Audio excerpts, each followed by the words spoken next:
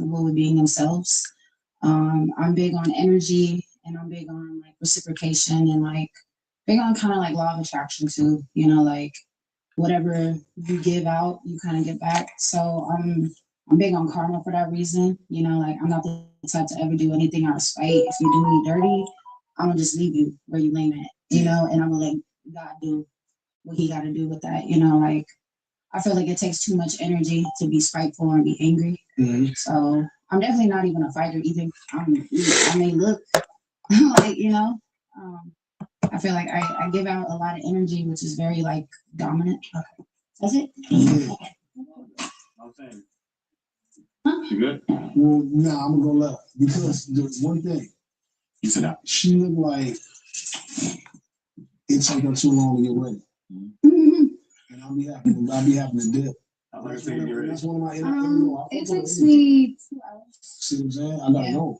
I gotta go a minute. Just make sure that. All right, thank you. Yeah. And look, she said 2 hours.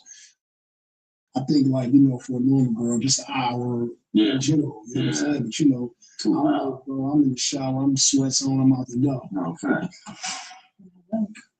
And you walk like you. Like, get in down, fed a few times. Oh, please. You know how they walk over there. It's that walk, man. They be slinging that thing over there. No. I can't even pretend to be flattered by that. It's just a walk, man. You know? Not a character flaw. Yeah. Well, if you like. I see that I've been asked to present myself in a way that'd be convincing. Yeah. However, I feel like it'd be more fit to present you with an opportunity to try a different side of life. Contrary to what I might look like, I like to live a calmer lifestyle. Yeah. I like to be out in nature, on trees, less people, more time for myself to be able to think and just exist. Yeah. I'm not sure if that's something that you're used to. Yeah, no, I just think we two, like, different. You know what I'm saying? Exactly. Like, you belong to nature, I belong to the crib, and I just think that, it ain't probably ain't gonna share, so I'm just go left. But we just definitely ain't on the same type of vibe. And it could be me, you know what I'm saying? Maybe I need to get the fuck out and stare at the roses and the trees and shit. Maybe you should. Yeah. Appreciate your time. You do that little twerk thing before you go on. Come on, Adrian. Yeah, go on, do it. Hey, yeah. Out in nature, shaking that ass. Enjoy your night.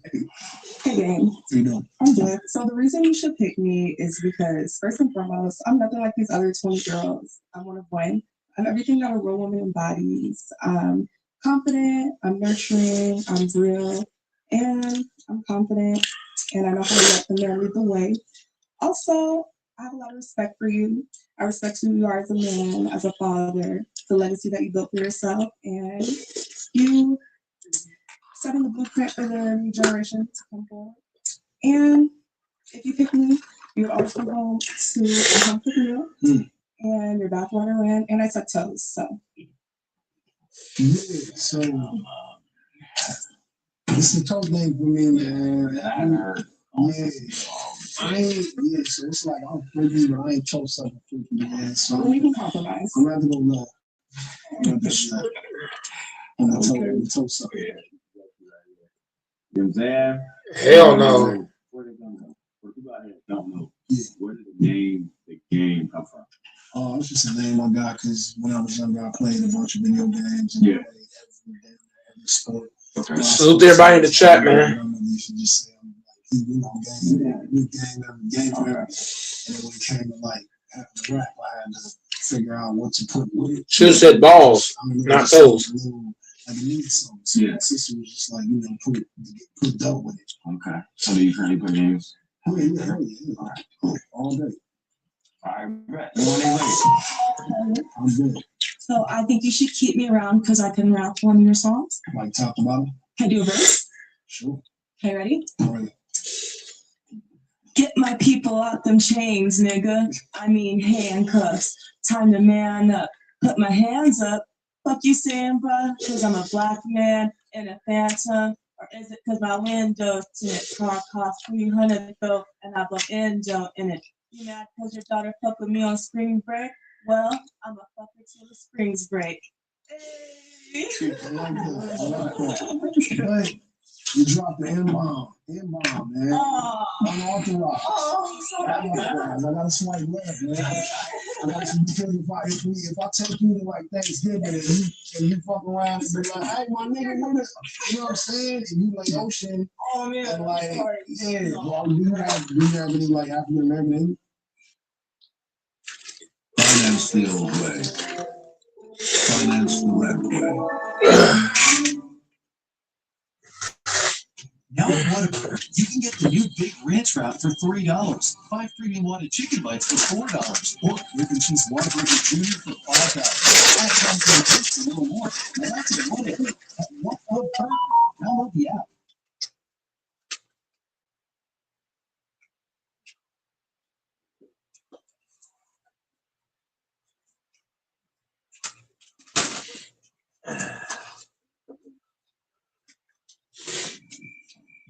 Huh? Who? What African American? I'm like 1% down too. Yeah, right. Guys, I'm tired. No, I appreciate you.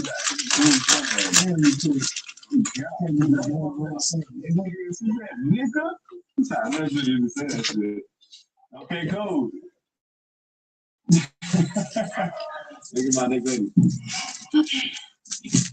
So, I am that girl. I'm a Leo. I don't know if you're into zodiac signs, but I very much like to shine, but not so much to steal the attention or be cocky. I just like to take charge and make sure everybody's good. So, I'm that caregiver person as well, very nurturing, and just a beautiful soul. Yes, I know. And that is. I think that I'm a good because we've been in like segments before together, right? Yeah. Like, just on some cool chill shit. And I like when I see you, because I remember. Oh, you and you do? always like have like super energy and you always keep the party going. And I ain't gonna fuck that up for us. We run into each other, keep each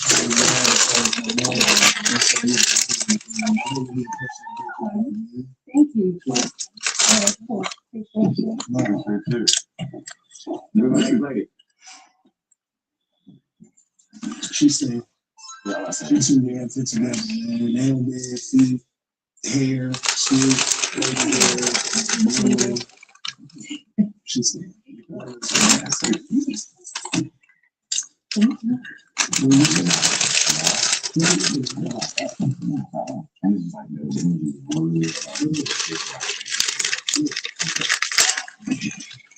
Okay, so I'm supposed to be asking you, are you still interested? Yeah, you should.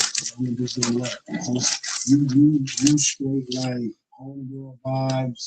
Call you when I need my hair braided. I'm in my room. I want to do my man shot too. That's what I'm saying. So I'm doing that because she's straight like little sister, homegirl vibes. I think she's wrong with. All right. Nobody's mad. That little boy mad. All right, man. Here's our tabletop, and this is the part where everybody can. Everybody's gonna watch Street Crew. We're gonna watch all of it. But this is the most important part. We narrow it down to two ladies. But organically, like, you know what I'm saying? Yeah. Like, without being shitty niggas, Yeah. really like, you know, like what I don't want to do is, because again, man, it's like when it's somebody for everybody, and I don't want people to be this, or women or anybody out there to be discouraged because you may not be for the person that you know you ain't thinking for. So it's like I want to be like real solid and intentional about people and let them know like you just ain't fucking see for this reason. Maybe you enjoy it. Like, if we're talking about, and it's for me because you know I'm older than you, but it's like when we like court women and dating women, we talking about potentially like spending the rest of our life with one person. This is a goal for like for you. I know you know one day you want to be like, you know what, walk up like nah, why you like here, like we trying to get to that. So I feel I'm not into like really wasting nobody's time. You know what I'm saying? So it's for me, it's like it's weird except you gotta be a whole vibe. Like my mom gotta fuck with you. I gotta be when I walk through the door like in the function, I gotta be bringing, they gotta be like, oh, you know, we want that full, we want the total package, man. So it's like, you know, I ain't really trying to knock anybody down, but I'm saying, cool, like, I ain't really got time to think about it.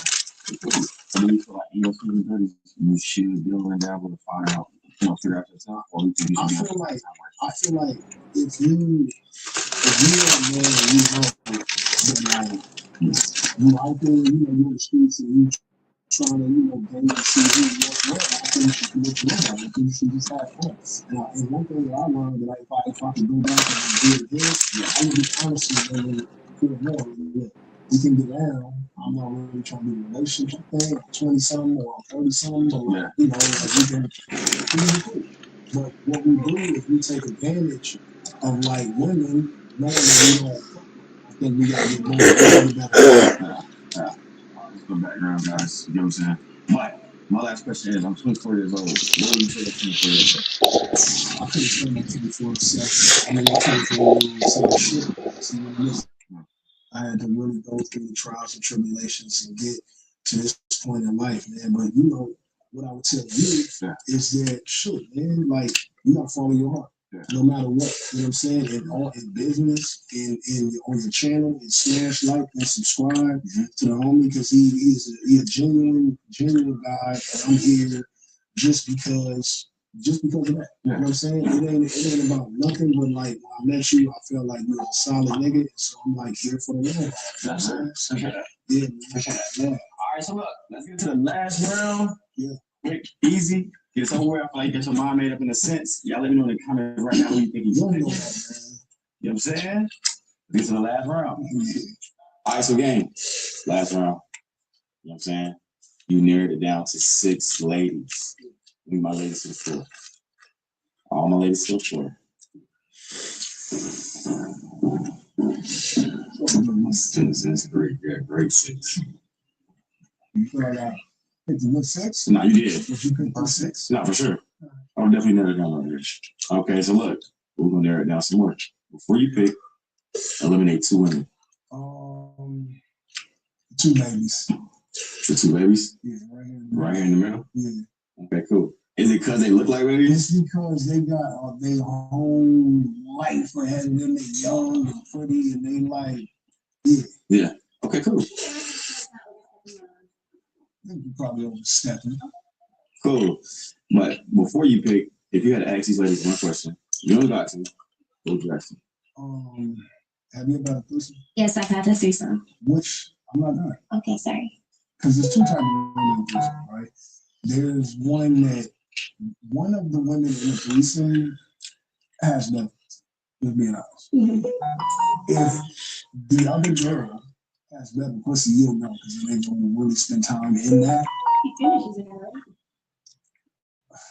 I'm talking to her, smarter. I'm just saying, are you a jealous type or are you just like, you know, she might have the box tonight? So I don't know if you guys know about it, but I'm into voyeurism, and that's literally a thing. I'm into my man. It turns me on to watch my man another girl.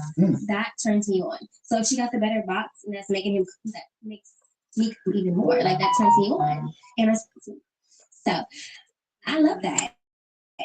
I hope she got a good box, and I want you to fuck her like you fuck me. What I'm supposed to do with that? I'm sorry.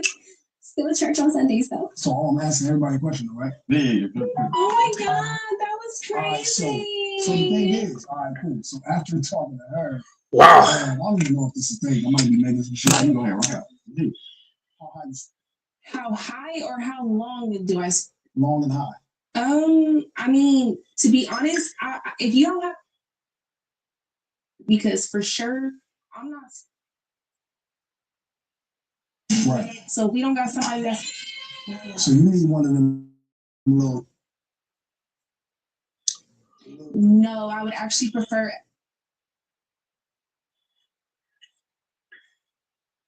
So you want to fuck? No, I'm not saying. It's gonna be a. I haven't had too many. Do you like a woman that? I think, look, personally, I think the shit is a bit messy. It is. So then I just. Definitely. Okay. It's gonna be a bit loud. Wow. Yeah. Oh my God. Patreon. Hey, yo. Wow. I can't squirt. I can't squirt. It just takes the right person to make me. You can't do it yourself. I could. It takes somebody to do it. I ain't gonna lie. I've never done it for certain people. Yeah. And one person yet. Oh, that's not a turn on for me. Yeah, I can't. Do you have a separate question for me? No, that's pretty much it. That's not a turn on. That's what it's for.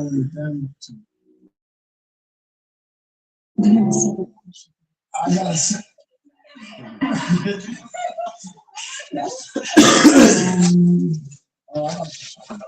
My question for you would be, how well can you cook? Like, can you cook a Thanksgiving dinner for an entire family? Where nobody around or auntie gonna be complaining. They're gonna be like, who cooked this? Oh, honestly, it would be nice to have some help in the kitchen. I'm all about community. I could cook pretty good. Yeah. I just helped with Thanksgiving this past like Thanksgiving. Cook, like regular cook or cook? Some good food, good cook, yeah. Some real food, yeah. All right. My line of questioning. Okay. All right. So, listen. You there? So this is the end.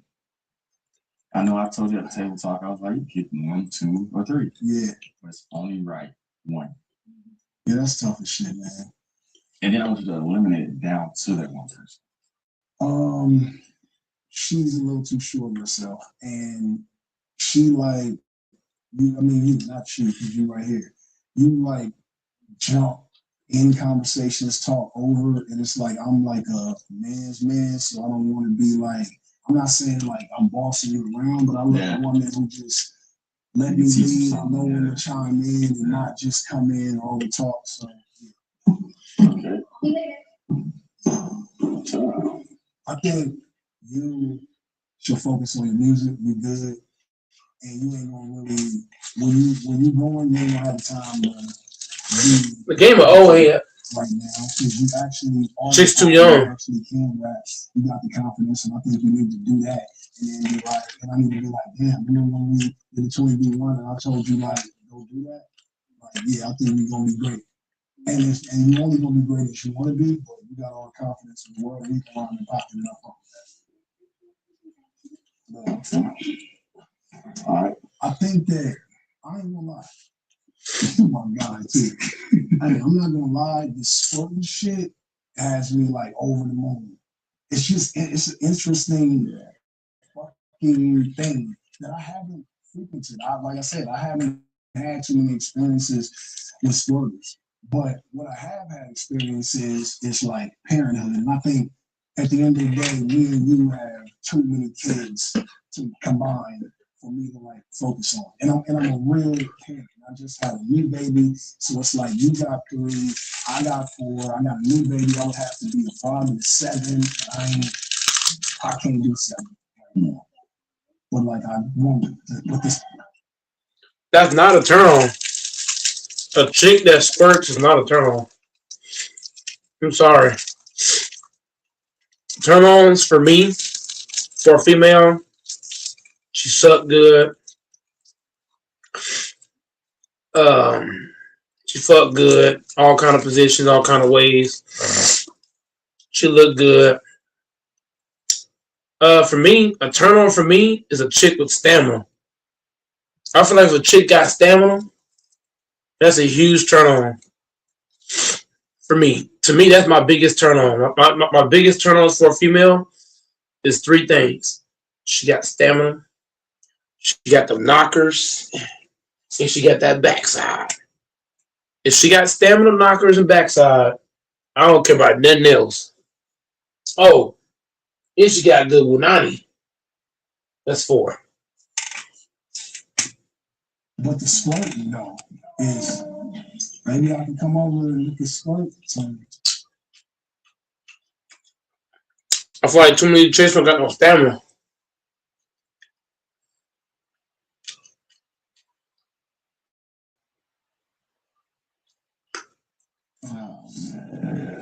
Yeah.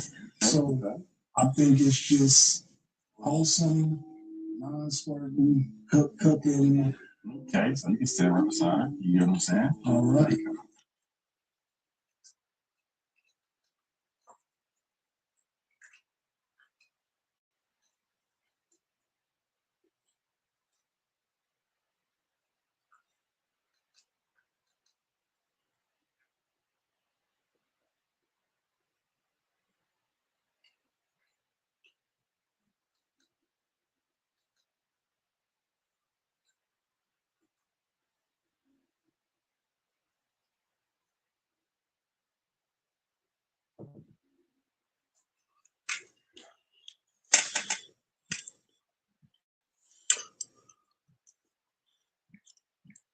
in St. John's University, on top of the hill.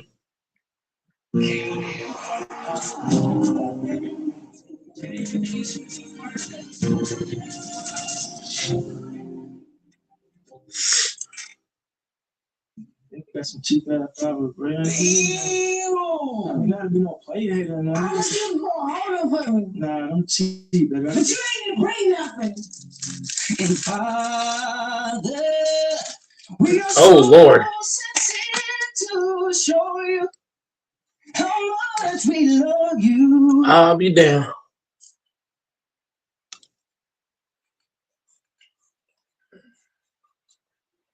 What the flying fuck?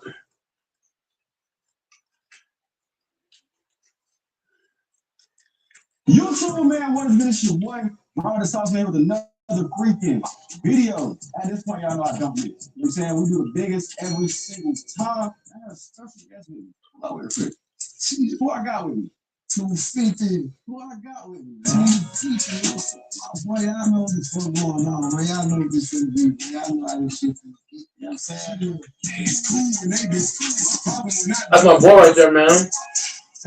Finesse 2 times, man, go hard. Like now, you know, crazy social media, you know what I'm saying? I just be doing me. Yeah, boy, I see you laughing on the post. Grown baby looking ass. Grown man baby looking ass. Finesse 2 times, go hard, man. That's so funny. You showing this ass. Yeah. Let's get different. Okay. I do need y'all let me know in the comments. You know what I'm saying? I clip form is like this is like, but look though, it's this though. It's taking the no. When you be yourself, but what I'm telling you is that you have natural clip forms, clip forms. So, I gotta give you the number. First day. What makes you go back? I want see tonight. All right, so look, I got this concept. It's called straight tank, right? I want to bring you on. Clip forming, regular fake is still good. What the fuck is you talking? You gonna find out. You see? You gonna see. You work. This work. You work on that later. You know that? Hey, B. I gotta play a trick. No.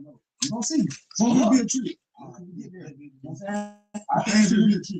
I said we do 30,000 likes first day, right? And I bring him on the first drop of the video. It's a bit. So look, if you to the channel, make sure you smash the like button if you haven't. Come down, subscribe. 80,000 subs away from 1 million subs. So make sure y'all sub out watching this video. If you're new to the channel, make sure you smash the like button if you haven't. Come down, subscribe. Roll to a million. Do it. All right, so look, for this first round. Alright, fourth round. You know what I'm saying? It's based off of first impression. It's based off how they talk to you. All that. You know what I'm saying? So when the ladies come up one by one, they gonna speak to you, introduce themselves, and then based off of how you feeling, swipe left mean they going for the rest of the game. Swipe right means they good. Then they make it to the next round. Left mean get out of there. Yeah. Right? Right. Yeah. All right, bet that. Bring my first lady to the floor. Oh my God. You was in the crowds. Okay. Hey. So, I'm listening. I'm from New York. Hey, nice to meet you. Yeah, so. You know, it's just so you say a name, you know what I'm saying, what you do, all that. My name is Tishi. I do a little YouTube, music video. God damn. That's all. She got the back and the front, but I don't know if she got her stamina up. To the left. Oh, right. The left is no, right? Left is gone. Right. Okay. To the right. You good. Right. Okay. Right. All right, so look. But check me out though. I like how that mother started. You know something. So, when it comes to the lady, what's your type? Last one is what up? All right, so look. I just want to shout out everyone that have been hitting me up, letting me know the app has been working and they've been cashing out. If you don't know what I'm talking about, This app has been in multiple of my videos. I have been showing people how to make money from just playing games. That's the thing about a chick that look good. She can have the back and the front, but if she ain't got no stamina, that's a turn off, bro. That's a turn off. As a man, you gotta have stamina. She gotta have stamina. I feel like if I'm with a female, we both gotta have our stamina up. Nobody can give up in 5 minutes. You got niggas that go in 5 seconds. You got chicks that can't last longer than 30 minutes. Stamina with a chick is vital. I feel like if she got all the body but no stamina, we can't rock. It literally takes 2 seconds to sign up. The stamina matter, bro. You should be making money. But if you want to really get to that bag, all you have to do is play multiple games daily. Because on my free time, that's all I do. This month alone, I made almost $700, $800 from just playing games on my free time. What's up? Oh, all you need, I'm gonna send you this link real quick. Is it right? Yes. I'm gonna send you this link. Just download the app and go there and play multiple games. Just play games. You should start making money. All right. If you guys want to do the same thing, all you have to do is scan the QR code on the screen. I'll put the link in my description. You ain't gotta pay. Come on, I ain't hard to deal with. What's up, though? Tight. She got the back and the front, but where that stamina at? You probably got no stamina. You like that, girl? You go to the right. All right. She look good, but I'm the first stamina right. Tight. You did that school. What's up? Yeah, you did. Come on. It's all right. It's all right. Hey. She got the body, but I don't know what the stamina. Tight shit. You ain't got nothing else to say. That ain't nothing you want to see, it ain't. You wrong, nothing. Tight shit. You gotta do it be one of them bored 21st one when you just come in and shit. Nah, give me a 360. Yeah. Give it to the right. Yeah, right. But I know she got no stamina. Okay, cool. Let me get my next lady. What's going on? She look good too, but where's the stamina man? Yeah, you look like Bro, for me, bro, I don't give a damn how good a chick looks. If she ain't got no stamina, that's a huge turn off. She can have all the body in the world. She can have the skin complexion, can be pretty as fuck. If she ain't got no stamina, it's a no-go for Goat Mike. you trying to get over too, though. I can really, it look like yeah. No, hold on before you walk off. I'm gonna be real. She trying to trick me. No, listen, you can't tell me what I read. You can't tell me what I read. I read what I read. Nah, that's a fact. Y'all tell me in the chat if you want a girl with a lot of body and no stamina. I'm just saying. If she pretty and got body but no stamina, y'all gonna take her?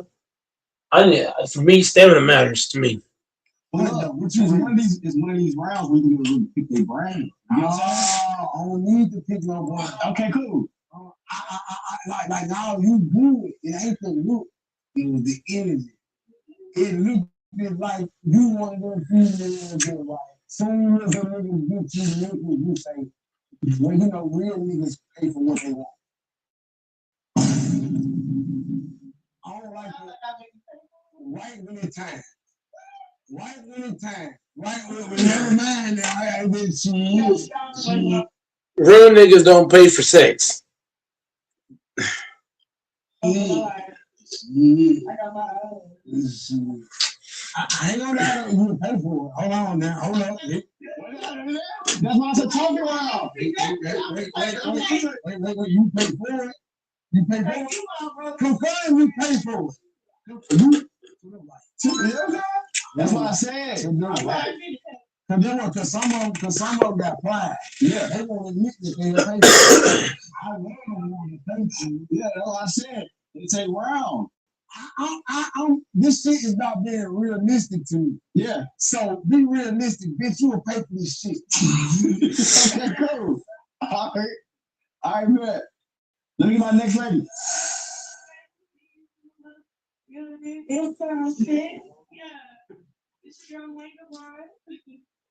drink blue top to the left. It's over with. She got body, but I guarantee she got no stamina. 2 groups of gin, Budweiser's, the Corona, whatever. I'm sorry, to the left. I'm sorry. What is blue top? Go to the liquor store and ask for some blue top. We'll give you a headache the next morning. It hit you quick. Okay, cool. It's like Mad Dog 2020. All right, that's the first. You put me on your name, blue top. Don't drink this. You ain't mess with no blue top drink. If she drink blue top, you fools.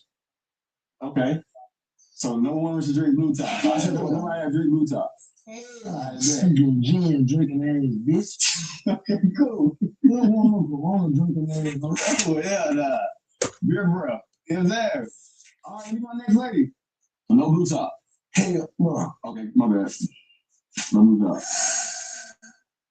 Hey. Right. Body with no stamina. I was just saying. You come up here, you getting down on me. So when you walk up here, you getting down on me. And niggas getting down on me, man. You approaching me, you like me. So ladies, approach this motherfucker like you like me. Now I'm approaching like I'm interviewing you for a job. You like me, so. You like. Start okay. Now start. Yeah. She wanted to rewalk and everything. Yeah. Okay, cool. Okay. You like me, man. You like me. You like me, man. You really like me. You've been watching me for a while. You've been waiting to see me. Okay, cool. You my lady? How you doing?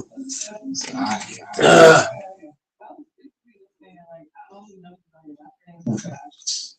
My name is Ricky. Not the one got shot in the neck. Thank you, shit. I do that. I put this shit together. What's her name? And you from her? Okay, South Carolina. What brought you in today? Me? Type shit.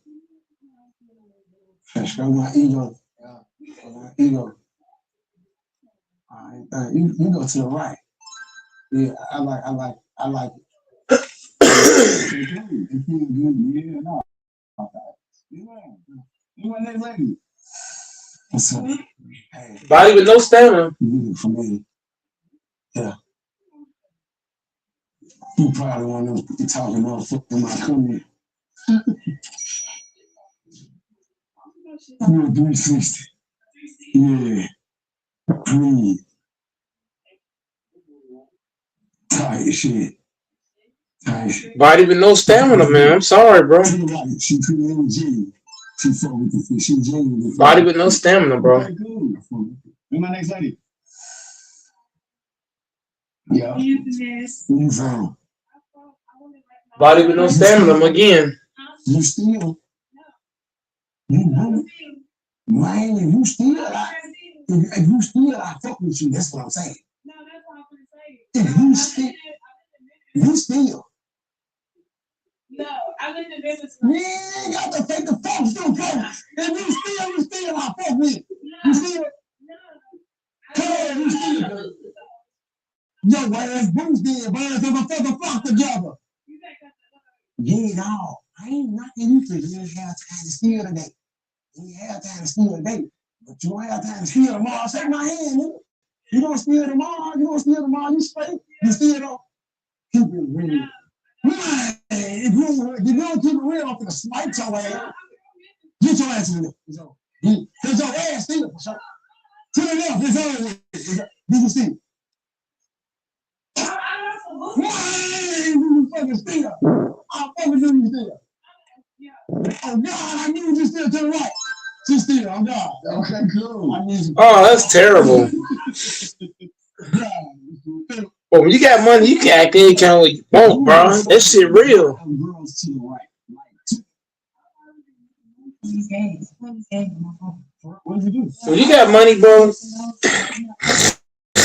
you can do whatever, bro. You got some of that. You can walk down the street in your fucking boxers. Chat. No big deal. She's made $144 from just playing games. You can do any fucking thing when you got money, man. You playing. Look, Money is the equalizer. it's up to you if you want to make in-app purchases or not. But literally, she's made almost $150 from just playing games. Scan the QR code on the screen or click in my description. Other than that, let me get my next lady to the floor.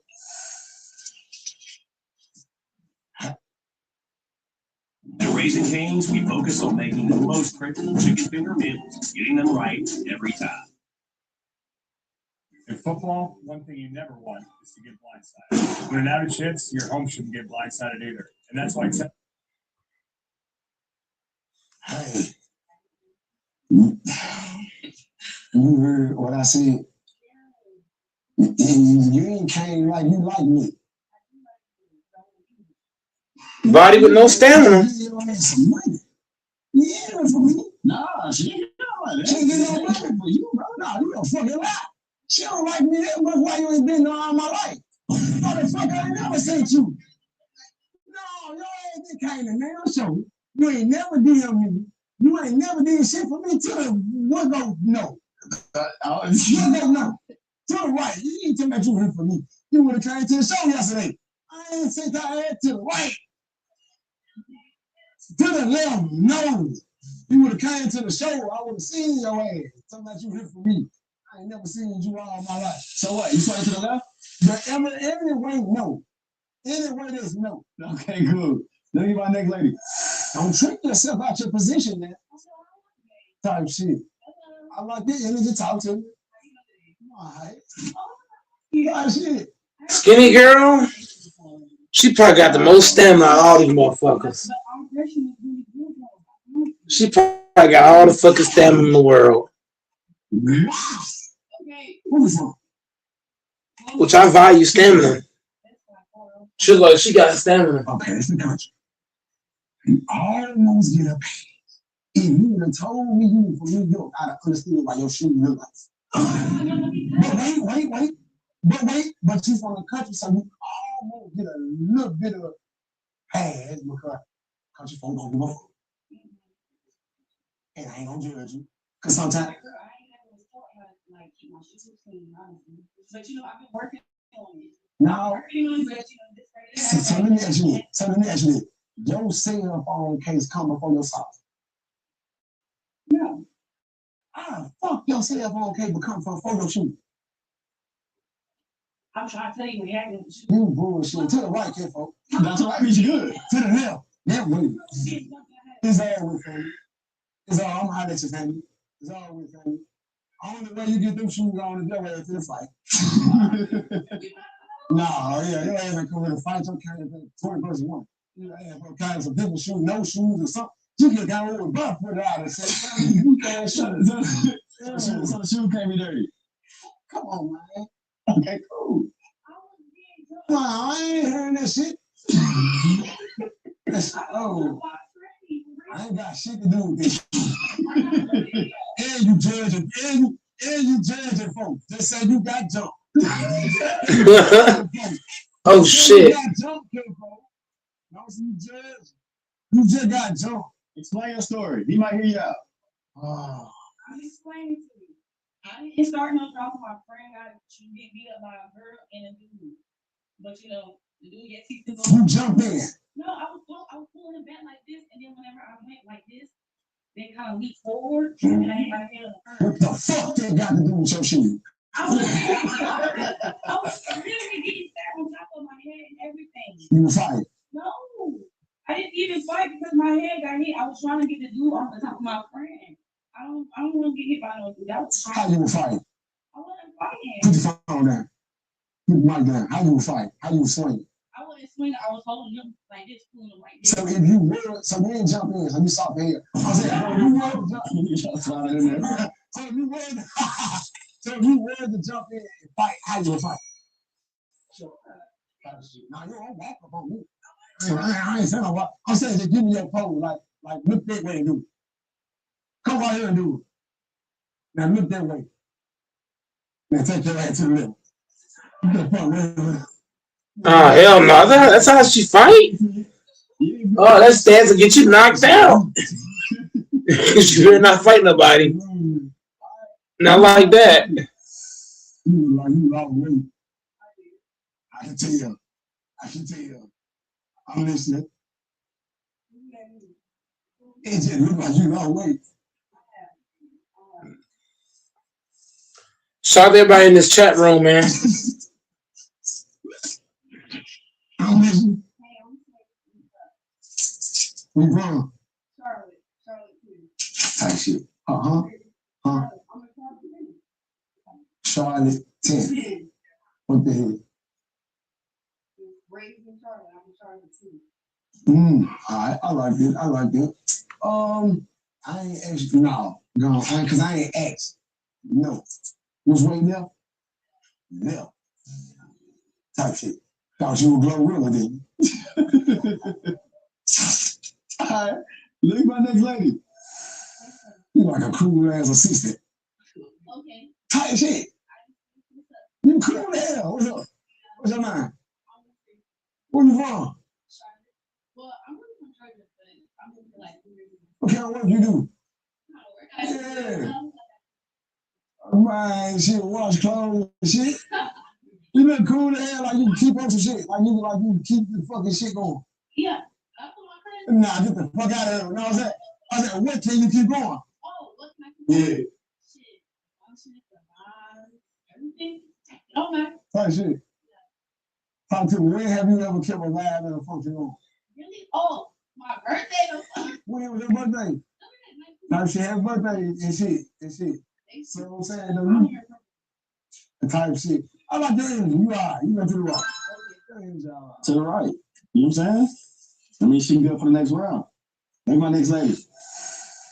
No,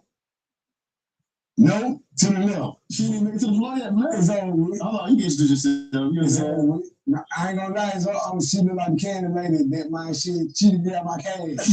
I swear to God, I'm out of that nigga. I'm straight. So as I looked at you, I remember like yesterday, I bought a chili dog, some chips, and a slushy, man, for $5. I gave it one for $10, man. She gave me $3 back because I was a young nigga. Yeah. And you just get like your ass on straight. So you don't put that $2 you Shit, dead. I'm saying $2, man. Okay, good. Ain't my next lady. It's good. I'm alright. Nice to meet you. I'm Kalani Jack. Okay. Nice to meet you. What's your weight, man? Tired. You do like that, yeah. Okay. I like your shoes. If I would, I don't care. I just like them because they could have been $17. I like them. Yeah, ain't got to tell me that Gucci. I don't care about no Gucci. This birthday. You go to the right. I like your Gucci. Okay. She good. She good for the next round. Maybe my next lady. You trying to come with all the confidence and shit. I like it though. Come on. I see it. Talk to me. Okay, move on. What you be doing this shit? Everything. I do everything. We'll see a snag though. No stamina again, bro. You see a snag. You might not see no ass on OnlyFans, but you will see some ass in black. I'm having none, baby. So listen, hold on. So listen, give a fuck. You got no stamina. So give me D rent. D rent. That pussy for $30,000. $30,000. You would get it pussy one. Exactly. You will sell that pussy to the left for line. It's over with. To the left for line. 30K? It's over with. So you shouldn't have lied. You shouldn't have lied. Keep it real. For 30K, a lot of people is doing a lot of shit for $30,000. Man, there's a lot of shit you can do with $30,000. Man, 30,000 can do a lot of shit with that, brother. Like, She lying. Wait a minute. She should have said for the right price, I just might. And there it is. We all right. You think any female will fall for the right price? No, definitely. Okay, cool. No, definitely. Y'all let me know in the Hell yeah, I think so. Shit, you offer the right price, you can get it. Shit, you can get almost anything. You can swear a judge for the right price. The new year is a perfect You can time swear to to police save money, officers and we're making it easy for the right price. That's why Vanguard Kia of Arlington is the #1. You can swear a lot of shit for the right price. Get no payments for 90 days and also Rentos and 2025 Telluride. You can swear evidence. Ready 2025 Kia Telluride. There's so much shit you can swear with money. Lease or 0% for 48 months. Better price. There's so many things you can sway with money, bro. Money can change a lot. A whole lot. There's a lot of things money influences. We gotta be factual, we gotta be honest. I'm Amy Parker. My name is Claudia Christian. And What the fuck is you looking like that? I ain't looking at you crazy. No, I was. She got the body with no stamina. Yeah, damn. No, I ain't no making sure. What the hell? What was you thinking? Okay, well, let's start over. Let's go. Okay. All right. What's your name? All right. Okay, all right. I like your style. Okay, you got anything you want to say? Type shit. All right, go to the right. My next lady.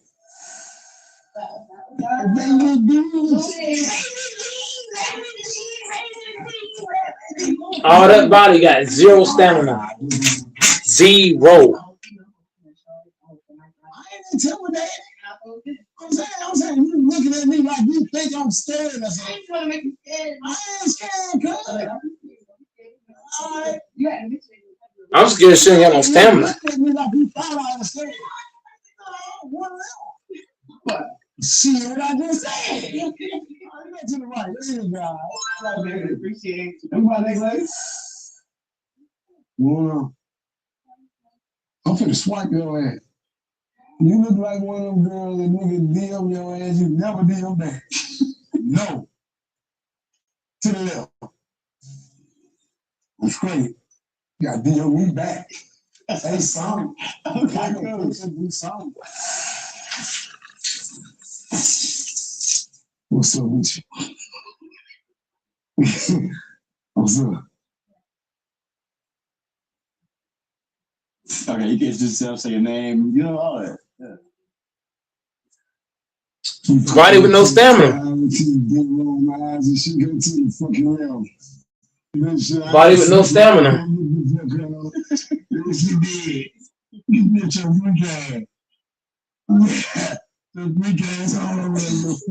All right, so look, check it out. That completed the first round, Finesse. Oh, shit. Okay, let's go. That completed the first round. Second round, it's the ladies' turn. All right. They get to come up, they get to ask you any question they want. All right. Now, if I swipe your ass to the right and you come up here and ask some crazy shit, Yeah. I got something for that ass now.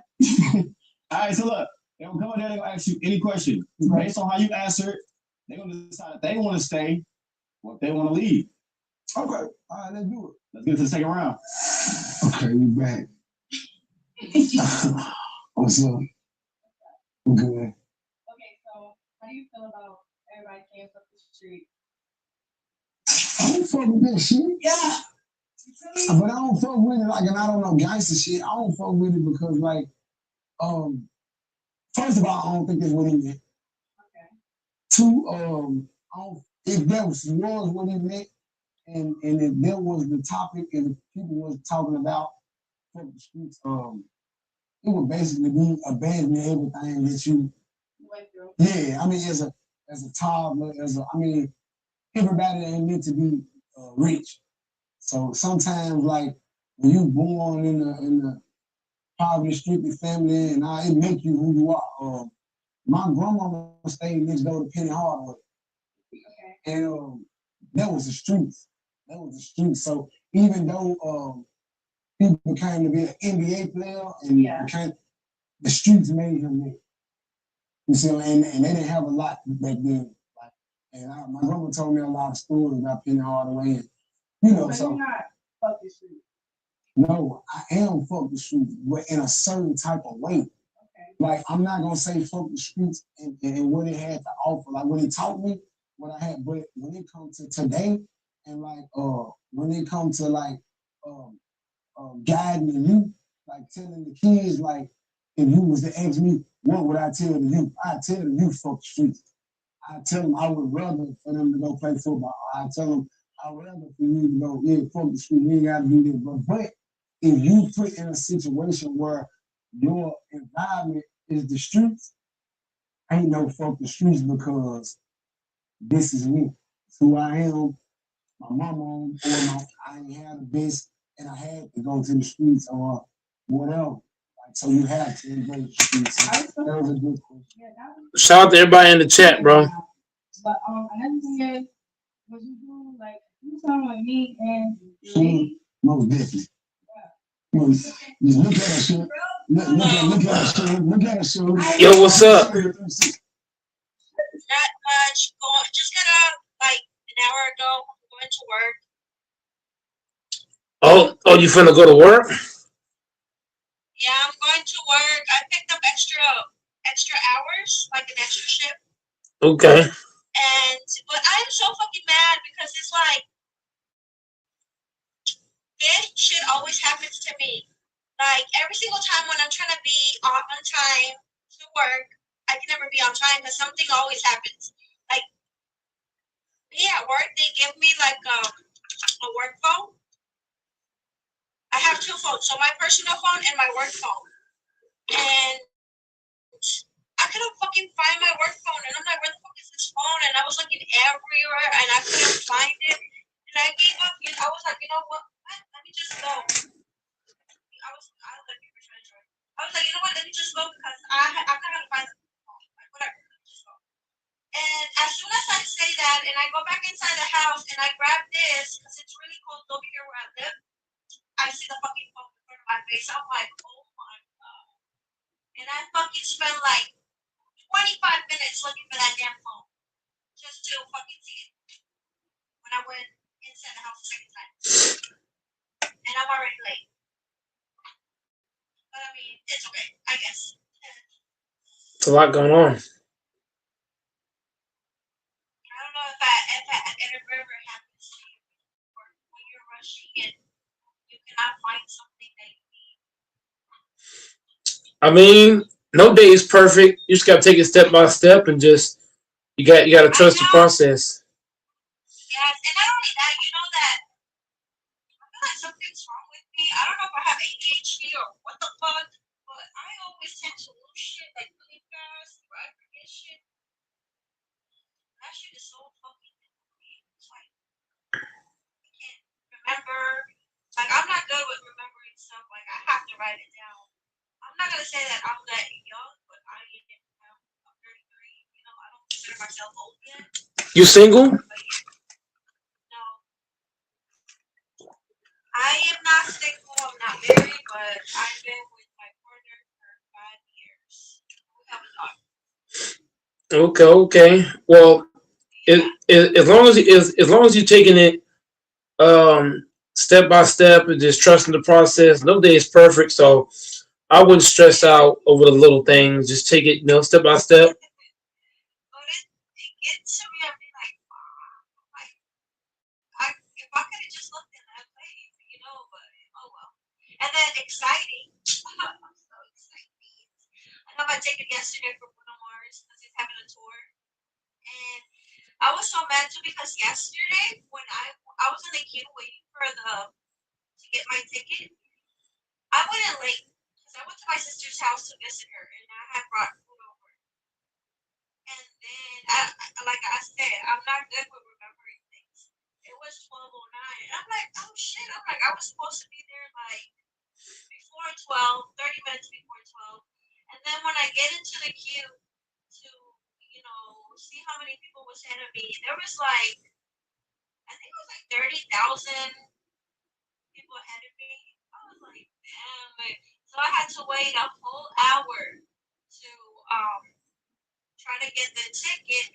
But then when I log in and I wait the whole hour, it kicks me out. And I'm like, what the heck? Why the heck did it do that? So I had to log in into another device because it was saying basically like, oh, I guess I had tried it way too many times. Like, why am I gonna try something way too many times,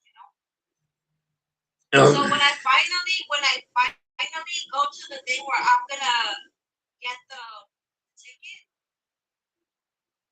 I don't know, it says something else. I don't know. It wasn't working for me yesterday either. So I finally was able to get my ticket though. I'm excited. He's coming in September because I live in Indiana, and he's coming in September. Well, it sounds like a lot of fun, but just always remember, man, don't panic. Take everything one step at a time, and everything will work out. We're all human, so don't let anything get you wound up. Just take it step by step, day by day, play by play, and it'll all work out. Crazy, but I have to wear this fit because it's so cold over here. I think the weather is like 24, but it feels like 6. Yeah, it's pretty cold out there, huh? Yeah, I live 3 hours away from Chicago. Where do you live? Where do you stay? If you don't mind me asking. Oh, me, I'm in Texas, man. So Texas, I was born in Texas. Other people are trying to join, but I'm about to get off. I was just trying to bend, happen to be this night or some night. People are night, but I just woke up. I went to sleep like around 7, trying to take a nap. Because this is not the usual time that I work. I work from 4:30 a.m. to 3 p.m. But I was like, you know what? Let me go to work and make some extra money. So I'm working. I was supposed to be at work at 12. I'm gonna get off at 5 a.m. So, yeah. But like I was saying too, I was born in Texas in Houston.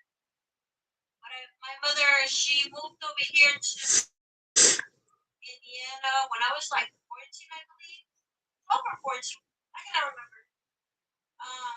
But it was because back then, with everything that's going on right now with Donald Trump and shit, like back then it was bad like that. Like as of how it's happening right now with everything of people getting deported and stuff. Like it happened to me when I was a kid. Like my dad got deported when I was like around that age. So my mom was struggling in Texas because she couldn't find a good job. So she ended up coming to Indiana and she worked 2 jobs to make sure, she took care of us and we're good. But yeah, that shit is so sad. Like that shit breaks me every time I see kids get separated from their parents, even if it's for like a couple months and they get deported. That shit it's bad. You know? yeah, I definitely understand that. Yeah, bad. It's definitely understandable, but just keep your head up, remain positive, take it step by step, and everything will work out. Just got to be patient. Can't worry about the little things. Just got to keep your head in the cool waters. And My sister just sent me roses and I don't even see that. She lives in Texas, the one that just sent me the roses. She's my older sister. Because my mom, she had 13 kids. She had a lot of kids. But most of her kids are grown, and I am number 8 of all of the kids. I have sisters that live here in Indiana as well that they had to come whenever we came all together. I have 4 sisters younger than me, and I have 1 brother that live here in the state of Indiana. Yep. I have 13. older sister. Yeah, she had 13. How does she have 13? Damn. Yeah, I don't know. I don't know. I don't think I could ever have that many kids. That's way too many. But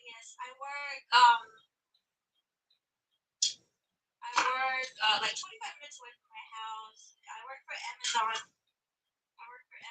And I drive inside the yard right now. Well, today I'm gonna be driving inside the yard. I moved those trailers out of the dock doors. Like empty or loaded, I put them in a parking spot. And I put it empty or loaded.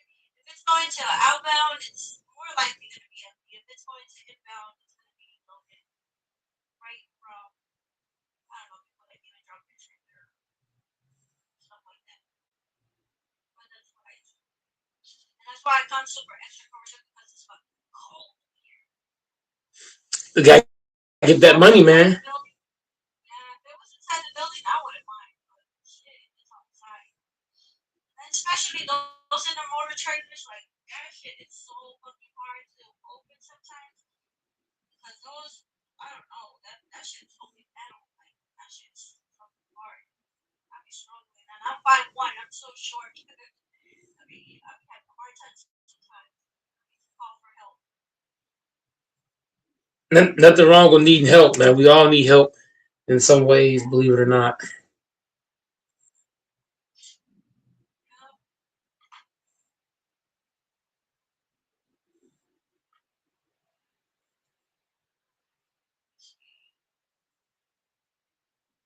you go live often? For sure, man. I go live on YouTube and TikTok. 7 days a week.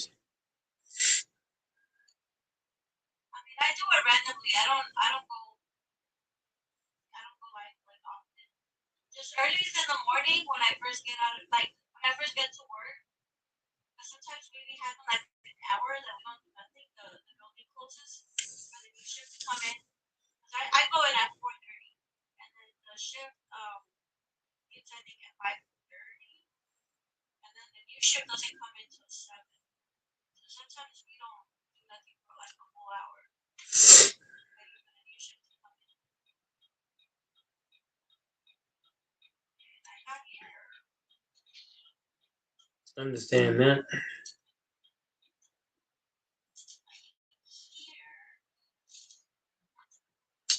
Usually park outside of the building. You drove all that way? Yeah, it was like probably 20 minutes today. Because there's not a lot of traffic. Usually, like when I come early in the morning, there don't be any traffic. Like around 3, yeah, it takes me like 27 minutes sometimes to get to work. I mean, to get to the house.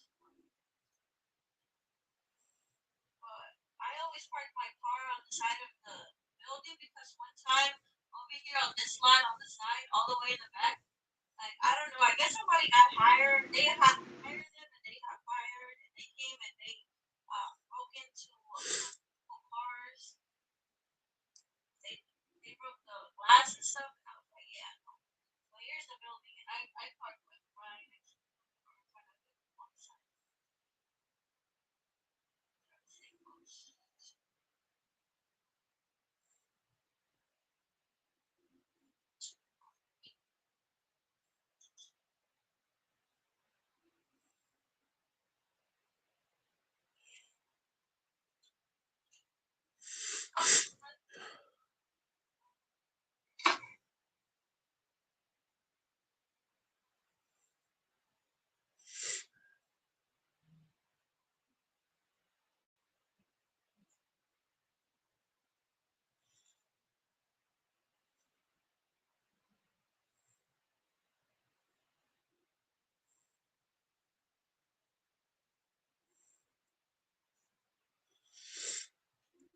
Ooh.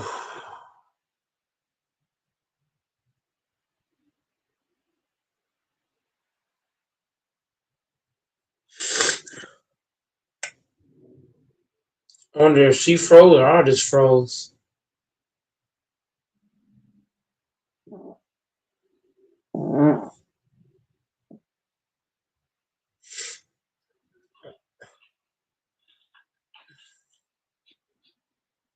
Ain't you say you're like 5'1"?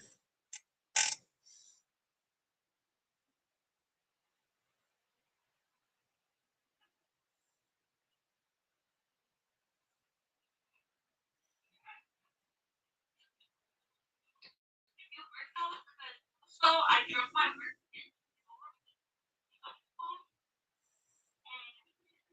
It doesn't work right now. I don't know. I'm not even supposed to see it.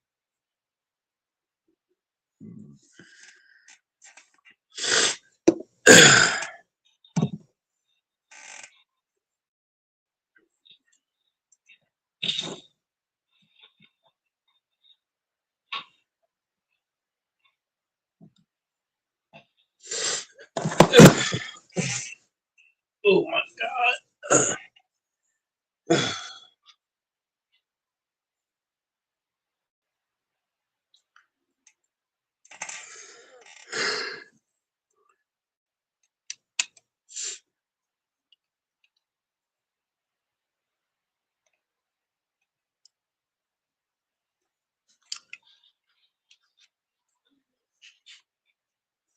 Is your sister dating somebody too? I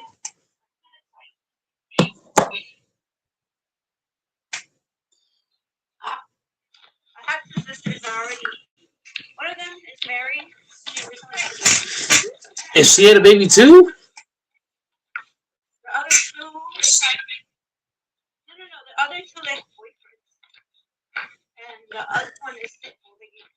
Like, the second youngest is single, but she's very picky. Like I don't know, she's weird. Wow. Here at my warehouse, they made mandatory airflow thingy because a lot of people went down. And I think I was one of them. Where like because working here 5 years, I worked 4 years inside the building, and that shit was so loud whenever they had to restart the lines. Like, but if you want to, you can follow me whenever I go live. You can send me a request and we can chat. I'm already here at work. And this is all like it when we use the phone. But I just got to work. This is MQJ1. My flag is so thick. It's been flat.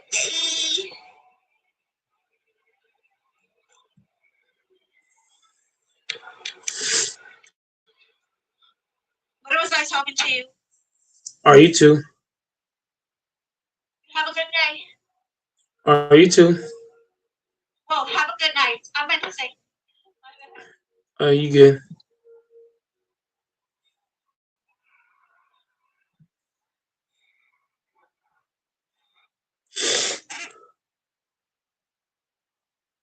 I'm taking that.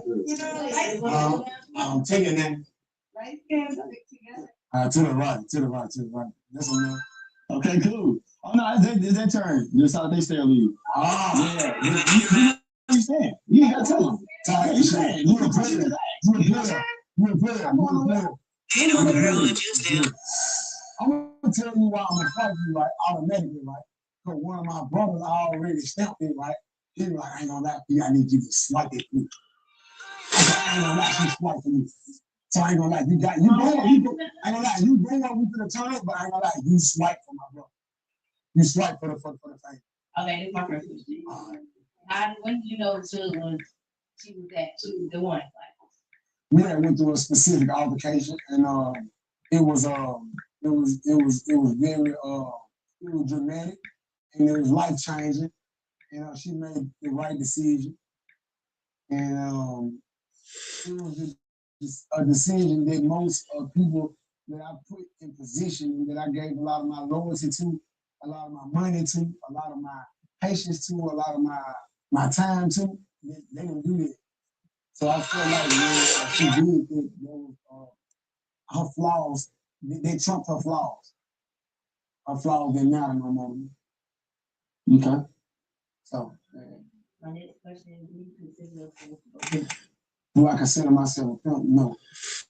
I just used to be pimping. I'm saying, bro. You said that'd be cool. Think about next lady. Cool. Okay, my first question is, when everything is said and done, like, you know, we go to the grave with all that shit, like, what's your team goal? Like, what's you trying to leave to the world? To the world? And your family. That's a good question. I want me to be the person that I just want my name to be alive. I don't want to die in vain. Like, I don't want to die nobody. Like, when I die, I want my kids to be able to say, like, my granddaddy did. I want my family to be able. I want a family. I want a tight family, a lot, and I want them to be able to say, y'all got my granddaddy fucked up. He did this, and I smile. I'll be all right. That's what I want. I just want to be. I just want my name to live on. Now, Martin Luther King, like, I ain't got to fucking walk the streets and shit. Man, I just want to fuck even just, it don't have to be for the public, just for my family. Even with my family, just say, my uncle built this, my daddy built this, my nephew built this, my grandson, whatever. I just want my name to live on this. Okay. My next question, don't cop no please. Type shit. Keep it real. All right. Top 3 best, top 3 worst artists. Top 3 best. Don't cop no Top 3 please. worst. Yes. Don't cop no please. You say artist? Yeah, like rappers. Michael Jackson. Okay. Tupac. Okay. Me. Okay. Okay. The No word. the worst. Shitty people. That nigga who said, what that fucking TikTok? When he said, when that nigga was on his knees, and that nigga didn't have no goddamn legs. It was some weird shit. He need to get the fuck on. Okay. They'll look it up and find it. He was on the knees? Yeah. He gotta get the fuck. Whoever made the fucking Andy Griffith song that whistle that shit in the front, he need to get the I fucking hate that melody. Okay. He gotta get the fuck on. Right. Cause he's an artist. That's considered artist. All right. Damn, it's hard. So you thought I was gonna say some rappers and shit. No, I got some real shit built up. Okay, I didn't want to lie, so I mean, no, it's a motherfucker I hate. Hold on, it's somebody else. Shit. I'm gonna come back and tell you after. But it's somebody else on like. Okay. And it hurts my fucking soul. That's true. Yeah. Thank you. Okay. You saying or you leaving? Yeah, that's us. Yeah. Okay, I'm an OG. Oh, OG. Okay, my bad. Okay, cool. Can I swipe my ass? What the fuck? They call me on guard. You finna ask some wild shit. Go ahead. I was cool with you, man. I gave you a chance to start over. Don't look at you. Don't look at you. Don't look at you. Don't look at you. I got this. She can't say it. Okay, so starting off, what is one lyric that you use to describe how you treat them? Fair. Yes. You said one lyric or one word? One lyric. Fair. Okay. Or what is one rapper that you like to describe? Rapper, I would say, let's go with Lupe Fiasco. Yeah, I just want to do some different shit. I feel like I conquered what I want to do. I wanted to be a rapper. I'm a rapper. I know how to rap. I'm a beater. I got a household name.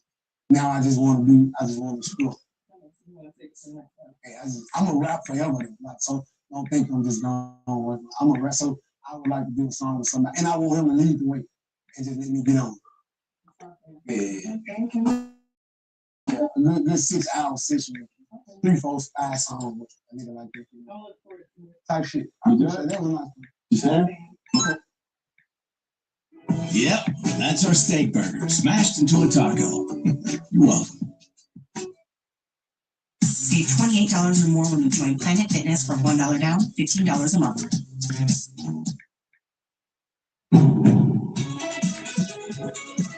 the time for a great deal on a new Honda. Get incredible. The Google Best Value Brand. Hurry into your Honda dealer today.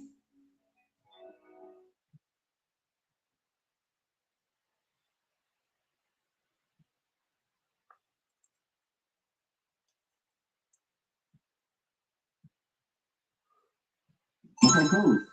We got next lady. Okay, Hey, so what is a surprising skill you have? a surprising skill I have that you might not know, that you don't know. Patience. Okay. If you're having an off day, what song instantly puts you in a good mood? What's my joint? Doom, doom, doom, doom, doom. Doom, doom. My love. Doom. Yeah. I could be mad if I hear it. Oh, yeah. It's up. Okay, good. Yeah. All right. And then last question: what advice do you have for people who are pursuing music who have been through loss, grief, or trauma and have numbed out? What advice do you have for them?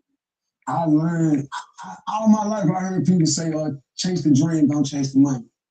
I'm just now understanding what it means. I always tried to live by it, but never understood it. But now I understand that if you chase your dream, if you just chase being positive, if you just chase being honest, if you chase being humble, like all these are dreams. Like if you're a person that want to grow, like if you chase growth, if you embrace like if you just embrace that shit, I feel like chasing the dream. Like don't even worry about the money because if you just chase the dream of being iconic will bring money. So if you focus on, I gotta bring the money. Oh, let me do this for the money. Oh, let me get over here for the money. It's like a thing where the universe will block you. Like, and you might get money, you might be comfortable, you might in your head, in your mind, but it won't be longevity. The money that you getting and the way that you living won't have you where you want to be 20, 30 years from now.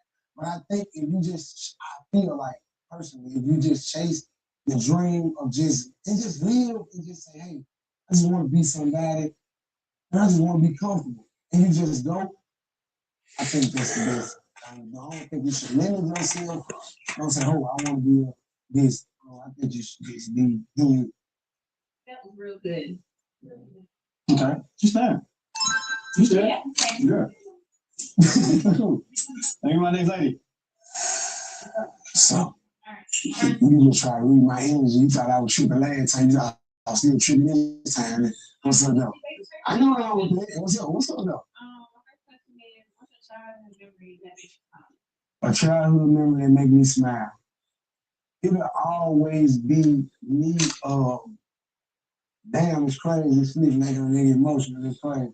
It'll always be a time where I don't know how old I was, but I know I wasn't single digit. And I was we in the projects. I grew up in the project, and I sit on the stoop in front of my grandma's apartment, and in the apartment we live in, and my grandma was washing dishes, and we had clothes right there, and people put some grandma, and for some reason. That flashed back in my head. For some reason, at that moment, I knew I was gonna be somebody. At that age, I don't know why. Sometimes I get a whiff of bleach and everything from that day. Some weird shit, like super weird. Like, and I always knew like, in that day, like. So this a childhood memory I never forget. I don't even tell nobody. My next question is, would you consider yourself a flip farmer? A flip farmer. You know it is, right? I mean, tell me what it is in your opinion, because like when you go to the screen or you have certain clips that you take, a form of English. A clip form. Yeah, like mostly like they've been doing this right here right now. They're gonna take clips and it's gonna be like 30 months. So you a clip form. I mean I could be. Okay, so shit, I'm a clip former too, man. If you a clip former, I'm one. Shit. We clip farm and shit. Yeah. Yeah, see. I leave my next lady. Hey. So many questions out there. Tight shit. Okay, so where did you get your name from? Short or long? Who brought you? She said, I didn't name myself. I just didn't. I didn't name myself. Somebody else gave me the. okay. Yeah. I already got. You see 2 sentences. You got it? Okay, so next. And because if I talk too much, a motherfucker gonna say I went over 2 sentences. It's okay. Right. Right. You know we can't. No. Hell no. No. Sorry. Okay. Okay. Well, yeah. Mm. What happened the third time? The third time, my shit, man. I ain't gonna lie, man. Shit, I don't know. Yeah. Hell no. Motherfucker might need to do some research on it. Yeah. Well,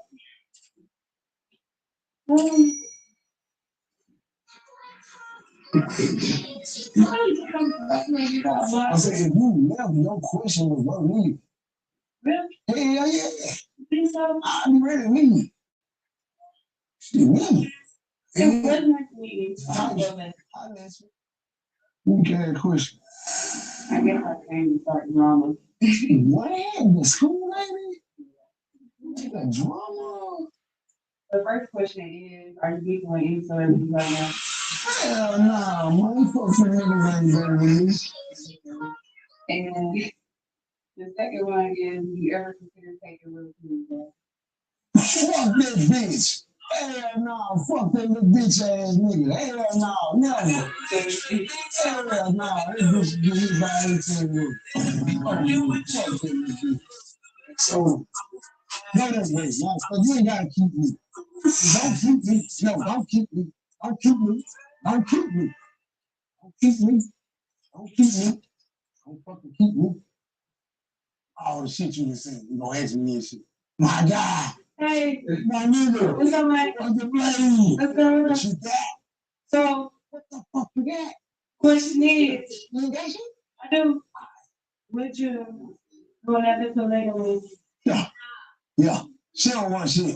She don't want a motherfucking thing behind That's her. what I asked you. Listen. What the fuck you talking about? You talking to me. No, She but don't want a motherfucking thing but her mouth. This ball I got her talking like this. Yeah, you see, I got one and she got one. She talking from spirit. When you be going to the liquor store, that motherfucker say wine and spirits. That's a spirit right there talking. And she did away with it because I love her. So get what? okay. So if I want to, yeah. But right now, no, I don't know what the fuck that is. And then second question, for you, would you ever have an engagement with her? Most definitely. And, you know, Yeah. have a whole setup? Yeah, most definitely. Okay, that's my question. Yeah, I got two guys. My next lady. All right, I got 2 questions. What's the most freaky thing you haven't done yet? Good. Man, we went to the moon, right? But I had put in one of my songs, man, I want to go in the jungle and make a video.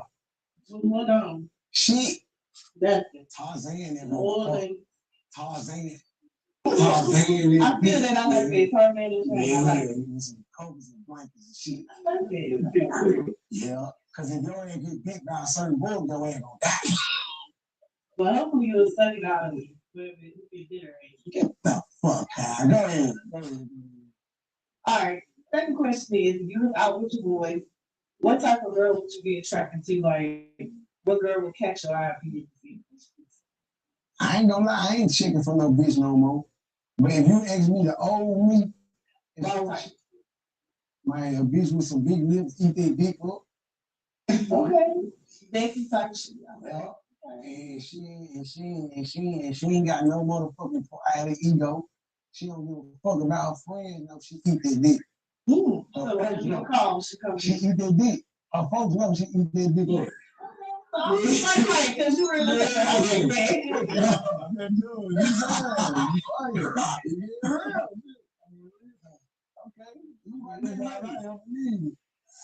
Your ass won in the first round. How the fuck you get to the second round? I'm telling you, know, Hey, bro, I mean, you have a narrative. So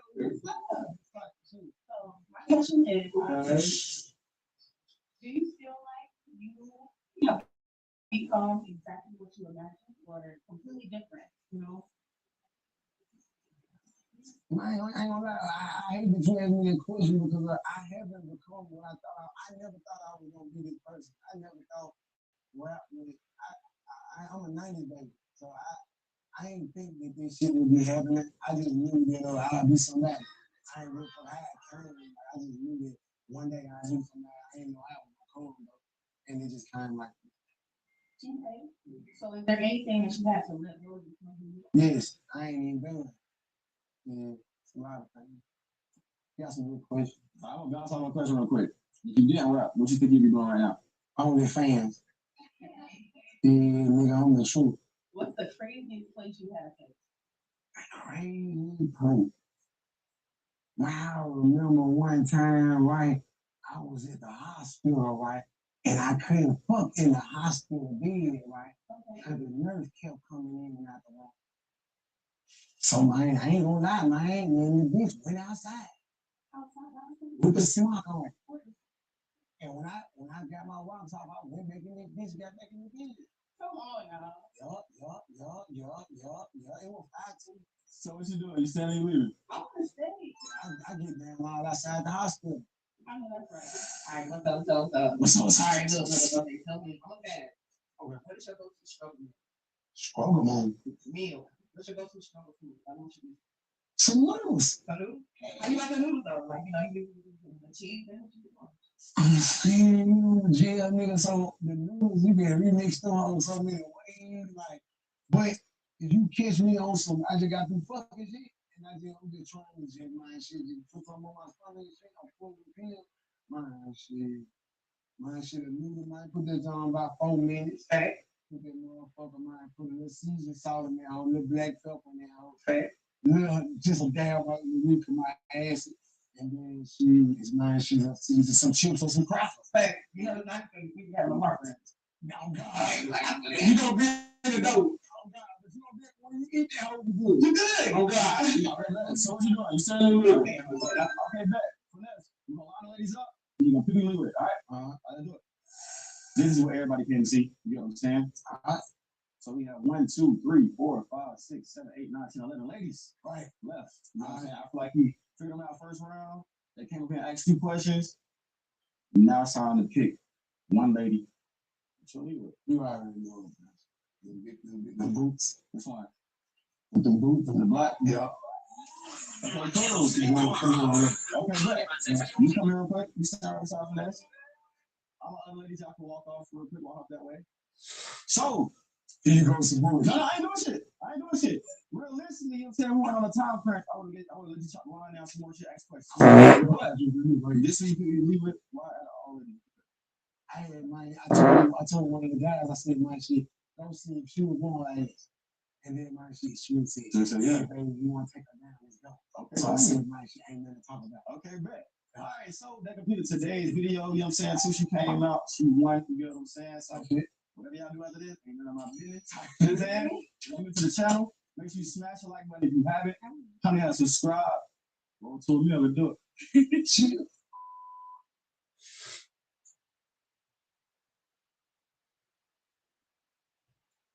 Most people don't know that you can get a domain from Squarespace, not just a website. But you're not most people, because now you know you can get a domain from Squarespace.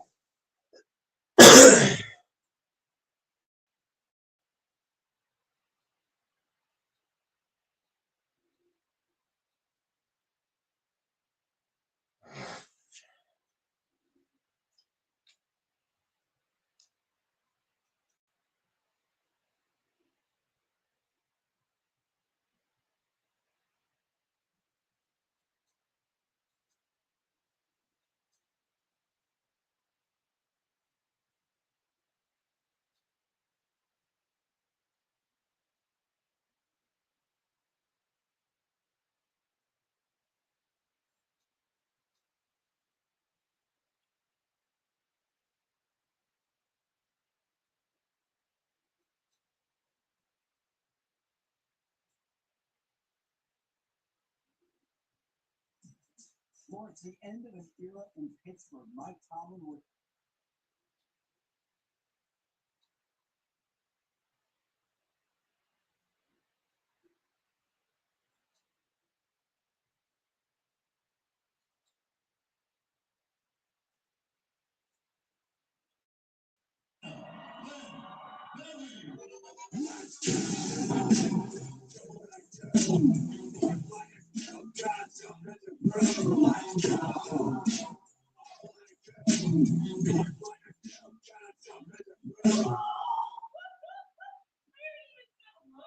All right, guys, Nashville, Tennessee, Gym 5. If you need a good gym in Nashville, Tennessee, here you go. Actually, Rob and I were here and we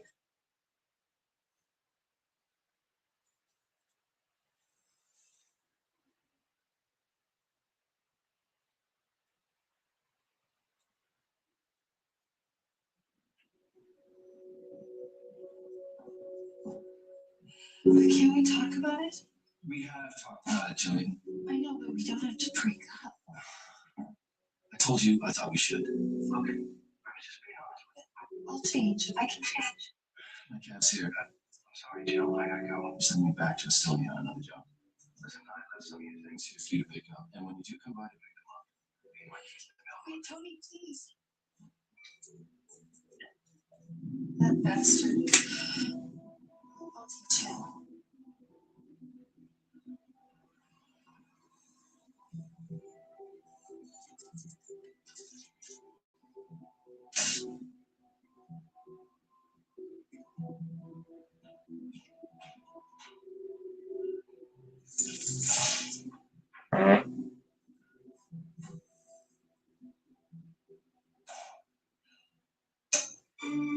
I just came to say goodbye to the place, Tony. One last time.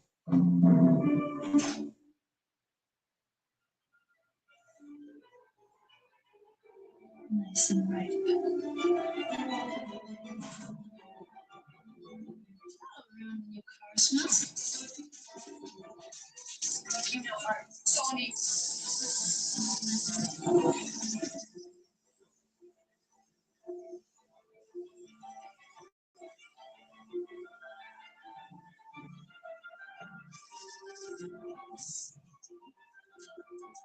Can you cut ties, Tony? Great, me too.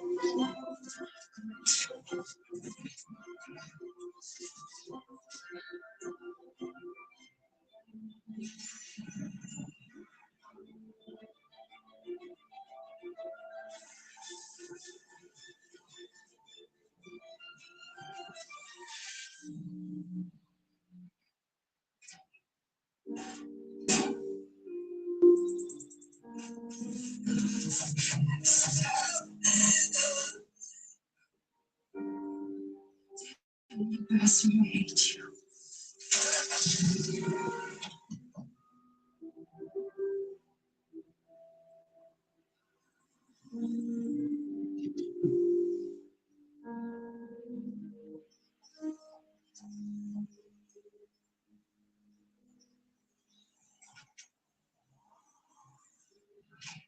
Hi, honey. Did you get my message? I wanted you to bring something home for dinner. You should have called back. No, I don't have a car. It's really hard for me to shop and take the bus. Oh, I know, honey, but good news. My heart rate has finally stabilized, and the doctor says I can go back to work in 2 weeks. That is good news. What's all that stuff of yours? Nothing. Did something happen with Tony?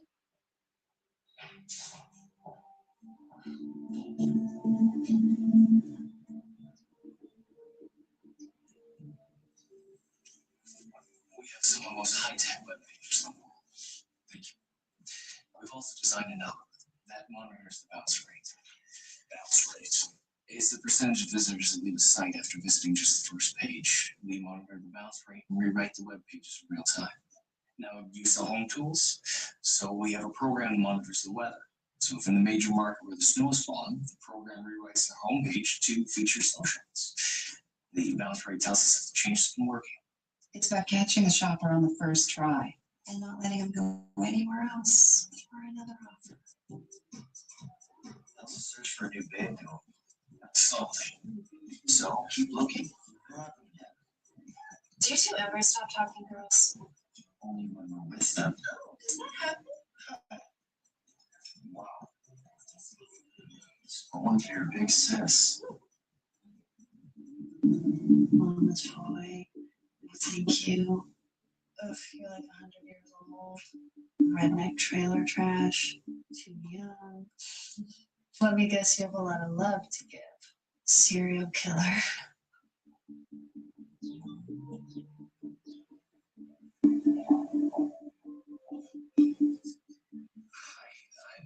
Annie Collins. And I guess I want what every guy wants. I want a girl that's smart, that's funny, got a sense of style. Like a Paris model or anything, but looks good in jeans. Well, yeah, especially in jeans. And, just someone to laugh with.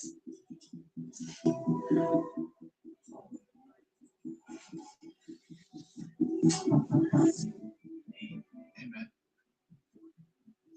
Tell me you finally found someone interesting. Well, I was browsing, and this one, she seems special.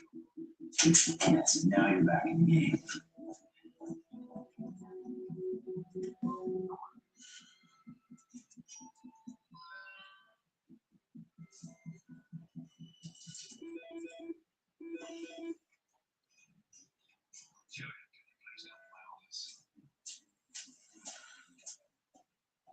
Wow. You look nice. Thank you, Doctor. It's a new dress. No, it's fine. Have a seat.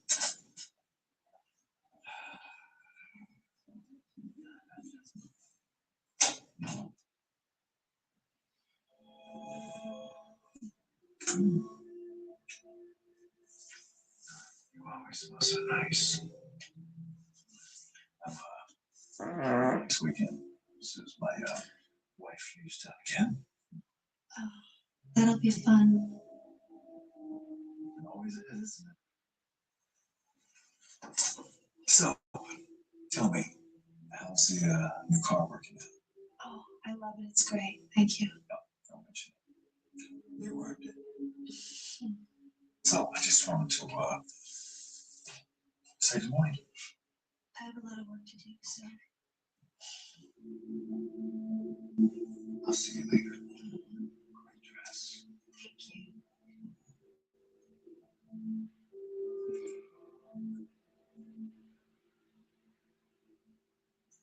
$15 million. Wow. Arthur Collins dies. Wife takes over. She's now on the board of directors. And is vice president. What a beautiful family.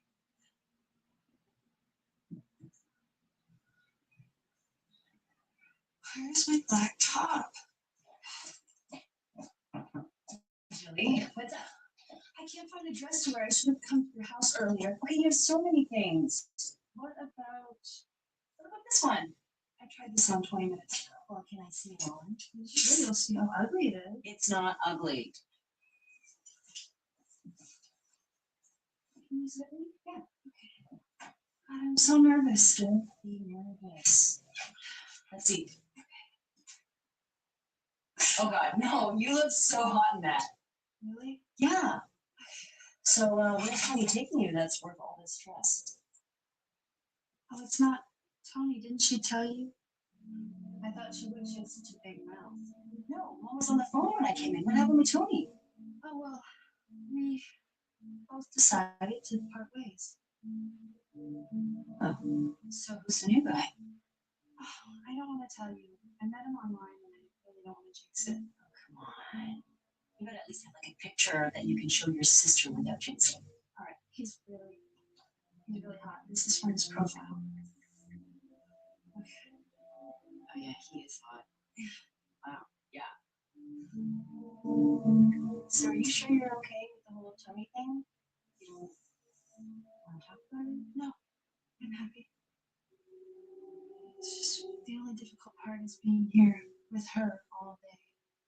You don't want to try and find your roommate again? Maybe get an apartment somewhere? Not after that last weirdo. And I can't afford a place on my own.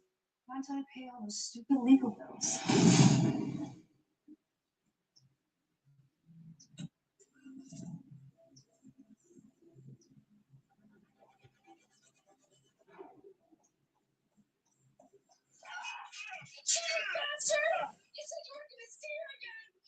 Kill you! You crazy bitch! That's it. I'm calling the cops. It's one reason to appreciate Mom. I mean, she was there for you throughout that entire crisis. Okay, stop. You're gonna lecture me before a big date? No lecture. Just me saying good luck. Thank you. I have to Oh, wow, Jillian, you look absolutely beautiful. Where are you going exactly? I think we're gonna find late. Oh, let me get a picture. You look so pretty. When I get back, I go. Well, if you're meeting up with a boy, shouldn't he be picking you up? I can give you a ride if you want, Jilly. I have it taken care of. What? When are you coming back? Later the better. Could you at least just let me? I know, Mom. I know.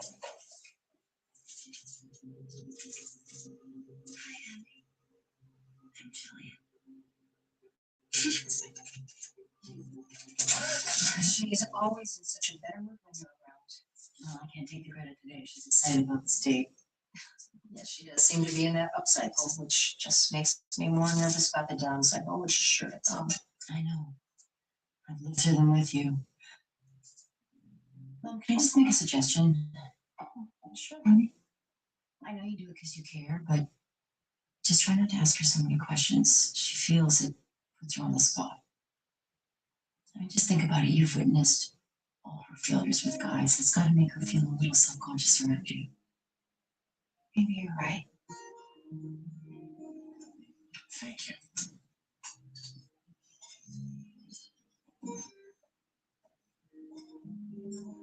Jillian? Andy, You're even more beautiful in person. thank you. I guess you never know with someone you meet online. Well, you passed the walking test. Do I pass the talking test? I don't know. Your first few sentences are all right. All right, good. Can I get you a coffee? Yes. I'll have an espresso, please. Thank you. Should we sit? Yes, please.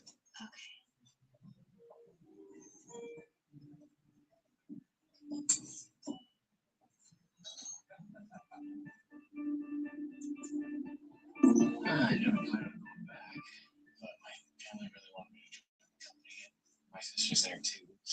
I have a sister too. Mine's 8 years old. What? Mine's exactly 8 years old. That's funny. Think it's close. Yeah, definitely. What about your parents? My real parents, they're dead. My sister and I were adopted. They died in a car crash when I was little. Oh, that sounds tough. You were young. Well, I never complained much. I always tried to remain an optimist. You and your sister are really going to like it here, children.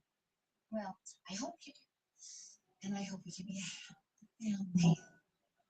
You'll never be my mother. Never.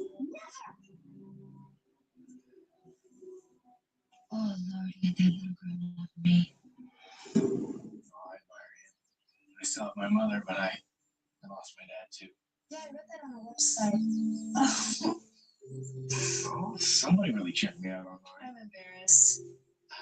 But yeah, I have to give my mom credit. She's really taken over and through my dad's heart attacks, and she's grown a couple weeks. Wow, strong woman. What about your adopted mother? She's in retail. Recently, she suffered a mild heart attack, but she's recovering. Hopefully, she'll get back to work soon. Heart attack, that's scary. It was.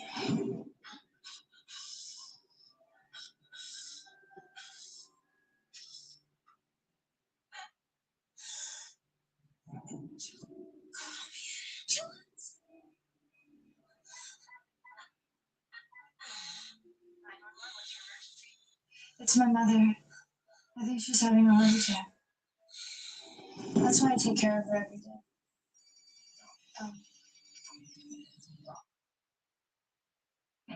At ATB, we bring you more fresh seafood than anyone else in Texas. And we check it for quality every step of the way. You can call it top.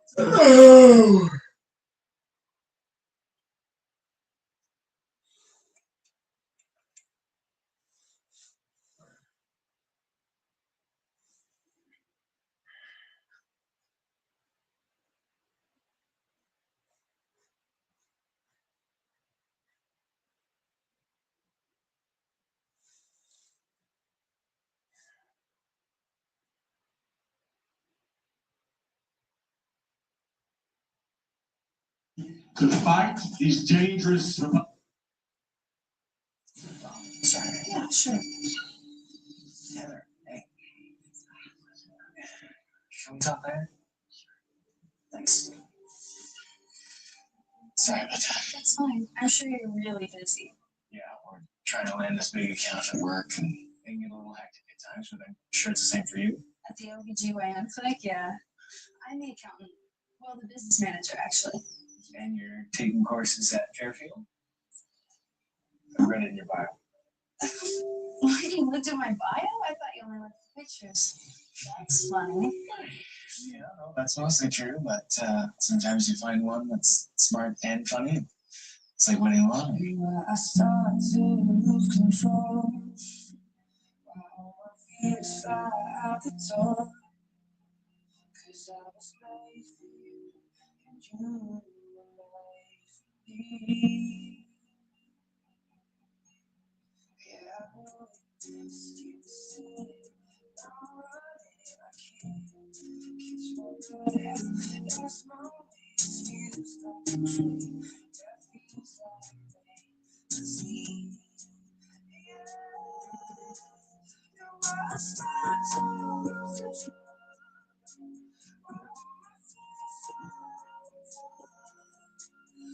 I was made for you, and you were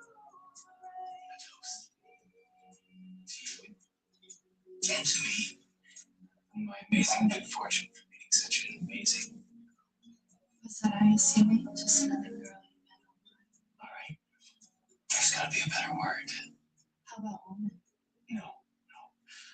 I'm thinking more like vision. Okay.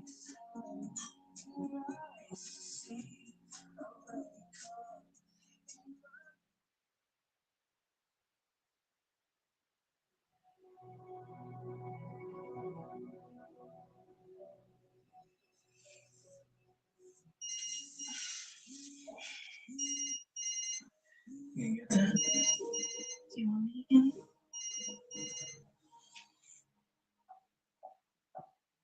You don't have to call me all the time when I'm out. It's not asking too much for you to let me know if you're gonna be out all night.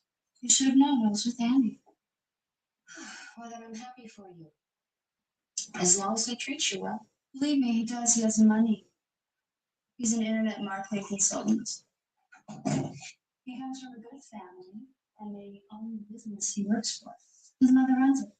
His mother? That's impressive. Yes, it is. She's super smart. And his sister works there, too. How nice. Maybe we could have him over here for dinner sometime. Yeah, maybe after you make a full recovery. I would want you in this place looking a little more presentable. Do you really think he cares about those things so much? It's what I care about that matters. Oh my God. So there's this charity thing going on Saturday afternoon at the museum downtown. If you feel like going. If you're going, I'm down.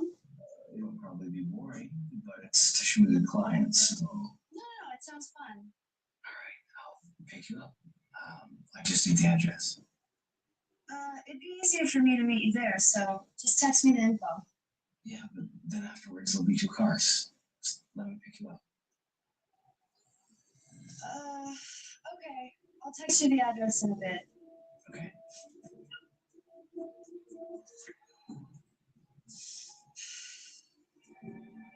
Listen to me very carefully tonight. Don't touch his head. I'm gonna call my sister Barbara. She's gonna come over there and take some pictures. And decide what to do from there. Okay, Mr. Peterson. I'll be here a little bit longer, but you do the right thing by calling me. Guess I'll see you again, Charlie. So I booked our suite at the Green Hills Hotel with the jacuzzi. Oh, Harris, that sounds wonderful. It will be wonderful, I promise. But I just found out that my mother and sister need me this weekend. They need you. So do I. It's to babysit my nephew. Get a sitter, I'll pay. No, you see, the boy, he has some issues, and I'm the only one who can deal with him. You're disappointing me, Jillian. I don't want to.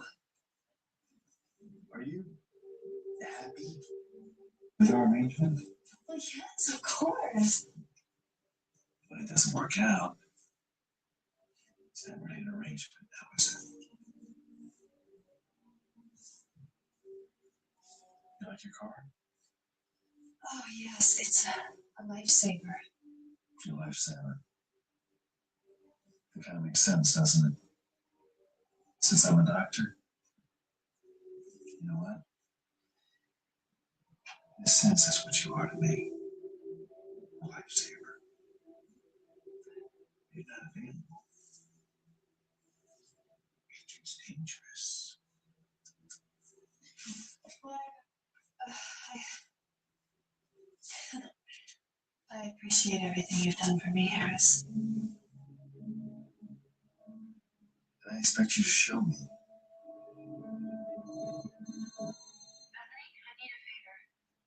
Sure, what is it?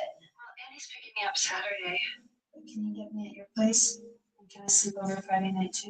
Yeah, sure, that's okay. Imagine the impression he'd get if he picked me up from here. I think what matters most is the impression he has of you, Julie. That's easy to say when you live in a nice house and not in dump. I'm just saying, if he likes you, he does. And I'd like to keep it that way.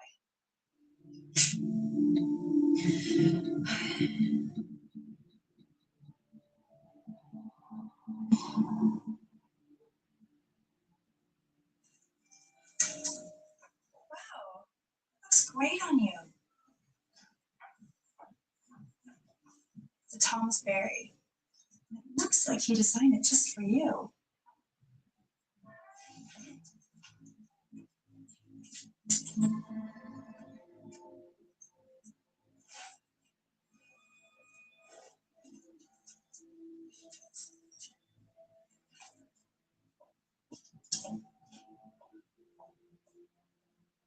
Oh, I like the blouse in the fitting room. I have to think about it a little more. Okay, sure, no problem. Come back soon. So, Andy, you all set for the Calvin event tomorrow? Oh, yeah, I'll be waving the company flag. Do whatever it takes to get him to sign with us. Well, Jillian's coming, so that should be good luck. Who? His latest online achievement. We met recently. She's amazing. Wow. So when do we get to meet her? Soon enough. Don't you worry. I've seen her picture. I can vouch that she's pretty. And she's a hard worker, and she's an accountant, and she's taking care of her mother who recently had a heart attack. So she must be special. Yes, Aw. she is. My son.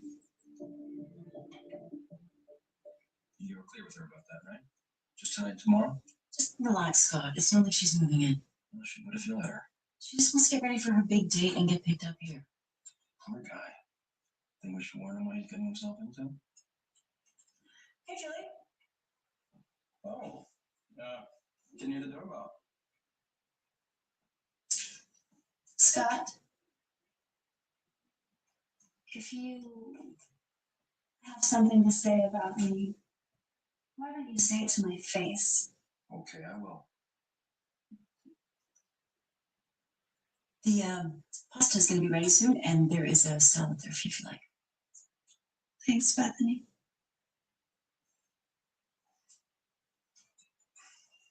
Just this weekend, and then I don't want to see her here again.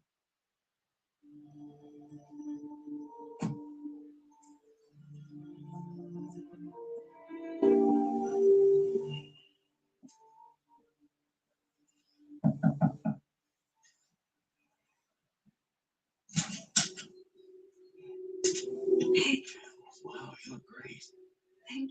soon. Thanks. It's a nice place. Thank you. My sister's out right now. All right, have you meet her? I thought you lived with your mother. I go back and forth right now between here and there to take care of my Lucky lady. Says lucky guy.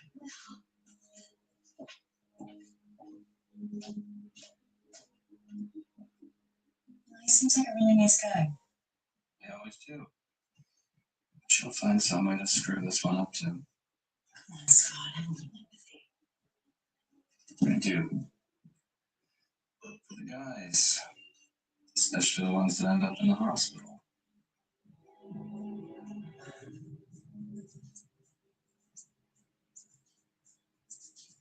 Andy, so glad you could make it. Thanks for having us.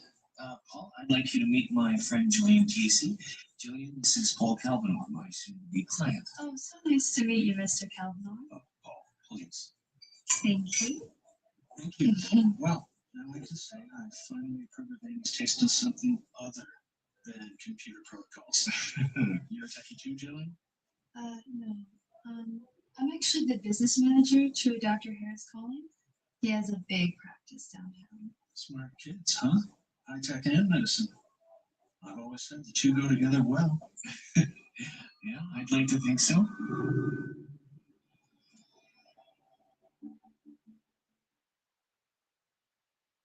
And that's when I realized you make more money selling tools than you can using. Yeah. You okay? Yeah, I'm just a little chilly. Oh, here, use this.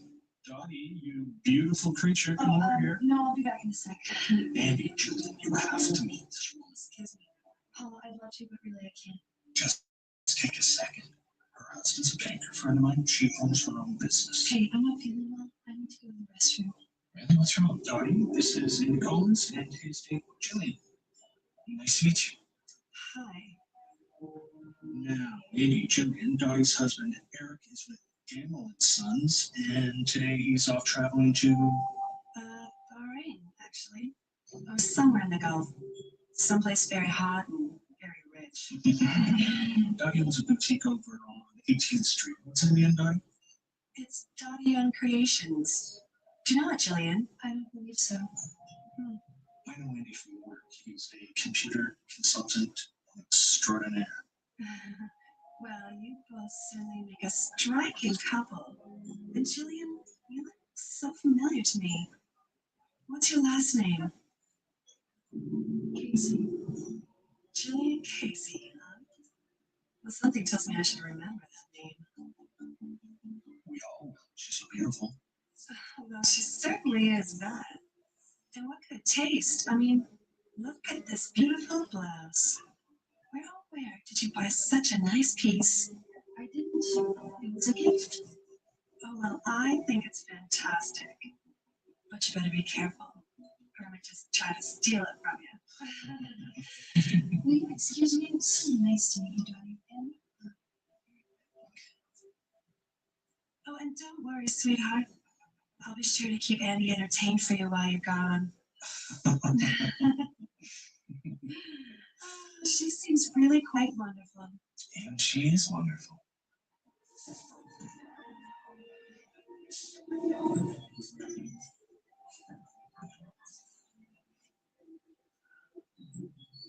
That rich, spoiled bitch.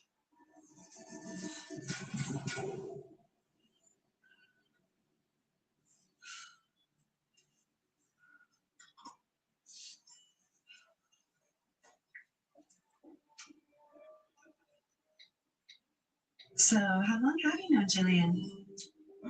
Not long, really. A few weeks, maybe.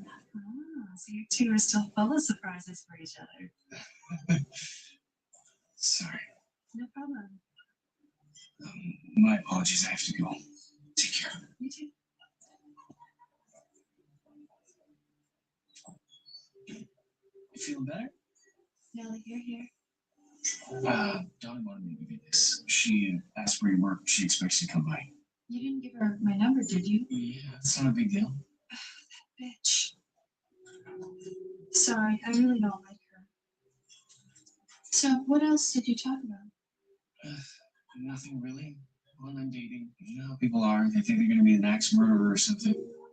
Well, I guess we're lucky. There are a lot of crazies out there.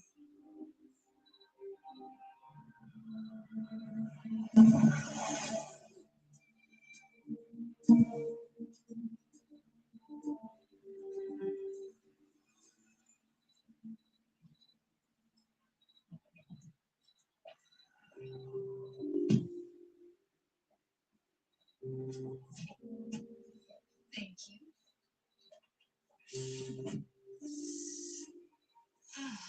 Thanks for coming. Thanks for putting up with me. Yeah, internet is pure torture. So if you're feeling better tomorrow, maybe you can come to my mother's place for dinner. You can meet her and my sister. Okay. So I'll pick you up here at 7. Oh, tomorrow? You said I'm looking in after my mother, so I'll have to meet you there. I'll text you the address. Yeah.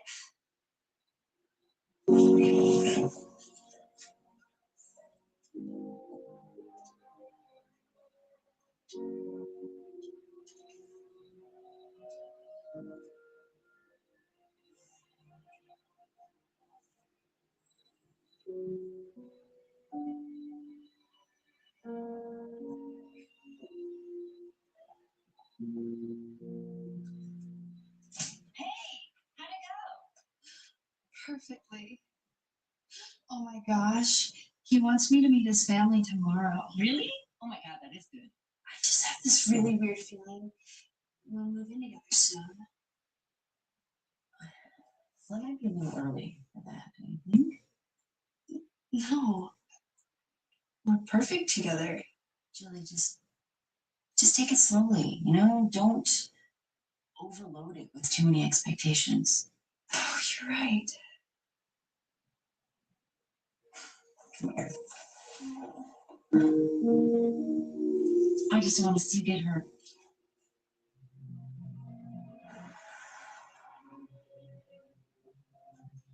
So are you gonna be here for dinner? Oh, I'm talking about that is such a great. It's not my place, so I definitely will be charged.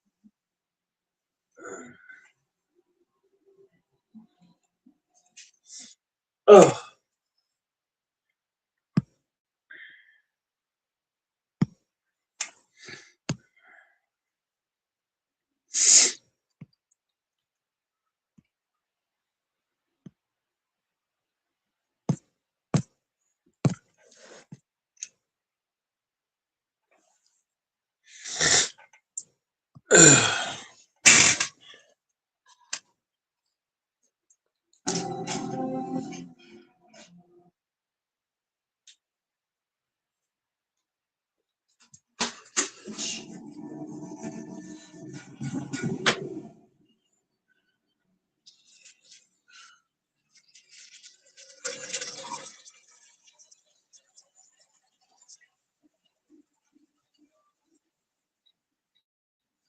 So, how long have you known Jillian?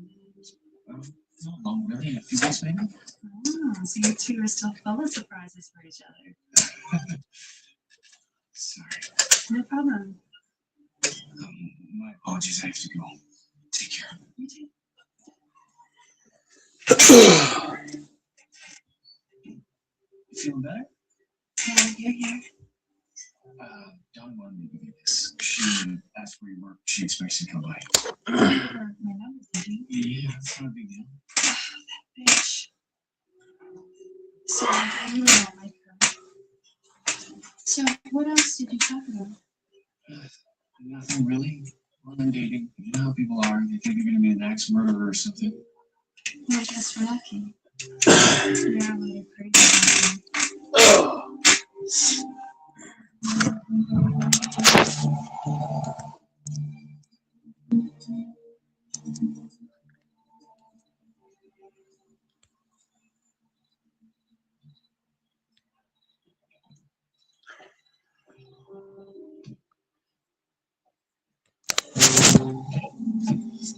Thank you.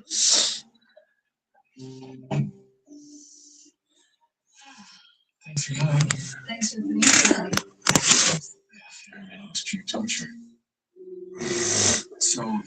feeling better tomorrow, maybe come to my mother's place for dinner.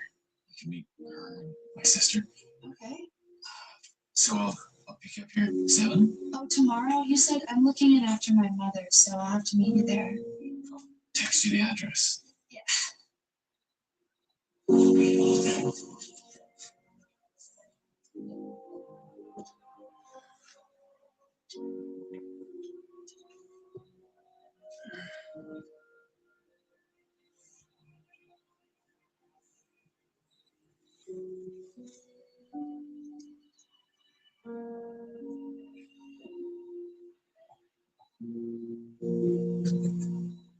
Hey, how'd it go?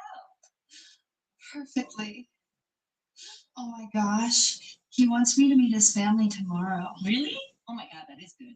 I just have this really weird feeling we'll move in together soon. So it might be a little early for that, do you think? No, we're perfect together. Jilly, just take it slowly, you know? Don't overload it with too many expectations. Oh, you're right. Come here. I just want us to get her.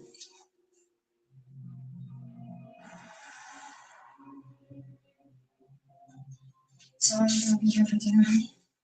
Oh, and don't you look pretty? That is such a great It's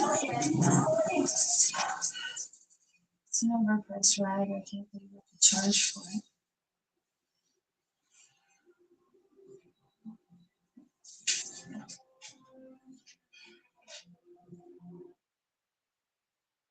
Welcome to Philadelphia International Airport. Please do not leave your baggage unattended. This one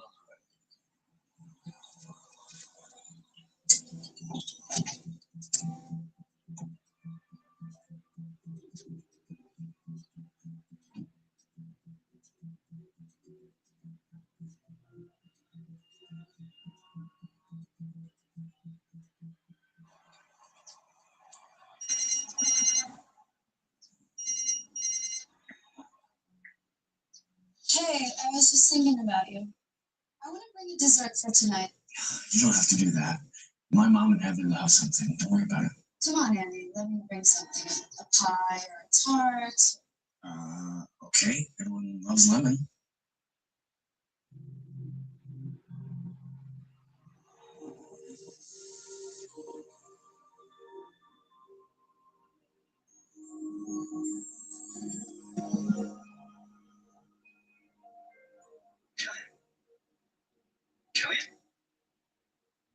Yeah, muffin something. Yeah. All right. I'll text you my mom 10 minutes. Okay, see you later.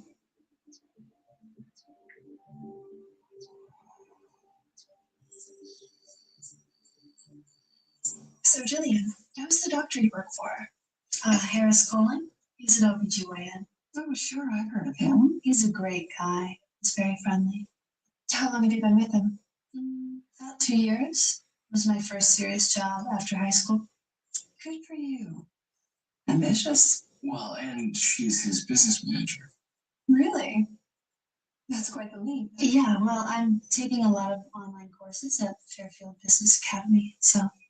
One of our accountants, Roger, went there. That's a good program. When will you graduate? Not for quite a while. I also take care of my mother. She takes up a lot of time. Very commendable. What exactly happened with her, if you don't mind me asking? She had a heart attack, I believe. Right? Yeah, she gave us all quite a scare. But she's doing a lot better now, and hopefully she'll be back to work soon. Thanks to your help, I'm sure.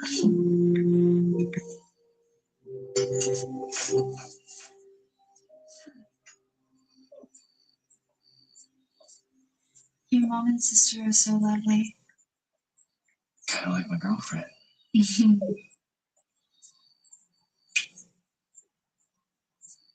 So I have an idea.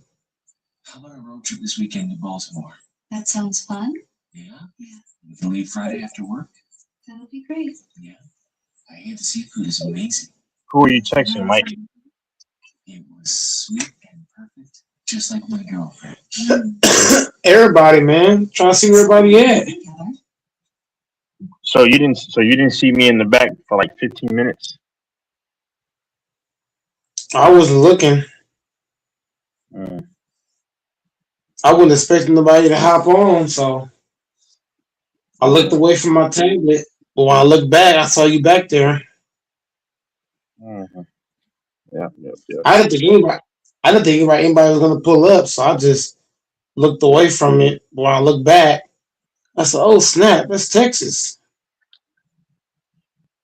Yeah, I'm gonna look up. I was watching this game, BYU and TCU. Yeah.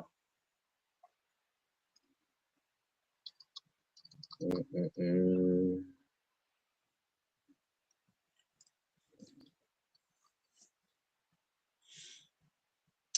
Yeah, I need to get more involved with college stuff. I guess I think I know who you're texting specifically. He comes on here.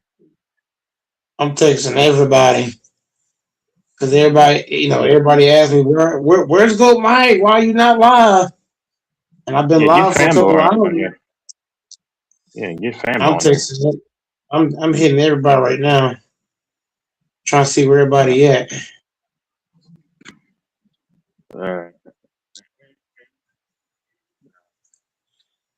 Yeah, I'm not really Everybody excited should about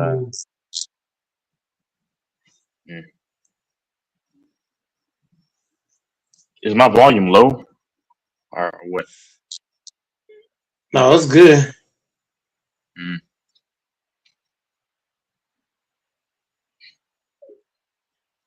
You got good volume.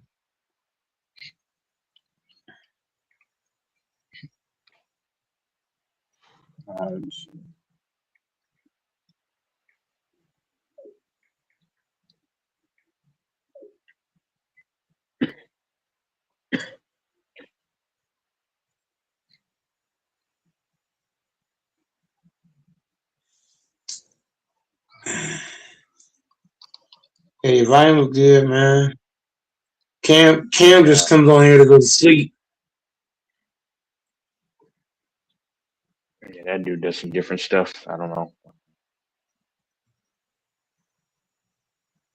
I don't know. Yeah, Chubb just comes on to go to sleep, man. Yeah. These playoffs suck. Yeah, they're not watchable. Yeah, I'm gonna just live bet all these games because I don't know who's gonna win and who they want possibly. Man, these playoffs suck.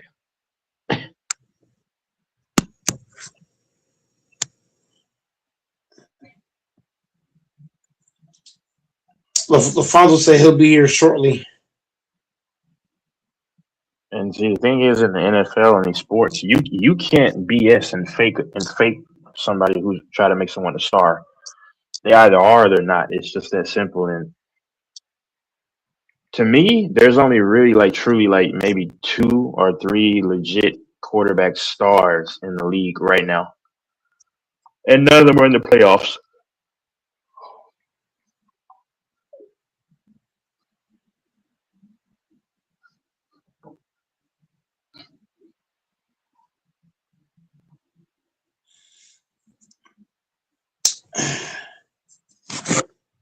Yeah, this playoffs is kind of crazy.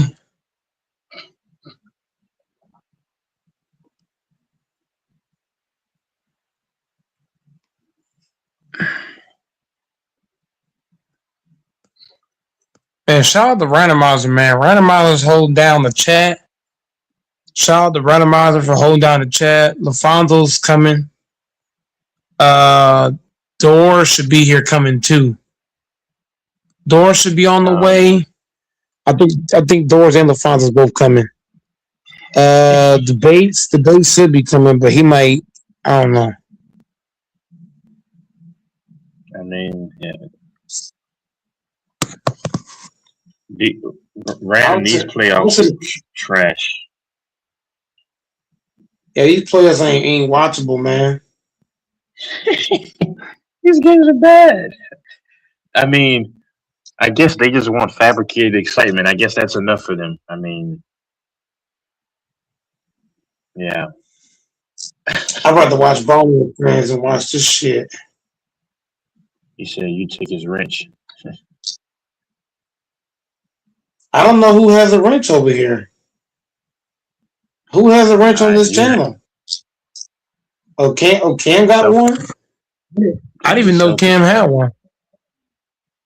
Doors got one? See, I didn't even know he had one. I mean, the Rams Panthers game, that was good to you? That was a good game? I mean, that was good to you? Randomizer, having a wrench don't mean nothing, bro. I don't know why you acting like having a wrench gives you power. It really doesn't. I mean, Random, listen. Your opinion, but I mean, the Rams and the Panthers, that was a good game to you? I mean, the Texans, Steelers, that was a good game to you? Niners and Eagles, that was a good game to you? I mean, so it's a bunch of mystery meat quarterbacks. Mm-hmm.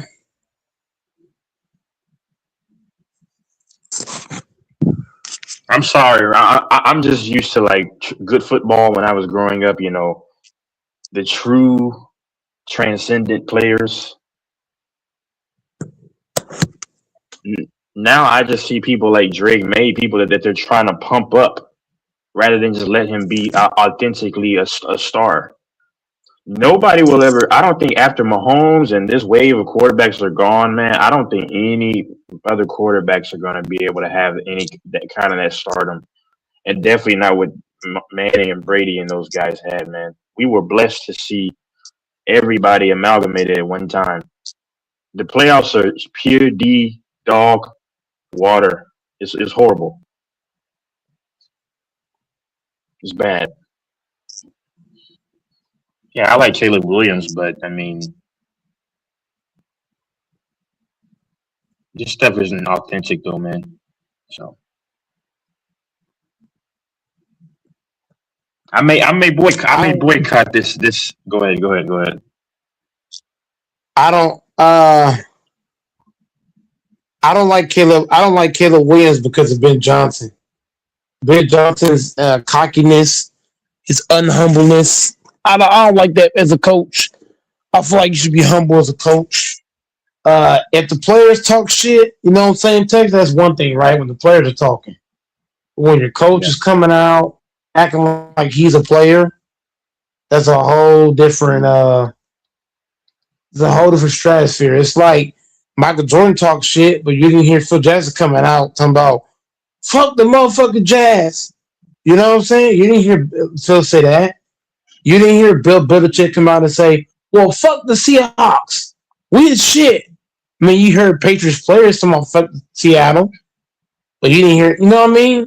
Like, even Jimmy Johnson. You didn't hear him coming out just acting like he a motherfucking player. Ben Johnson out here acting like he's suiting up and getting hit and tackled and blocking. And that's why I don't respect. You know, I respect Caleb because Caleb pretty humble. But I don't respect his coach. His coach is cocky. And that's not something I would respect, man. He's a cocky coach. And I hope his ass get whooped in the second round. Because being unhumble ain't cool, bro. And that coach is very cocky. Yeah, man. The dude took his shirt off. He got players pouring water on his chest. This man got played. Listen, if you beat a guy, right, and then after that you say you enjoy beating that man, and then you beat that man again, at some point you start to get cocky. Am I right, Texas? You feel no, but the problem making it as a head coach debates as a head coach, beating one team is not going to help your resume. You know why Andy Reid gets credit for being a head coach? because he didn't just beat one coach. He beat multiple coaches and got the multiple Super Bowls and multiple championship games. Am I not wrong? Am I not right? You're right. You know why? You know why Bill Belichick gets credit? Championship games. Ben Johnson has not gotten to a championship game as a head coach. He has not gotten to the Super Bowl as a head coach, and he hasn't won a Super Bowl as a head coach. Not yet. Right. So the point I'm making right now is, can we even say Ben Johnson is better than Kyle Shanahan? No. Can we say he's better than Nick Sirianni? No. Can we say he's better than Sean Payton? No. So it's like you over here acting like Ben Johnson's acting like he did. It's kind of like this debates. Remember how you told me that if we beat one team is not enough? Like beating one team or two teams or three teams ain't shit. Like as bad as Mike Tomlin has been in his career, right? What does he have that these coaches I'm talking about don't got? A motherfucking ring. I mean, yeah, it's been forever, but he still showed he can get to a championship and win the motherfucker. Ben Johnson acting like he already did that. But it's not right. The Bears ain't won. Go ahead, Chase, because I'm going to go on a rant. Oh, just one quick thing, and then go ahead. Random. No, when the Chiefs won, and everybody knows this, I said the playoffs still suck. Even when the Chiefs won. So no, it's not about the Chiefs not being there. But I'll say this though: when Mahomes is there, and Joe Burrow is there, and Lamar. Let's be honest, Lamar Jackson brings views and stuff. It's just different. Go ahead, I'm done. Randomizer said I ain't humble. Randomizer, I'm not a head coach. If I was the head coach, I'll be humble. I'm not gonna come out talking shit. Because when you come out and you talk like you're the shit, you know what happens? Debates in Texas, other teams are gonna see that. They're gonna say, okay, well, Ben Johnson acting like he the shit. What's gonna happen if the Rams come out there and beat the shit out of the fucking Bears? I'm talking about beat them bad, like 30-10. That's it's gonna look bad on Ben Johnson. Because Ben Johnson, he's talking like his team is the shit. Am I wrong with the base in Texas? He's talking like his team is the best team in the playoffs. So what's gonna happen? No. If you do it humbly, like if you're humble, like for example, debates. Let's say I was a coach of the Bears, right? You follow me, debates? And let's say my team beat the Kansas City Chiefs. If I talk shit about your team, your coach, right? You follow me, debates? And then the very next round, I get my ass stomped on. How am I gonna look? I'm gonna look fucking crazy. I'm gonna look crazy as fuck. Cause I was talking all that shit about one team and they coach. And in the very next round, I got stumped on. Do you not hear what I'm saying in these debates? So that's my issue with Ben Johnson, is that he talking way too soon.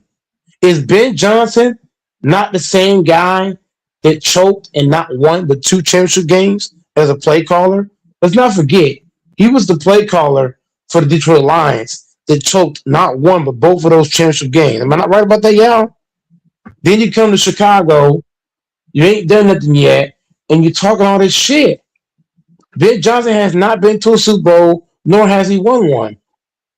So the fact that he's talking crap, that's like Matt LeFleur talking shit. Yes, Matt LeFleur has been to 3 championship games, but he has not been to the Super Bowl or he has not won one. So even at this, so the base, even if this was my coach, I would say the same thing. The same thing I'm saying about Ben Johnson, I would say the same shit about Matt LeFleur. You can't come out talking like this and you ain't won shit. It looks bad, bro. If the players are talking, that's one thing. That's the players. They're the one going out there doing the shit. But when the coach is taking his shirt off, the dude had his shirt off, Texas. You know what I'm saying? You taking your shirt off. You got players pouring water on you. You talking all this big noise. What's gonna happen when you gotta think about that. But I think it's just from him beating your team too. That's what it is too. Yeah, but beating my team is not the standard. That's not the standard. Is the Bears not? Is the Bears, bro? the Bears have not won a Super Bowl since '85. You know how long that's been, sir? It's been like 40 plus years. So if the Bears don't win the Super Bowl this year, you know how much shit Bears fans is gonna talk about Ben Johnson if they don't win the Super Bowl? Ain't Because been when to you the Super coach for Bowl the in Bears, 19 years. That's crazy. no. Hold the fuck up. It's longer than 19 years. Ain't been since '85. What are you 19. talking about? They went in 2006. They went Remember? in 2006. Yeah, Cedric Benson, Devin Hester. Huh? Who was they? Okay, so look, Lovey that Smith. coach. I know Okay, who football was now. the head? Who was the head coach? Lovey Smith. Lovey Smith. They went in Okay, 06, so bro. if That's Lovey 19 Smith, years. look, I'll Don't say listen. this. I'll say this. Lovey Smith did not win the Super Bowl. I'm not talking about the debates. You totally missing what I'm saying. I said the last time he won the Super Bowl was when? I said one, not 85. get there. Last time he won the Super Bowl was '85. So debates. If Ben Johnson does not win the Super Bowl this year, he's gonna look like an idiot talking all this shit about the Packers. Because how many rings do the Packers got? 4. How many do the Bears got? 1. So I'm just saying, even if Texas debates, even if you take away the 2 rings in the '60s, who got more rings? The Bears or the Packers? I'm just saying, even if you take the 260 rings out of the equation, Green Bay got 2 rings, y'all got 1. Green the Bay got a thing, ring in '96, and they got 1 in 2010. Huh? yeah, Mike, the thing why Chicago was juiced when they beat y'all, they ain't beat y'all in the playoffs since 84 years. Listen, the playoffs should not be the go. Sambo, if one team got 2 rings and I got 1 ring, my goal isn't just to beat the Packers. My goal is to get to the Super Bowl and not just get there, but win that motherfucker. I'm just saying. But we ain't beat a team. It been 84 years. Yeah, but if that's your goal, to beat Green Bay and that's it, then that is the most stupidest logic I've ever heard of. If I'm a head coach of the Chicago Bears, I can give 2 fucks about the Packers, the Bills, anybody else. My goal is getting this team to the Super Bowl and winning this bitch. Beating the Packers don't mean shit. I gotta get to the Super Bowl and win this motherfucker because the Chicago Bears ain't won since '85. It's been 50 years. That's a long ass time. So you think beating Green Bay is good enough? No, it's not. Because if you lose, if you don't win the Super Bowl this year, Ben Johnson is going to get clowned. The whole media going to do a whole 360 on that ass and clown this man. Because you talking all that shit on our own debates in Texas, they're going to clown his ass. If his ass don't win the Super Bowl, his ass get beaten any one of these rounds, they're going to clown his ass to death. I'm telling you, Ben Johnson need to be quiet, sit back, and get his team in the Super Bowl and win before he start opening his mouth. Because you're not coaching. Is the Bears not a historic franchise? The base in Texas, is the Bears not a historic franchise known for winning championships? So I'm just saying, bro, like if I'm a Bears fan, I don't like what I see from Ben Johnson at all. Celebrating after winning 1 game. Really? You ain't been at a championship game since who again? Devin Hester, who ain't been in the league for God knows how long. Are we serious right now? Ben Johnson better pump the brakes. I'm telling you, he needs to calm down, come back to reality, because just beating the Packers ain't good enough. I'm sorry. I would never want my coach to act like that after beating 1 team. Do you know what I'm saying to you Texas debates? I would never want my head coach to take his shirt off and act like he's literally acting like they won the Super Bowl. That's disgusting. You ain't got to the Super Bowl. You ain't won the Super Bowl. So you were acting like you doing something. You're not. Green Bay got 4 Super Bowls. If you want to count 2, that's fine. But Green Bay Super Bowls are more relevant. The Bears ain't won since '85. It's been 50 years, I believe. I'm 29 now. It's 29 plus 15. How you want to add that up? It's like 50 years, bro. That's a long ass time to not win a Super Bowl. So if I'm Big Johnson, my mindset is Super Bowl. Your mindset should not be, oh, we beat the Packers. Beating the Packers is not going to help your resume, sir. If all you can do is beat the Packers, that ain't shit. Look at the 49ers. How many times did the Niners beat the Packers? A bunch of times. How many rings did they win? I'm just saying. And I'm not talking about the old Niner teams. I'm talking about all these Niner teams that beat Aaron Rodgers and all this shit and beat Jordan Love. How many rings these Niner teams got? The Niners ain't won a ring since what? The 90s? So I'm just saying, bro, you can't be talking all this shit and don't win. Look at Kyle Shanahan. He in the same boat as Ben Johnson. You been to 2 Super Bowls, got your ass whooped in both of them.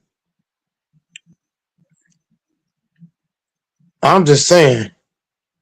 For me, Ben Johnson is not the coach that I want on my team, bro.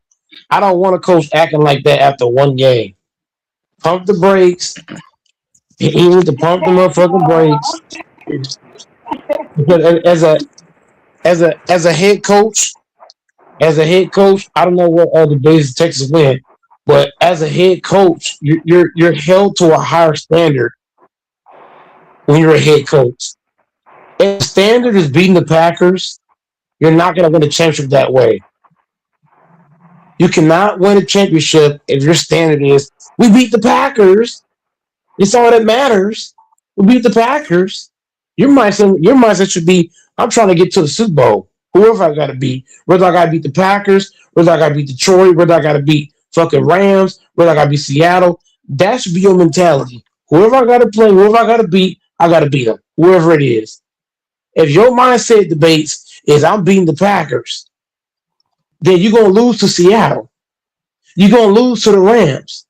You're going to lose to somebody else because your whole focus was so bent and heavily on beating the Packers, you forgot about these other teams.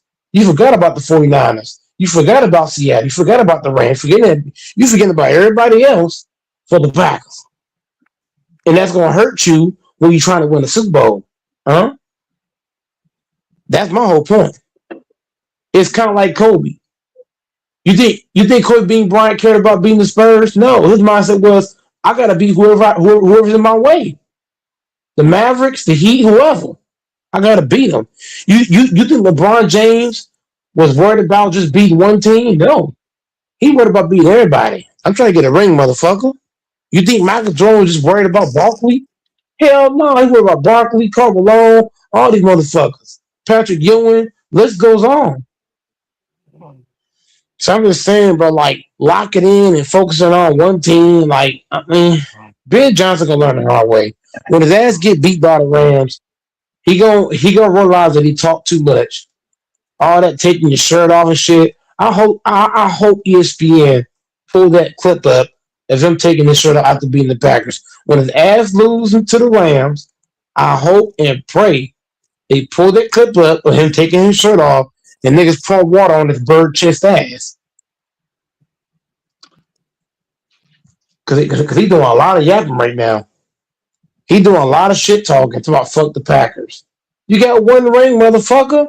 You coaching for a team that got one championship. We got 4. Can the Bears even get a second ring? I'm just wondering. Can the Bears even get a second ring? Green Bay already got 4 of them. Green Bay got 4. The Cowboys got 5. How many the Steelers got? 5 or 6. Patriots, what? 6. I mean, come on now. The Niners, 5. I mean, should I keep going? The Chiefs, 4. Even the Eagles.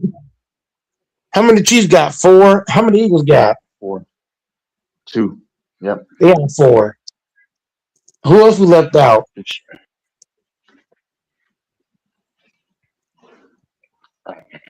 Who all we left out? I mean, the Giants. I think the Giants have 4. Giants got 4. Yep. Giants got 4. Packers got 4. Chiefs got 4. Commanders have, I think, 3. Yep. You see what I'm saying? You see what I'm talking about, Texas? How is Ben Johnson gonna talk all this shit for the Bears when the Bears got 1 ring? They got uno ring. Uno. I'm just saying. How many the Rams got? Maybe. Oh, let me see. Probably 2 or 3. Maybe. Let me see. 2, maybe 3. I think it might be 3. Rams got at least 2 to 3. So I'm just saying, how you gonna talk shit if you got 1 ring? I'm lost. I don't know how Ben Johnson's talking all this shit when his team got 1 motherfucking ring. Crap! They have 4. Can the Bears even get a fucking ring? The Rams got 4. You see? They're with the Chiefs. And Big dogs. The Chiefs got 4. Yeah. And the Bears got 1 ring. Ben Johnson has to understand he's not coaching for an ordinary franchise. You're not coaching for the Cardinals, sir.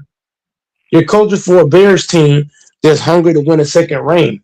And if the Bears don't win the chip this year, Ben Johnson's ass is going to be on TikTok.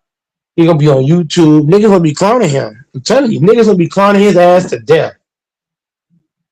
Matt LeFleur, if I'm Matt LeFleur, I'll talk mad shit about Ben Johnson. If Ben Johnson don't win the championship, I'm going to say, look, if I'm Matt LeFleur, I'll say this to Ben Johnson. You talk all that shit about beating my team. But now your ass can't win the Super Bowl. So shut up. Real talk. I'll say it straight like that. You talk all that shit about me, and you can't even get to the fucking championship. Real talk. Ben Johnson's a clown. Taking your shirt off, nigga, you got bird chest. What the fuck is that?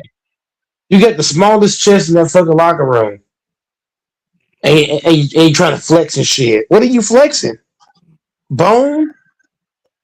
That shit's terrible, man. That shit is terrible.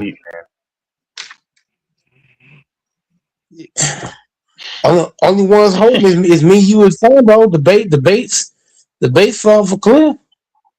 Cam went to sleep. I mean, that's weird. I mean, I'm not judging him, but it's kind of crazy how you just come on just to sleep. I guess your strings make him, put him to rest. I don't know.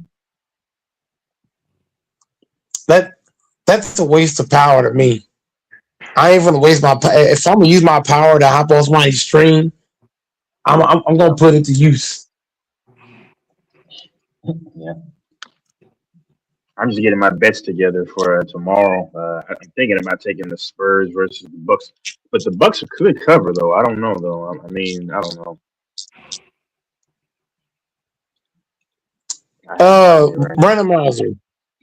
Randomizer. Ben Johnson talking like he won the championship. Just pathetic. Ben Johnson's talking like he got Tom Brady at quarterback.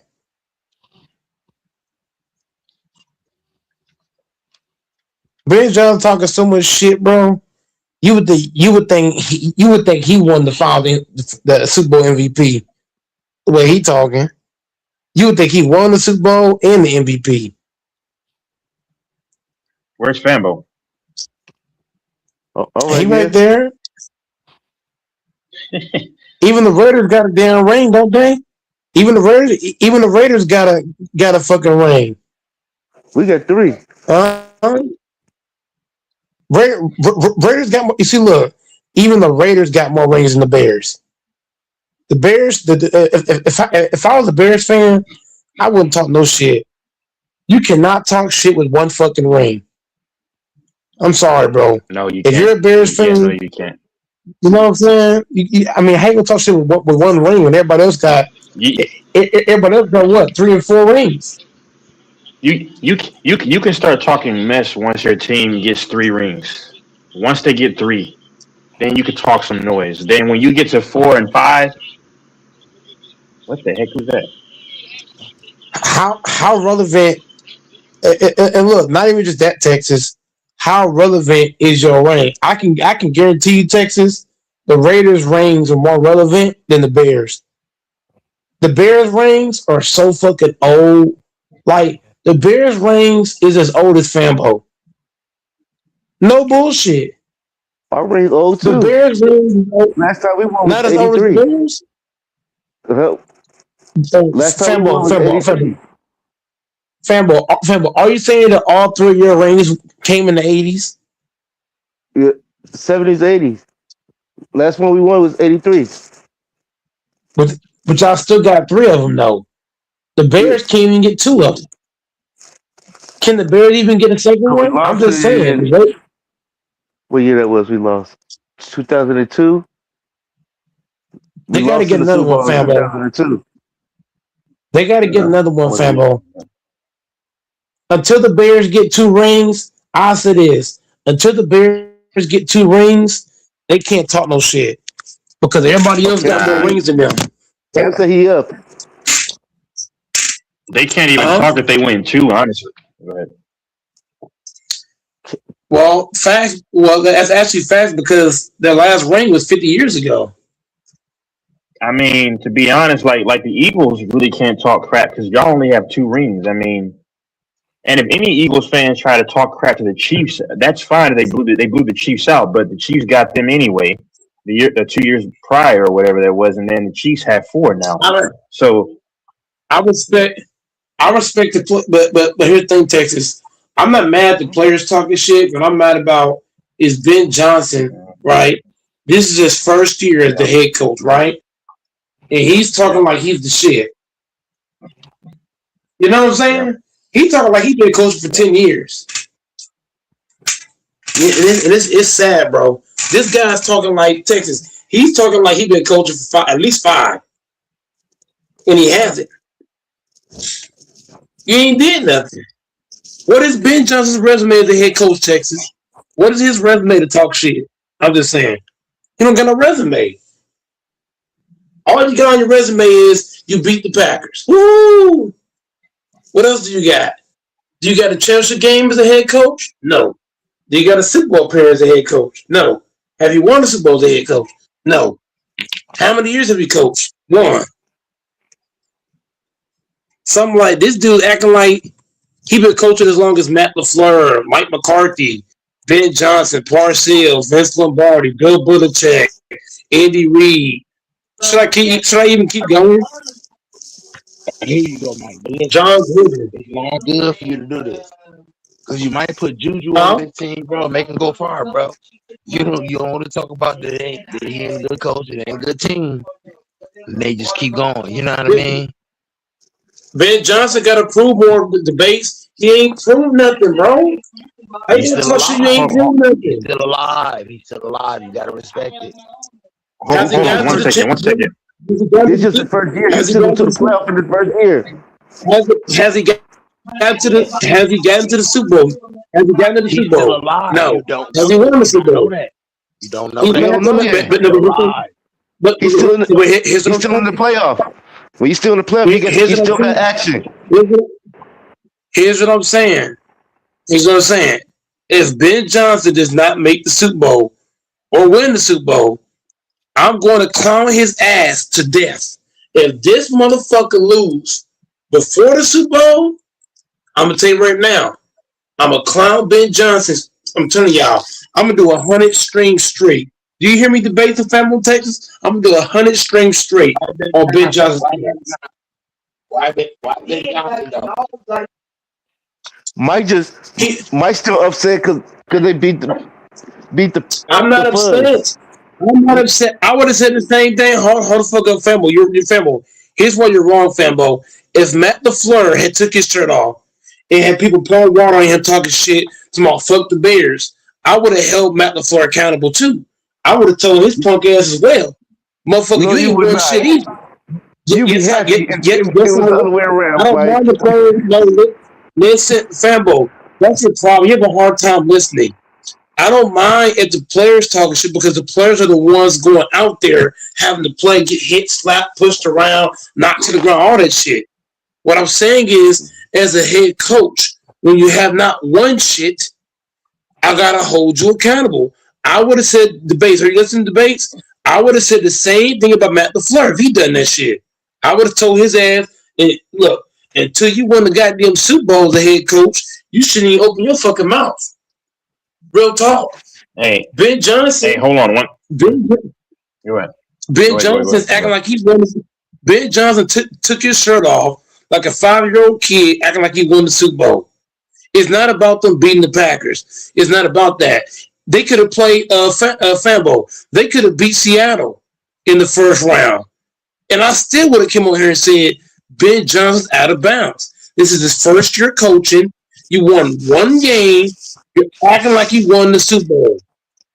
Now, if Ben Johnson does not win the Super Bowl this year, I'm going to clown his ass for 100 days straight. Yeah, we get it. Yeah, we get it. We get it. Hold on, Cam. If Cameron is listening, if Cam is listening right now, sir, nobody's talking about you, sir. Stop being soft. All I said was, and I said that it's strange, but then I said that well, I guess that Mike's stream brings him rest. So stop being soft, bro. No one's talking about you, bro. Stop being soft, bro. You're a grown man. Like, you would know what, like, me back in the day, what talking about somebody is. Stop being soft, bro. I mean, stop being soft. Hold on, wait. I literally stopped myself, because I was going to say, oh, that's just very strange. I said that's weird. I was saying that's weird, but I said, let me stop. That's what I literally said. And then I said, well, I guess Mike's stream brings him rest. So I corrected myself. Stop being soft, man. Stop being soft. Nobody's talking about anybody. I stopped that mess a long time ago. Now, if someone mentions me, then I might defend myself, maybe. Stop being soft, bro. You're 26. Stop being soft. That's all I'm saying. Anyway. Go ahead. Damn. Stop being I'm soft, just saying, man. Nobody's on here to malign anybody. Go ahead.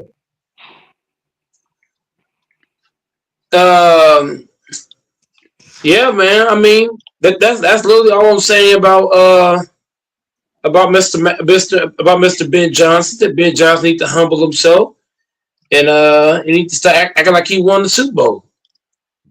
And I feel like when the coach take his shirt off, he's acting like he already won the Super Bowl. So he gonna find out the hard way. Ben Johnson gonna learn the hard way when his ass is at home. He's a young coach. He's feeding on it. Whenever Ben Johnson get beat in the second round, I'm gonna have a thumbnail of Ben Johnson. I'm gonna have a thumbnail of Ben Johnson saying "fuck the Packers," taking his shirt off if he loses to the Rams. I promise the guy. That's gonna be Goat Mike's thumbnail for the rest of this damn year, from January to December. All my thumbnails gonna be Ben Johnson saying "fuck the Packers" with his shirt off. Watch. Let his ass don't win the Super Bowl this year. I got it out for that motherfucker. His ass better win the Super Bowl. I think you just mad because they beat your Packers. It's not about the Packers, and you keep doing fanboy. That's my beef with you, because you keep trying to do things that I'm not doing. It's not about them beating the Packers. It's the fact that you disrespecting the coach. Matt LaFleur been a coach for how long? Texas? He been a coach since 2019. You are acting like you coached as long as Matt LaFleur has, and you have not, sir. Matt LaFleur been a head coach in the league a long time. You have not. So how you gonna disrespect this man? How you gonna disrespect, bro? Both coaches ain't did shit. I already said that. But the fact that you acting like you've been coaching a long time and you have not. You're a rookie. Stay in a rookie's place. You're a rookie as a coach. Stay in your place. You ain't won no Super Bowl. You ain't been to no Super Bowl. So how you gonna talk shit about Matt LaFleur when neither one of you bastards have gotten to a Super Bowl or won one? Huh? It don't make sense. It don't. Ben Johnson needs to humble himself. If his ass don't win the Super Bowl this year, I'm telling y'all now, I'm gonna make my thumbnail the entire rest of the year. Ben Johnson with a shirt off saying "fuck the Packers." Real talk. If your ass don't win the Super Bowl, I'm gonna tell you right now, Mr. Ben Johnson, you're gonna have to flag my channel because all my streams will be dedicated to bashing your dumb ass. All of them, every last one of them. You horrible, though, Mike. You horrible. I'm being serious. Ben Johnson's acting like, bro. I would look. Debates. If Andy Reid acted like Ben Johnson, would I care? I'm just asking the question. If Andy Reid took his shirt off and had guys pump water, I'm saying fuck the Packers, do you think I would care? Yes or no? Debates. Hello? Nope. You know why I don't care? Because Andy Reid's already proven he can win championships and go to championships. Do you think I would care if Jimmy Johnson debates? If Jimmy Johnson, hold on, stop eating the mic, doors. Don't stop eating the mic, bro. If Jimmy Johnson took his shirt off, had water poured on him and said, fuck the Packers, would I care debates? Huh? How we going to? Nope. You know why I care that Ben Johnson's doing it? Because his ass ain't won shit. He ain't did shit. You're a rookie, nigga. Sit in a rookie place. You're a rookie head coach that ain't did shit. But this rookie is talking like he did something. And he ain't. That's like SGA. That's like SGA trash talking LeBron. You know how bad that would look on SGA if he's trash talking LeBron? 4-time champion, 4-time MVP, one of the best scorers of all time. I'm just saying, debates. When you got a fucking young buck like Ben Johnson trying to act like you've done something as a coach and you have not, it's shameful. It's pathetic. That's like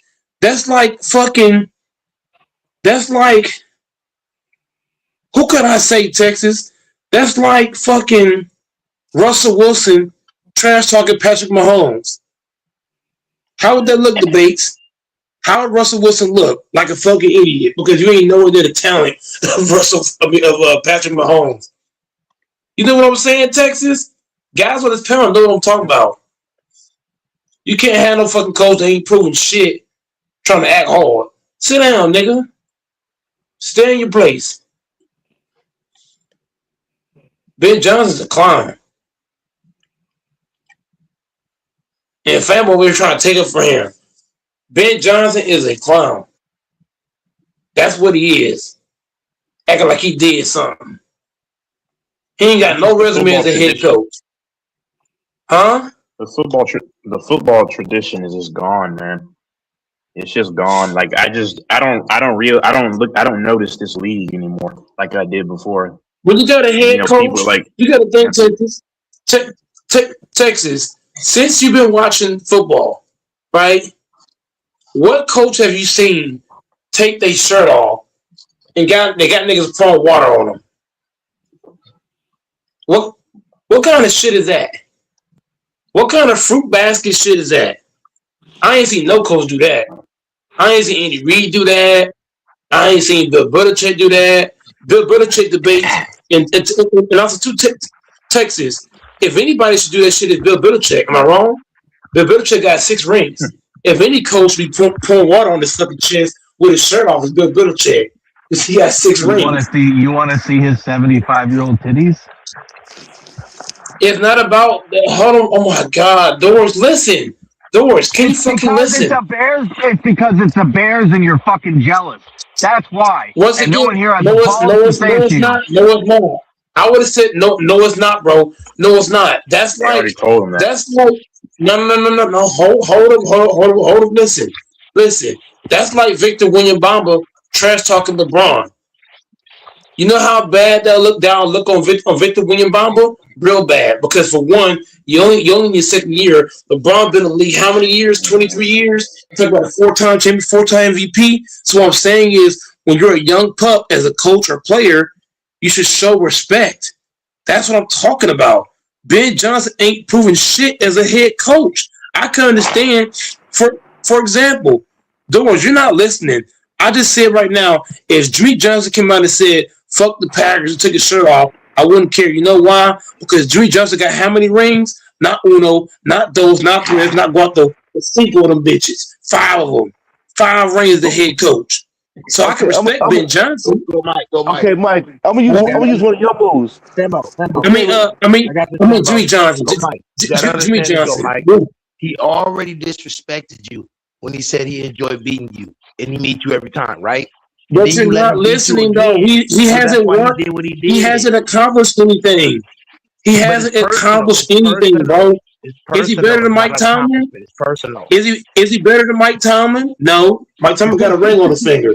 Is he better than Mike McCarthy? No, he's not. Mike McCarthy got a ring on his finger. Is he better than Nick Sirianni? No, he's not. He got a ring on his finger. Is he better than Pete Carroll? No, he got a ring on his finger. Is he better than Bill Belichick? Hell no, you're not. Is he better than the Steel Curtain coach? No, because he got rings on his finger. So I'm just saying, bro, what has Ben Johnson did as a head coach to come out and talk shit? All you did was beat the Packers. Woohoo! So impressive. Woohoo! What else do you got? The thing you're missing out, Mike, he's still in the playoff. He got a chance to do all that. If he does not win the ring this year, I'm going to say it again, fanboy, because you seem to not be hearing me clearly. If Ben Johnson does not win the ring this year, if Ben Johnson does not win a ring this year, I'm going to clown his ass from here to Iraq.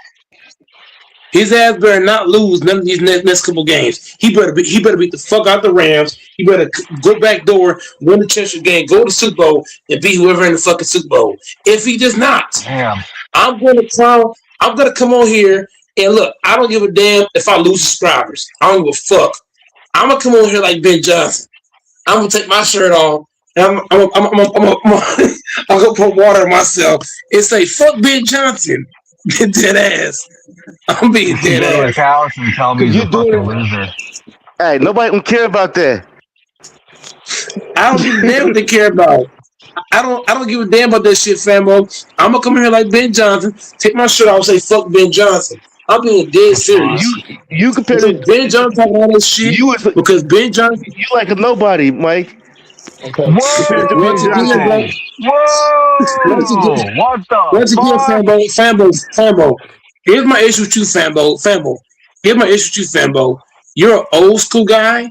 You're a Raiders fan, and you're dick sucking for fucking Ben Johnson. A nigga that ain't won shit at anything. You just upset because they beat your team. You and your feelings. It's not about my team. It's not about my team. What did I just tell you? That's like a young player trash talking MJ. That's not fair to MJ. How many young buck you gonna trash talk Jordan and Jordan's the iconic figure in the NBA? Okay, make it make sense. Okay. Kobe was trash talking Jordan when he had no rings. Once again, I already said that about Kobe too. Is it Kobe Bryant should have kept his mouth closed too because MJ was like the dad to Kobe.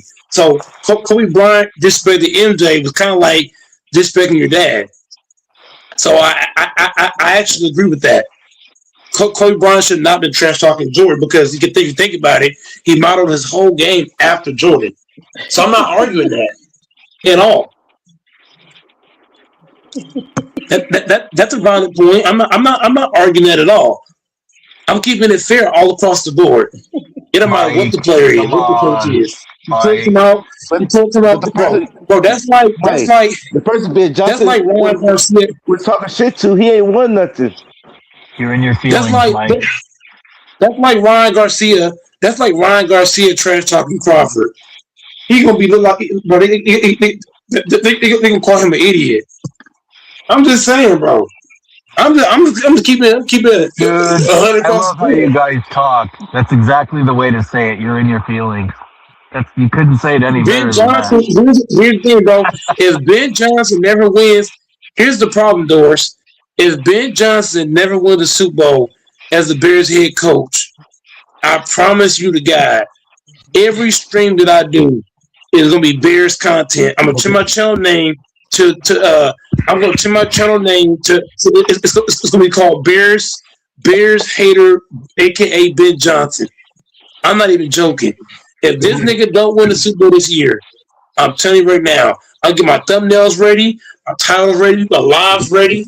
I'm gonna fry his ass every fucking day. Can you do us a service of just telling us? Can you be decent with us and just tell us your feelings and your pissed? You gotta Be honest. It's not about that. It's about respect. No, Mike, listen, You go gotta Mike, have when Ben respect, Johnson win homie. the Super, hold on, go Mike, He's a black head coach, right? And there's not many black head coaches ever won a Super Bowl, right? He win He's against not the black. historical Who's black? Ben Who's Johnson. black? No, he's No, not. Ben Johnson. Oh, yeah, my No, bad. he's not. I'm Don't thinking do of the that wrong shit. name. Don't do that. You just went infamous on us with the narrative, with the Don't do storyline that. of Faisal. No, You no, he's You just pulled not. an struck out, man. infamous. You just struck out, man. You just struck out. No, my bad. Thinking of the wrong head coach. What is it? Infamous Listen, Junior. he's a rookie head coach. He's a You rookie head coach joking, debate? who won against. I know you He's a rookie trolling. head coach who won against a historical team. He's trying to make a good run. Like he's on a run, bro. Like you He got over here saying, on a run. here's my thing, debates. Here's my thing, debates. You trash talking Matt LaFleur for what reason? Bro, because Matt LaFleur can't respond. That's why. Matt LaFleur has responded, but no. Respond. Matt LaFleur has a no. Hold on, debates. Who has a resume as a head coach? LaFleur or Ben Johnson? LaFleur has a resume. Matt LaFleur, no. You know what I'm saying? Debates. Imagine if you was a head coach, right? Debates, and I'm a head coach, right? I've coached since 2019. You just started this year, right? You've been three championship games. You've been to playoffs a couple times. Yeah, you lost. What to do, right? It's your first year. It's my first year coaching. I only beat one team. I can't be acting like I'm better than you when I've only won one playoff game. Matt LaFleur has more playoff wins as a head coach than Ben Johnson. That's facts. We talk about 3 championship games under Matt LaFleur had 3 championship games. That's what 3, 6, 9 playoff wins. You beat the Cowboys 10. So Matt LaFleur has like 10 or more playoff wins as a head coach. Ben Johnson got 1 win as a playoff coach. Matt LaFleur been in 3 championship games as a head coach. Ben's been in how many championship games as a head coach? None. We don't know that yet. So how do you just act like better than some? Johnson ain't looking at it like that. No, but here's what I'm saying. Though. It's a respect factor. The fact that you come out acting like you're better than him, you're not. Matt LaFleur has been in 3 championship games as a head coach. He's been in the playoffs multiple times as a head coach. He's coached more than 1 season as a head coach. You have not even gotten to 1 championship game as a head coach. So you're coming out talking crazy. Close your mouth. Multiple times and beat you on his way to whatever he's He wasn't the head coach. He wasn't the head coach, sir. He was not the head debate. Stop doing that. We're not talking about when he was the play caller for Detroit. We're talking about being a head coach. Stop confusing play caller and coach together. We're not talking about play caller. It's my head coach, sir. Not play caller. We're talking about coaching. Being a head coach. Play caller, the head coach talking mess and still beat you. So that means he. Once again, debates. I'm gonna ask you again, debates. I'm gonna ask you again. Am I talking about the Ben Johnson being a play caller? No, I'm not. I'm talking about him as a head coach, right, sir? Strictly coaching. He beat him this year as a head coach. You beat him one time as a head coach. He beat him twice this year as a head coach. Twice as a head coach this year. Once again, bro, Matt LaFleur has been in 3 harder, bro. I'm gonna say it again. Matt LaFleur has been in 3 championship games as a head coach. As a head coach, LaFleur's been in 3 championship games. He's made the playoffs with the youngest team in football 3 years in a row. Ben Johnson's won 1 playoff game as a head coach. So he need to pump the brakes, calm down, come to reality. Because if your ass lose, but if you do not win the Super Bowl, and I'm Matt LaFleur, I'm talking mad shit to his ass. I'm gonna let his ass know. You talk all that fucking shit just to get beat. Why would he want to turn up? You don't got the best offensive team. You don't got the best defensive team. You can't turn it when you won 1 game. One game, don't let you turn it. Okay, so that's like saying debates. Hold on, debates. That's like saying because I got pussy 1 time, I should feel good because it's 1 time. Go Mike. I'm just saying. He ain't been to this franchise ain't been to the Super Bowl since 2006. Ain't won a Super Bowl since 1985. So calm down. Anytime they get any kind of traction, any kind of motion, they gonna go crazy, bro. Like, what do you expect? They sound like Cowboys fans. The Bears, bro. The Bears are just like Cowboy fans. They get one win, we go into the Super Bowl. Hey, Mike. I'm just saying. The last time they beat y'all in the playoff was in 1940. That was a big win for them. Nobody cared about beating them. Nobody cared about winning. Once again, I'm gonna say it again, Fambo, because you seem to have a hard time. Fambo, hold on. I'm gonna say it. Hold on, bro. Hold on, bro. I'm gonna say it again. If the Packers ain't beat the Bears since 1940, I'm gonna use Fambo logic. If the Packers ain't beat the Bears since 1940, I'm not gonna give two flying fucks. You know why? Because I care about one thing. What is the one thing I care about? The base. Do I care about beating the Bears, or do I care about winning Super Bowls? You tell me. I care about winning Super Bowls, so I can give two fucks about beating the fucking Bears. If we beat the Bears, we don't win it. No, hold on the base. I'm still putting the pieces together. Let's say the Packers beat the Bears to get to the next round. No, hold on. Let me see it. Hold on, nigga. I'm still going. Let's say the Packers beat the Bears for the first time in 40-some years. And then the Packers don't win the Super Bowl. You think Mike gonna be happy about that shit? Fuck no. I don't want to just beat the Bears. I want to beat everybody. The Eagles, the Niners. I want to beat everybody ass. Oh, wait. Time out. Hey, Mike, when you beat the 49ers in the regular season, you were so juiced like that won the Super Bowl. Bro, we're not talking about regular season. Once again, bro, y'all keep combining regular season and playoffs, and I'm annoyed with this shit. We're not talking about regular season. If the 49ers don't make the playoffs, guaranteed Super Bowl for y'all. Remember you said that last season? That was spooky. Once again, bro, I did not know we were gonna have so many people hurt. Here's what I'm saying, debates. I did not know we were gonna have so many significant players drop down like flies. But let's stop switching the argument debates, because you and Fembo's trying to switch the argument, and I'm not letting y'all do that. The argument is going back to where I took to what I was originally talking about. Ben Johnson's talking a lot of shit right now.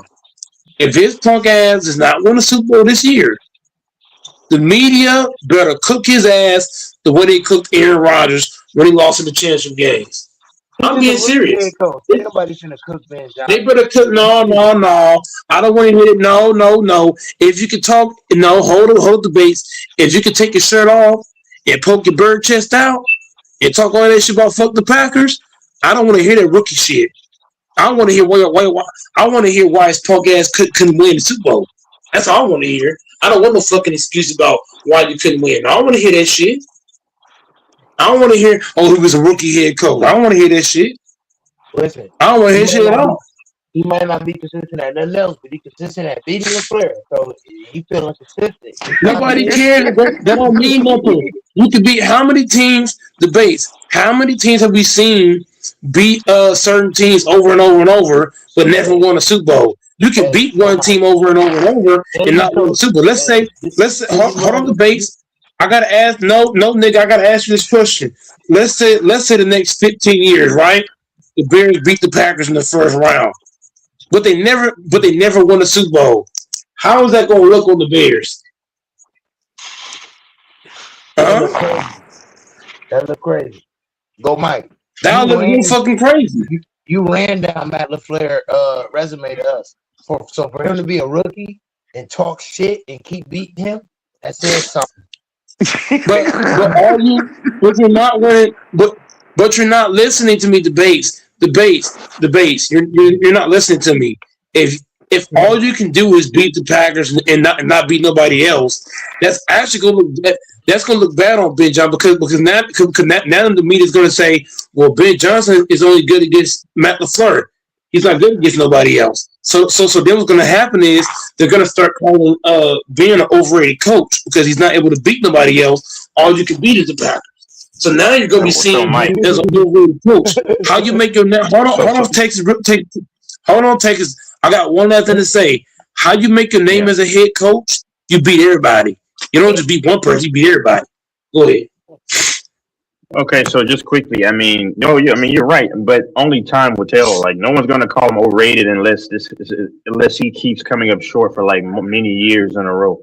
Because right now, if they even get to like, well, but see, the Bears fans and the media is not gonna say that because if he even gets to the conference championship, that's crazy for them. Like y'all said that he hasn't they never been there in a long time since No 2010. passes. No passes, man.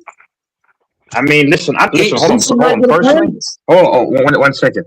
Honestly, man, I'm tired of hearing this Bears Packers BS, man. The Packers are done for now. The Bears are going to lose. The Bears are going to lose too. No. The Rams are going to beat the Bears, I believe. So then the Bears will be out of memory, and then we can move on. You should not get a pass.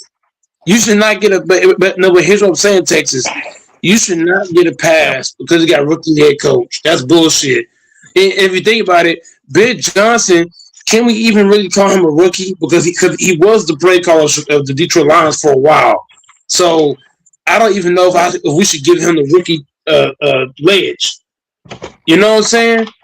So the whole point I'm saying about Ben Johnson is that if he comes up short, we cannot get him a pass. Even LeBron didn't get no pass. Texas. Hold on, the base. Texas. I'm gonna ask you because the base bullshitting. Remember how LeBron lost that first finals? When the Spurs were clearly the better team, what happened to LeBron? Everybody was shitting on LeBron. Oh, LeBron couldn't defend. Oh, LeBron wasn't good enough. Oh, LeBron got a lot of hate for that first finals, even though he was clearly outmatched by the San Antonio Spurs. So I'm just saying, why should we give a pass to this white bitch and Ben Johnson? The reason with LeBron, he was the number one draft pick. When you're the number one draft pick, it's different.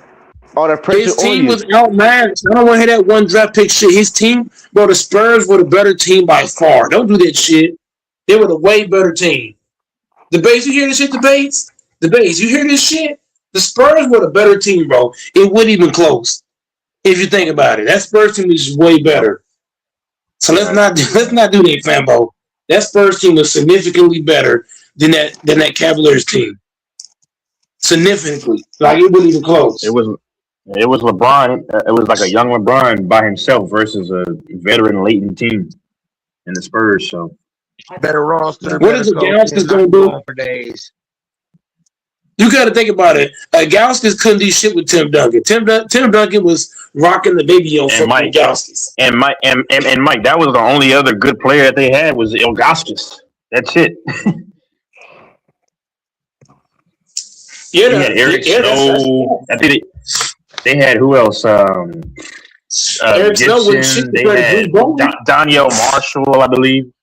Like those dudes weren't doing anything.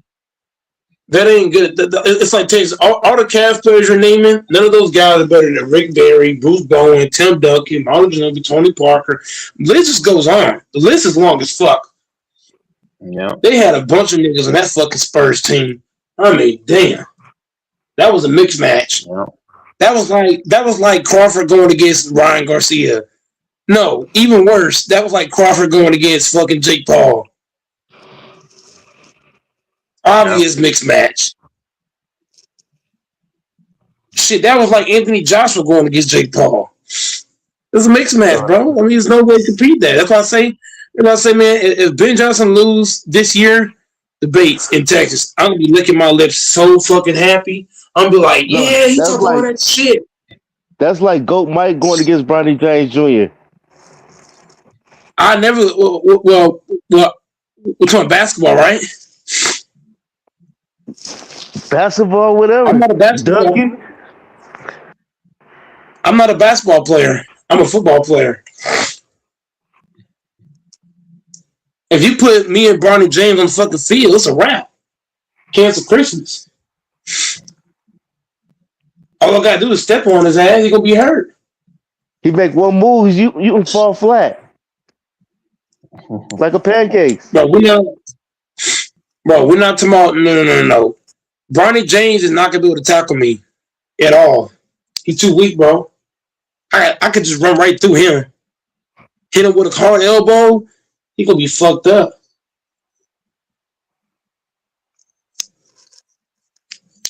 That basketball body is not gonna work on that motherfucking field. I'm telling you. Is you gonna be able to catch up with Bronny James when he shake you? He's gonna be able to pass. He's not gonna be able to. He's not gonna be able to guard me. I can catch short passes, Sambo. I can catch 10-yard passes against Bronny. For one, he's too skinny. I can just catch the ball short, stiff arm the fuck out of him, and keep going. Automatic touchdown. I ain't got to do shit. I don't gotta go deep. None of that Is shit. your feet's gonna run out on you? Your feet ain't so hurting on you, Mike? Bro, all I gotta do to Bronny is stiff arm him. That's it. Just push off, catch the ball, stiff arm him again, elbow him, hit him in the face, keep going. Easy work. Touchdown. I'm telling you, Bronny might be more athletic, but he's not gonna be able to match my physicality at all. I could just elbow him. That's just fantasy talk. I mean, a fanboy. Have you ever seen a YouTube channel called Double Toasted? I can finally go on mute. Yeah. It's like a movie review channel. They're hilarious. They're based out of Austin. Yeah, they're a pretty big channel. I'm just saying because you can easily find them. So they're good, man. They're funny.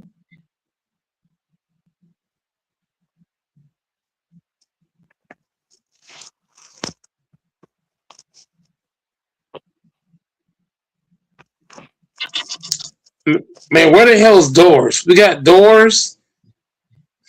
We got Doors and the base both sleeping at the same time. The base, where you at?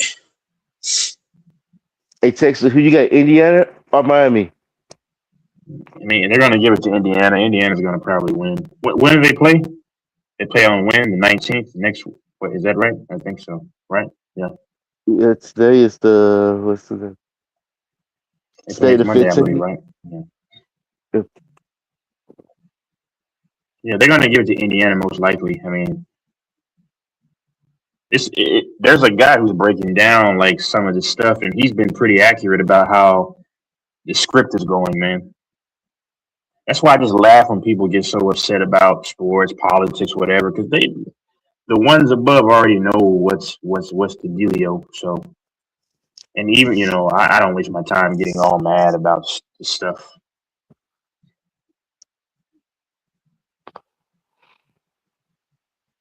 And these athletes don't care about anybody else anyway, right? I mean, so there was a story where this dude deleted, and he should be sent to prison for life because he deleted his wife because I think he lost a sports bet or something like that. It happened not too long ago. I mean, that's just crazy. These dudes let sports take over their lives as fans and as gambling addicts.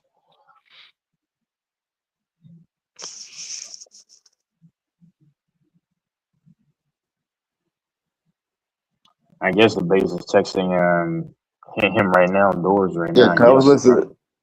It was a satellite sports channel. I was watching it. It's like they already.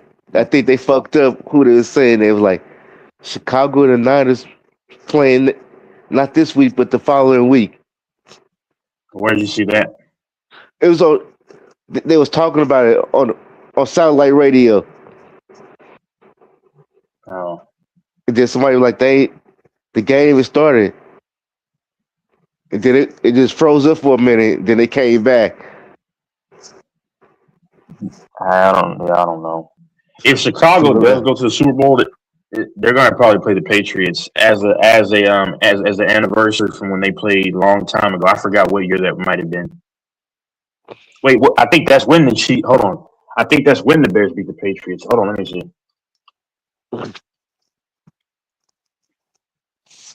Yeah. Oh my goodness, that would be the 40-year anniversary. And there's this YouTuber that's been covering the number 4. So if they met up, it would be perfect. If the Bears make it all the way, they're probably going to play the Patriots in the championship. Yeah, because some people had beat Chicago and the Patriots in the Super Bowl. Yep. And if like the if Rams make it, then yeah, they're like go if ahead, go ahead. Chicago, they have Chicago going, but if if the Patriots don't go, it's the Broncos. They like because all three of them quarterbacks came out in the same year, same draft class. Yeah, if the Rams make it, then it's going to be them versus the Bills, I believe. If the Bears make it, it's going to be them versus the Patriots. If the Niners make it, it'll be them versus. I honestly don't have the Niners going this year personally, but The Niners could be against the Broncos or Buffalo. Yeah. No, you're actually right. I'm not just saying that. I'm saying it because I'm telling you. If listen, which game is first this year? It's going to be the AFC Championship game. So if you see the Broncos make it, yeah, I think you're right. They're going to play the Niners. The Niners are going to probably be in there and win. If the Bills win first, and it's going to be the Rams. I promise. That's what I think. It's going to be that combination. If the Bills go first, they're going to play the Rams. If the Broncos win first in the championship, it's going to be them versus the Niners. And then if who's the other team? God dang it. Buffalo. Buffalo, because Houston's not going. But if Buffalo does, then they're going to play the Rams. I promise you. You're right. I promise you. That's the combination. I believe. And then plus the Super Bowl in Frisco too, in Santa Clara. Yeah. Mm-hmm. I'm telling you right now. Like, so if you see like the Rams are in the NFC Championship and they're playing the Niners or Seattle or whatever, but the Bills make it, I'm putting a lot of the money on the Bills. I'm sorry, on the Rams to meet with the Bills. And then if the Patriots win, I'm gonna put money on the Bears if the Bears are in the championship game. There's too much, man, that correlates with each of these. So I'll probably watch hard the first game and see where it goes, and then that'll probably dictate to me where I'll bet.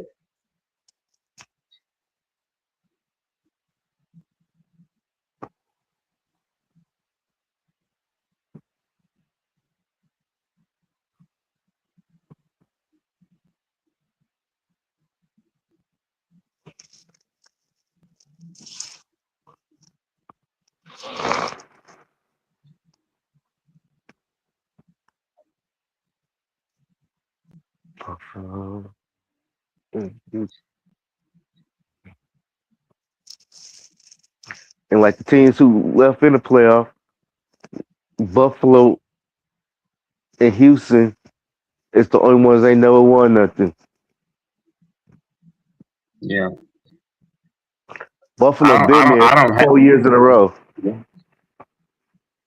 Yeah, I don't have them having Houston go, man. And I don't think that they even have Seattle going, but Seattle's a little interesting because Darnold with the 1-4, I think it also if Seattle went, I think that they would also probably be matched up with the Bills. The Rams if the Rams or Seattle goes, they would match up with the Bills.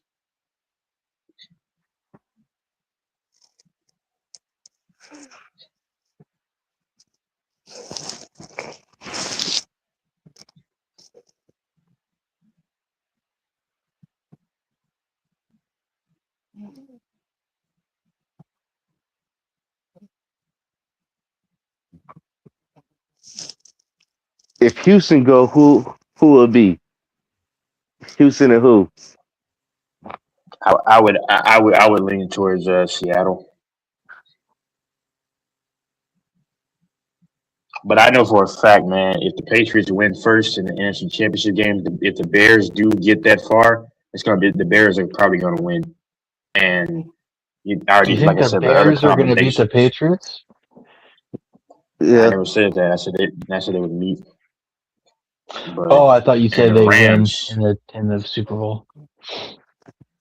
oh my goodness, he dunked on him.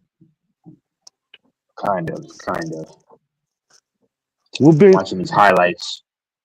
If Ben Johnson go Super Bowl and win, he'd be the first. We'd be the first coach to win in his rookie season. I believe so.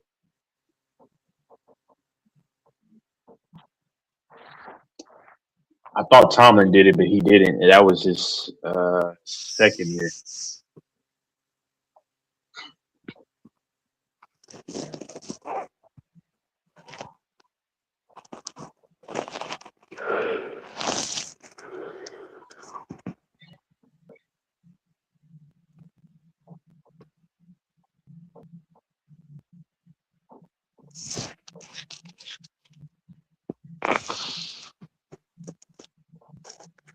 And then if Drake May win the Super Bowl, he'd be like he did, be just like Brady. Yeah. Yep. They definitely want Drake May to kind of be the next big guy for the Patriots and probably for the league. You know, And some people Mahomes is say, still the. Go ahead. Yeah. and some people like Drake May is the new Tom Brady. Well, no. He's not going to be like he's not going to have Tom Brady's career, but he's definitely his successor. Like he's the guy for the Patriots. I've already stated Mahomes. They want Mahomes to have a very similar career to Brady, not equal, but comparable. Because Mahomes is still the final boss. I mean, people are going to hate when he has his emergence. They're going to hate it, and I said it. I called it. It will happen. It's so obvious. Mahomes got hurt in hold on.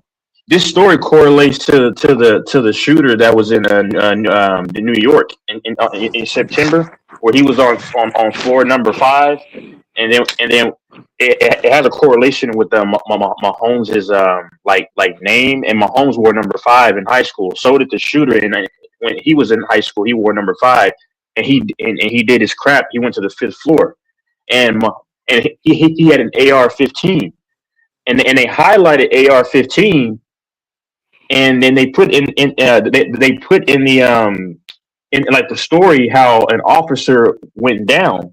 Well, they keep highlighting AR-15, but who went down for the Chiefs? Patrick Mahomes, and he wore number 15. Tom Brady tore his ACL against the Chiefs, and Patrick Mahomes plays for the Chiefs, and he gets hurt the same exact age as Tom Brady did. And they both had 3 rings at the same time, pre-injury. And when you multiply Mahomes' reverse ordinal, and then you divide 15 and 3, what do you get? You get 5, which I believe Mahomes solely. I really believe Mahomes gets 5 rings. I mean, I want him to get 6, but nobody sees it, bro. I mean, and you know what's so funny, Fambo? I told Greg, I said, man, I'll be goddamn if Mahomes were to get hurt this year. I promise you, I didn't say it to anybody, but I said I hope he doesn't. But it's just fishy. And lo and behold, what happens?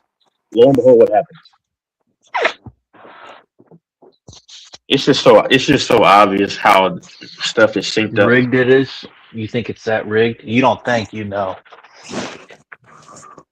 Who you got to win MVP? Eric Kwan, the baseball player. Who you got in for MVP? I mean Stafford. No, I'm just saying a lot of things are fishy when it comes to these leagues and stuff. I mean, just how they do things. So yeah, right now, what they're showing, they're like Stafford winning by 1 point, 23 to 22. Yeah. Stafford got 3 first round. He got 3 first round pick, and Drake may have 2. Stafford got 2 second round, and Drake may got 3 second round. I think everybody knows that. Everybody knows sports are a little bit fishy. I mean, sometimes. I mean, everything is fishy, politics, everything. But like when the Chiefs got all the calls, of course, everybody knew that was fishy. They knew that was fishy. Fishy. I So, like when Texas does. I almost cash app you $10, Texas, just to do that. Texas when he makes but his evil voice. I mean, I really don't really know what you know. The Colts are going to win the And then Super Bowl. When? Yeah. 2032. When all the other teams forfeit. Who's going to win the Super Bowl for us? The Raiders or the fucking Colts? We still fixing that team. Well, we're probably going to overpay for fucking Daniel Jones, and there's nothing I can do about it. I give up. They're a failure of a franchise. But Only the a Jets trying to failure get the would go number. from 7-1 to 8-9.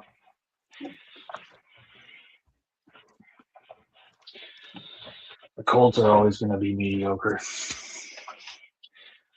Yeah, when Daniel Jones went down, the team went down. I'm done rooting for that. Daniel Jones was bad before that even happened. Yeah, he went downhill. He got figured out. He had a couple of good games, and they figured him out. They played bad teams to start the season, so that's I why. think it's that. Yeah, that's probably fair too. Yeah. And against good teams that couldn't close it out, the good teams would come back and win, like the Rams did that, and a couple others. They did beat the Broncos. They did beat the Chargers. They did beat a couple of decent teams. Beating the Broncos wasn't no small thing. Broncos are a legit team with a Super Bowl contender, I think.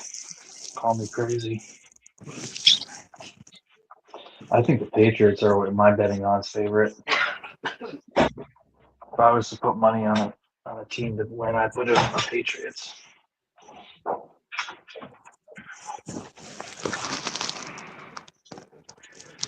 I mean, who's got more likelihood to win the Super Bowl than the Patriots? Who would you say the betting odds favorite is to you, Texas? Not the line or anything, but just in your mind. Nobody. Based on nobody. Nobody. It might be the Niners because it would be in first Santa Clara. See, but here's a problem with that. For me at least, Fanbo. I wouldn't fall for that personally. It's going to be a West Coast team to represent the NFC, and I've said that since day one. It's going to be the Rams, I believe, but it's going to be. I think another thing too is I don't know if the league wants the Niners to get it and seeing how they have all these injuries and they're just going to just automatically just win. I mean, who knows? I mean, but I don't. I think that's too obvious to pick the Niners for me personally. And playing in Santa Clara. Oh, that's where the Super Bowl is? That's crazy. King would go nuts if they won in Santa Clara. I think any Niners fan would. Niners fans are intense. They love their squad. Man, I the mean, Niners Brock Purdy's a great guy and everything he is, but I mean, I don't think he'll ever be a star. I don't think he'll be a star quarterback ever. I mean, that's not me being negative. I hope he is. I wish the best for anybody, but I'm just giving my assessment. But I'm just a person giving my assessment. You don't think he's that good? You don't think he's elite? No, he's not elite. He's solid, but he's not elite. Solid. Sometimes solid's good enough. Yeah, but he's got to elevate his team. You don't think he's capable of that? I don't know, because I mean, the league is soft, man. The league. Now, if they were playing Seattle Seahawks, no, there's no chance. I mean, Seattle of back in the day. Yeah, Legion of Rambo knows Doom. about that. The Legion of Doom. Yep. Legion of Boom. That's boom. Did you call it Doom? Is it? I thought it was Boom.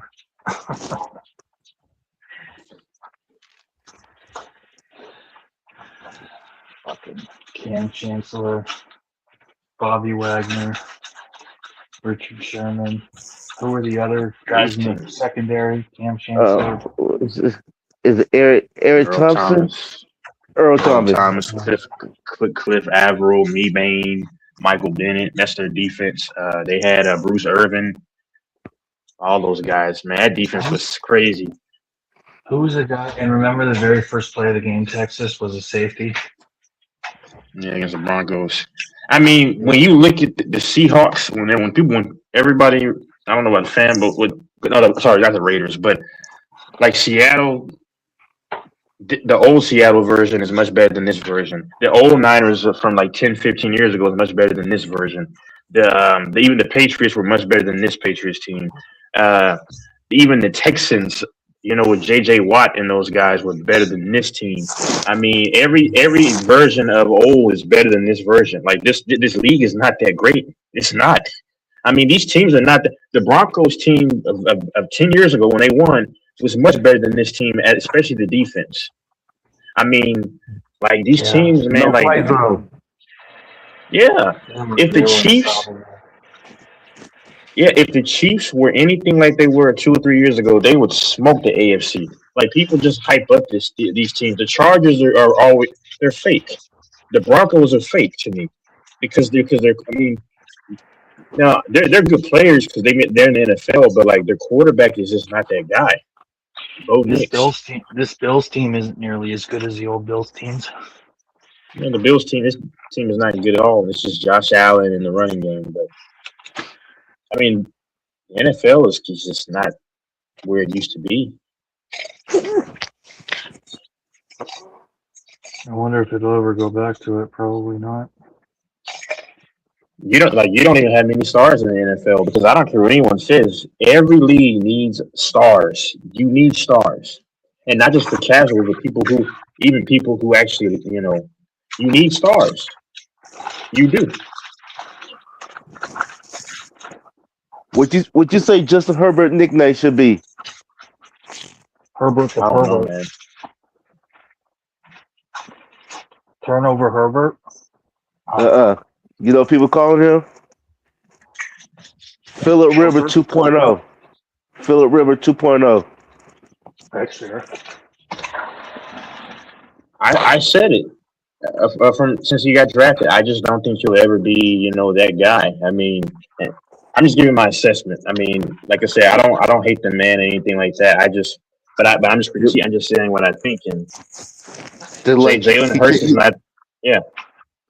They like Herbert can't get the job done, just like Phillip River couldn't get the job done. Jalen Hurts, same thing. I mean, the Niners quarterback, like these dudes, they're trying so hard to push somebody because Mahomes is still kind of young, but they need to get that extra, the new young quarterbacks coming in at like 22, 23, and they're really trying. They're really trying with Drake May. And Josh Allen, you could call him Jim. Some people we start calling him Jim Kelly. I'm like, no, you can't call him Jim Kelly. Jim Kelly made it there 4 times. He just didn't get the job done. Mm-hmm.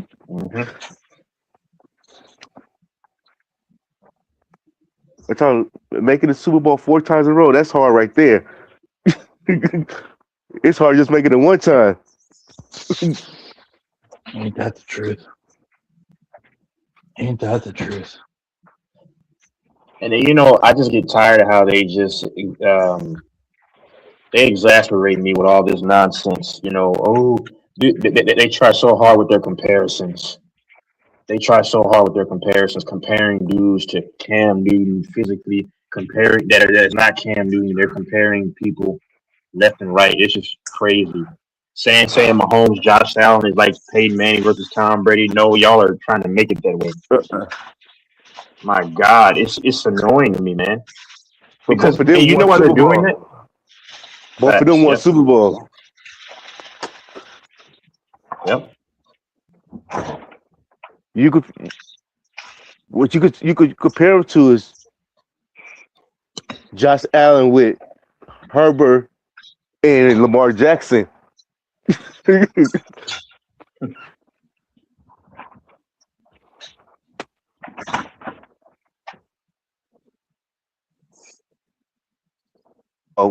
with no offense line.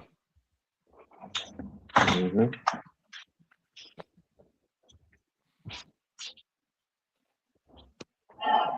At least I was able to see the best of all eras, in sports.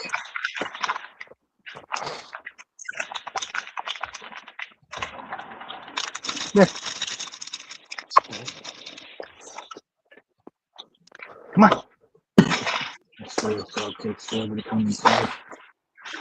Yeah, they asking me which quarterback I want to raise. Oh, I want Trinidad. That's who I really want. Trinidad Chambers. Is he black or white? Come here. This dog's soaking wet. Because I'm like, is he going to be in the draft? Yeah. Calm I was down. like, we could trade the number 1 pick and pick up Trinidad because we can get him later. What's up with the now? Trinidad what? Let me look him up. Trinidad what? Who's he play for? Oh, miss. We could make a trade with the Jets. What do you need? I swear to God, this dog is getting crazy every day. Cam, you still there? This little beagle. You said you used to have a beagle, right, Texas? Snoopy? What was his name?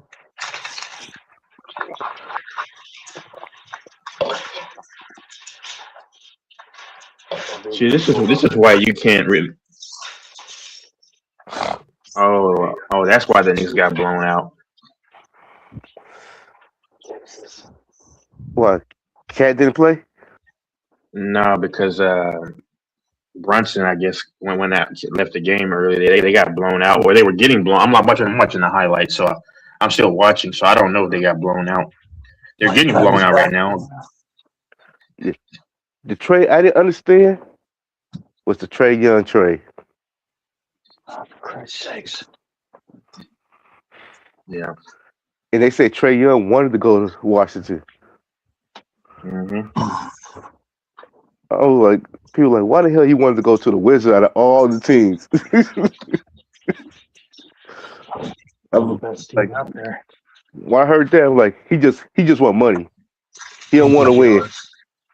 You're a hater. They're the best team out there, bro. Who? The Wizards. Okay, if they're the best team out there, then on their next game, Doris, put all your Bitcoins on the Wizards next game. Who are they playing? The Thunder? I don't know who they playing. It don't matter. You say they're the best team. It don't matter who they playing.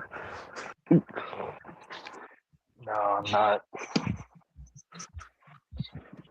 Actually, now's a good time to get into gold and silver. They're both at all-time highs because the dollar's set to depreciate more. And because the ounce of gold is like 4,200.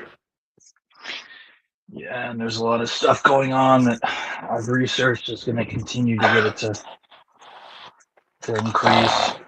There's a lot of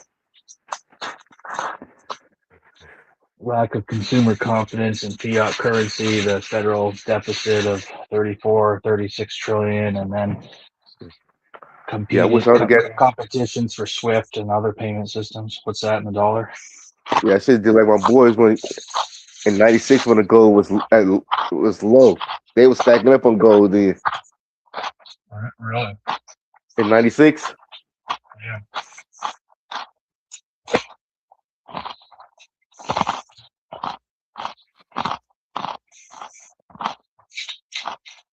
A lot of countries are getting their money, their reserve currency that they're getting it out of Fort Knox because they learned when Russia invaded Ukraine in 2022, the U.S. seized like $400 or $500 billion. So after that, every country's like, fuck that. They can do it to us. Venezuela, a lot of them took their money out. Germany, Turkey, and all their reserves. So Is ICE out there acting a fool where you at? they're in Minneapolis right now. I love ICE, dude. They're such heroes. You should see the degenerates trying to provoke them. I decided to shoot someone again today because I got attacked by two people with like a shovel and another one when they were trying to apprehend an illegal alien that drove away, ran into a parked car like a typical dumb Venezuelan, and then started attacking them. These are the people that people are defending, the most degenerate people out there: sex offenders, murderers, people that run from the police. I don't comprehend it. If you assault an ICE officer, you should be able to be shot on sight, killed. That's fucking insane. I don't know when any of this became acceptable. When I was a kid, if I would have attacked a police officer with a shovel, he would have gunned me the fuck down.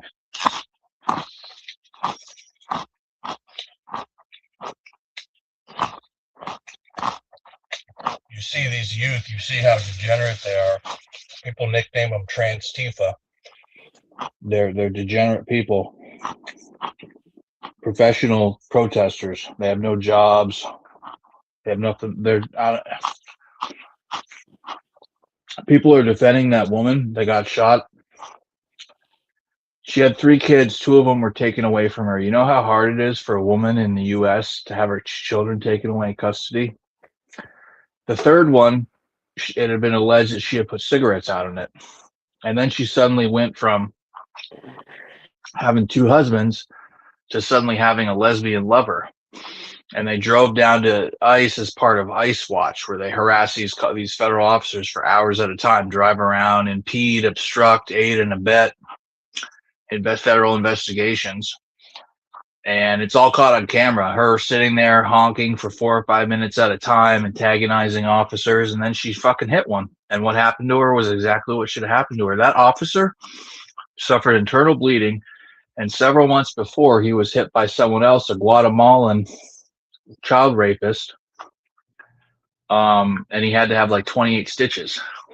These are the men and women risking their lives for ICE to get rapists and murderers off the road, off the streets, to protect everyone, and people are up in arms about that. It's incomprehensible. Incomprehensible. But there's Americans homeless on the street. Nobody's upset about that.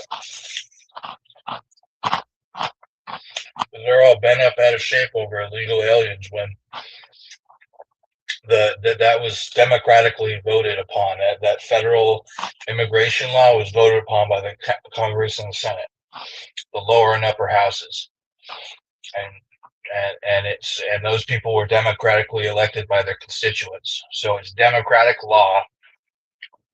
The will of the people, the will of the land that needs to be obeyed. And if people don't like that, then they're saying, oh, well, when democracy isn't to my liking, I'm just going to have a temper tantrum and not follow it.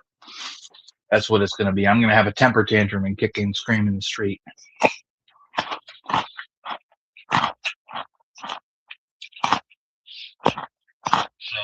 how anyone can call themselves a Democrat, defend the party, what it's become? This isn't the Democratic Party of the 70s and 60s. And unions and working class people and what it used to be, where it was very decent. This is a Democratic Party of trans and Antifa,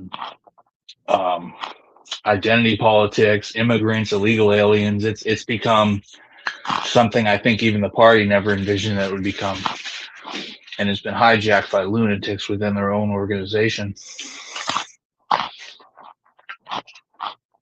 Look up these people: Pramila Jayapal, Ilhan Omar. Read what they say. Listen to what they have to say. It's not factually based. And no one. It's amazing how they lie, and how when they're called out, they're shameless about it. Ilhan Omar went from a negative net worth 3 or 4 years ago when she took 4 or 5, whenever it was after 2020 when she took office. She had a negative net worth of 60 million, and now she's got a net worth of 25 million on a salary of like 120,000 a year or whatever, 200,000 a year. Like, that's obscene. Her husband, her like fourth husband now, or whatever, is part of all these shell companies that are tied to all these, a bunch of these daycare frauds and transportation and autism frauds. So she's obviously involved in it. Whether or not anything's done, I don't know. But not only does she need to be incarcerated, but she needs to be deported, and so does her husband. But the problem is, you can steal hundreds of millions of dollars, billions of dollars, and not get in any trouble or get a couple year sentence. But if you go to a gas station and steal $20, someone can shoot you dead, or you can do 20 years in prison. It's a really weird world we live in this country. But these people that steal tens of hundreds of millions of dollars from taxpayers or fraud and scam, when they do get caught, it's a total slap on the wrist. It's a total slap on the wrist. So how are you going to set an example to petty criminals on the street trying to catch a buck when they're letting all these other people steal money left and right? Way more.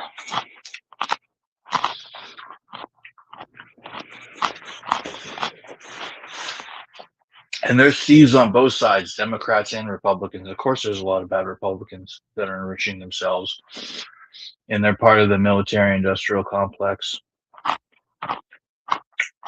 Absolutely. I don't think all Republicans are good, but with the two parties we have right now, Republicans are the clear shot right now. Clear choice.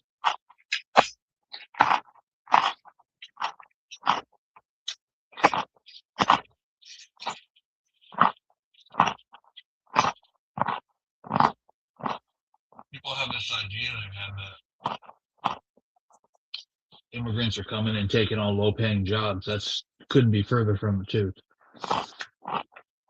Look at Microsoft, look at Google, look at AMD, look at any of these high-tech companies or Boeing, and look at the names of employees that work there on LinkedIn. They're not names like mine or yours. Okay? And they lie to the public and say that H-1B visas are for highly skilled workers. And then you look at the roles that they have and their entry to mid-level. If they're highly skilled, they should be mid, higher, upper. They're not the roles they claim they're being used for. It's a misused program. The work visas. And especially with automation and AI and robotics and machine learning. A lot of these even low-paying jobs, picking fruit, working the fields, meat processing, all that type of stuff, that's going to be replaced very soon, and already is.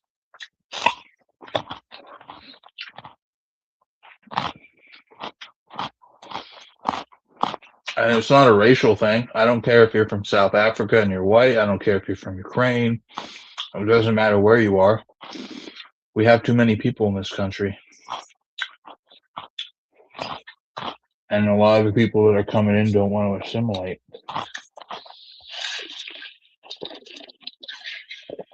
I have family in Iran right now. In Texas, they're opening mosques left and right. I'll tell you right now, as someone that has Iranian heritage and family that has lived in Iran, Islam doesn't work. It's a fucking crock of shit. So people that want to defend Islam and want to defend Muslims coming over to America and all these mosques being built, you guys are fucking insane. And those mosques are used, especially in Iran, they're used to house the IRGC and the besieged paramilitary and all this other stuff. They're basically police stations for radicalism and to rally and for them to network and plan all sorts of shit. I'm probably the only one here that's read the Quran. It says right in the Quran that you can lie, cheat, steal, and kill if it's part of your jihad to further Islam. against the infidel. Anything goes in Islam if it's to conquer the infidel.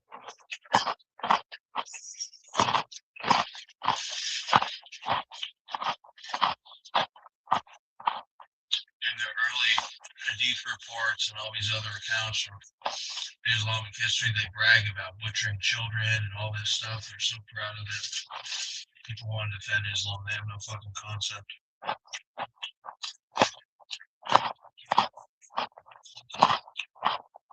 People who've lived under Islam can't wait to get the fuck away from those countries.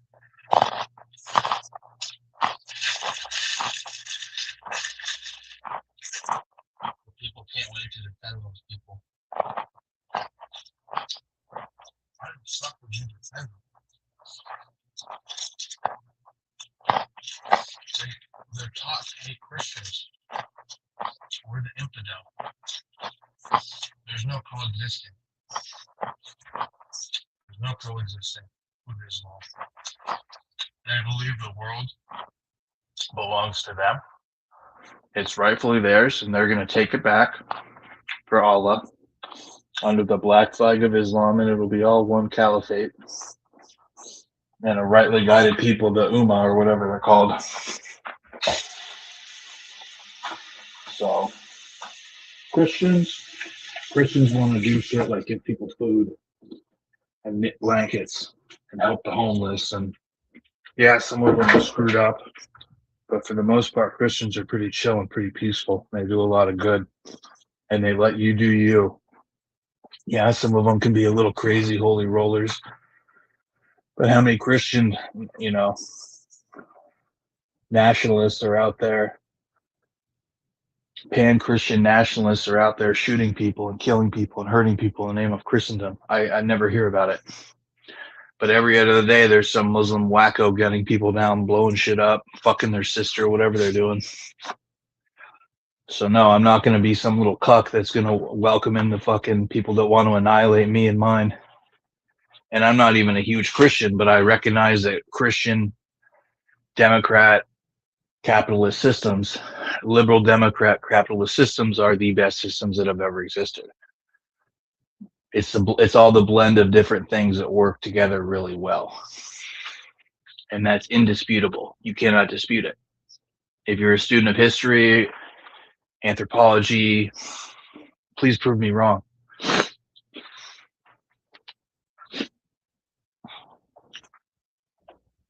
Political science, whatever.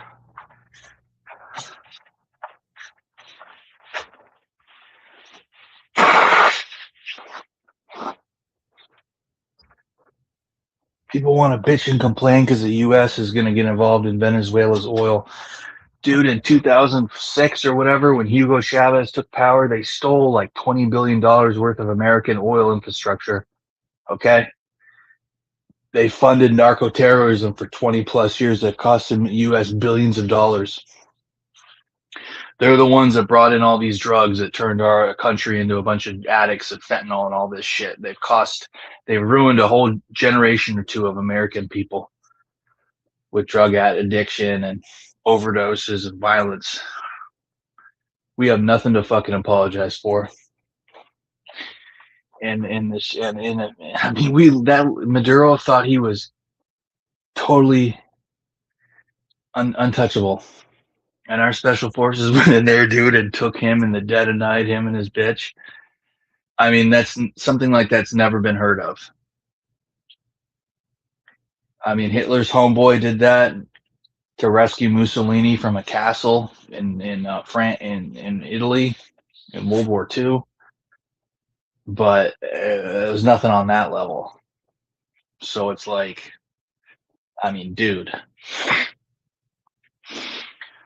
Like, Venezuela, their regime is so incompetent, they have to send, they're not even capable of refining their own oil, so they have to send it to Iran, to those terrorists, who then keep a percentage of the oil, refine the rest, and send it back to Venezuela, who then sell it or use it themselves. And the money that they make from it, they use to support terrorism.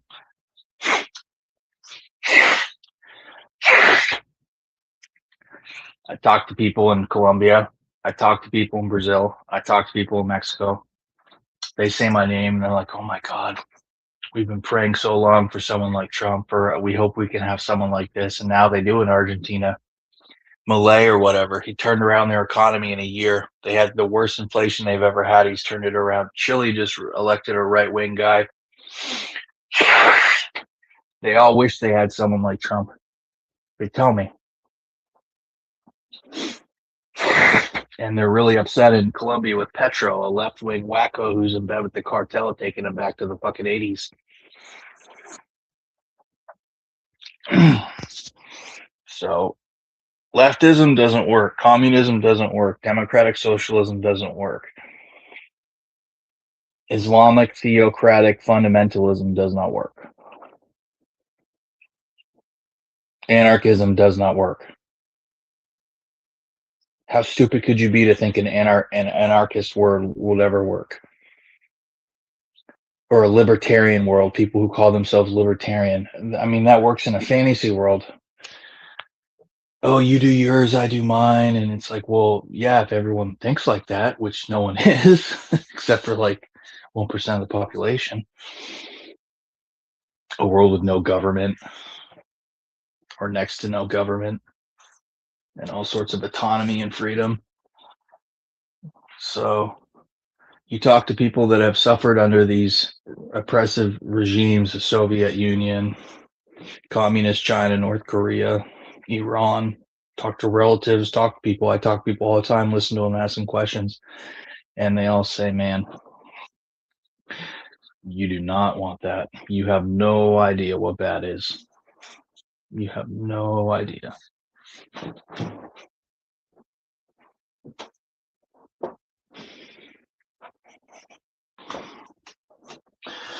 I saw poverty and squalor in Mexico and in Colombia that I've never seen before. Poverty and squalor on a level that you think you're in the hood in some place in Detroit or Chicago. You don't even know what poverty and squalor is. Total squalor.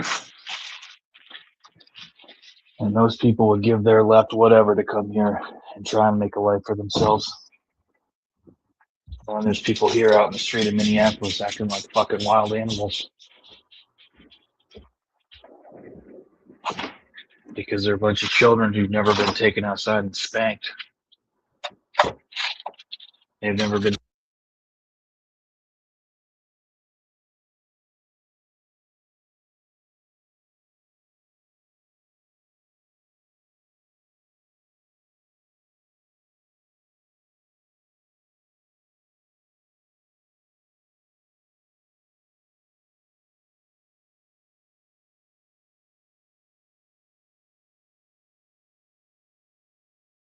That man for a year. He wanted to discipline his child. That was totally within his rights to discipline his child. Maybe it was a little excessive. I don't think the intention was to hurt. I think he just took a switch, old school, and said, okay, I'm going to whip you, or whatever the term is, whoop you, whatever you want to call it. Who is the state to say for him to discipline his child? He wasn't beating the child, it was disciplining the child.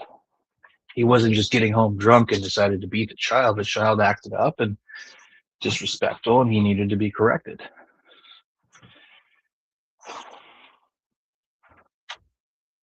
I think it's important too when you do that to communicate to the child and let them know why you're doing that, and that you're not just doing it for fun or thrill or to humiliate them, but there's a reason behind it.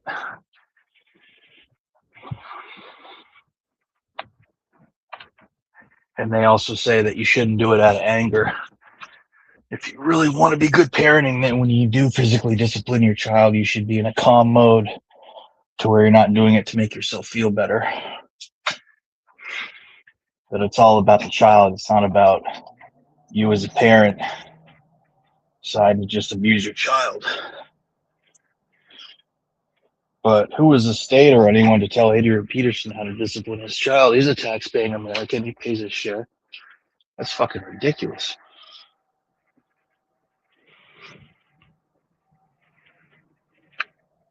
Anyways, that's my rant. You asked me what I thought about ICE. I answered the question. You all let me talk. I don't want to have pedophiles and rapists on the street running around. So yeah, I support ICE. I don't want illegal aliens driving in cars that aren't registered or insured, hitting and killing people. I got my car totaled in Seattle, in Renton, Washington, by an illegal alien from El Salvador. And the fucking cops let him drive away from the scene without registration or insurance, with just a Mexican license, even though if you've been in the country for 6 months, you're supposed to get an American license to operate. But they just, after he ran a stop sign and caused an accident in Renton, Washington, they just let his ass drive away. Efren was his name, the little fucker. Couldn't speak a word of English. Probably high as a kite. Could have killed me. Nobody gives a fuck. But if he hit a cop or a DA, they'd care. If he hit a tranny, they'd care. But he hit me, so it's okay. I don't matter to the people of the news. I'm not anyone important.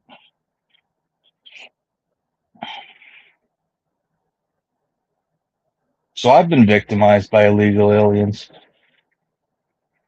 Driving on the road, uninsured, no insurance, no registration, no accountability. Not okay. Debates probably has to have insurance registration if he wants to drive. I do. But we let these other people just do whatever the fuck they want.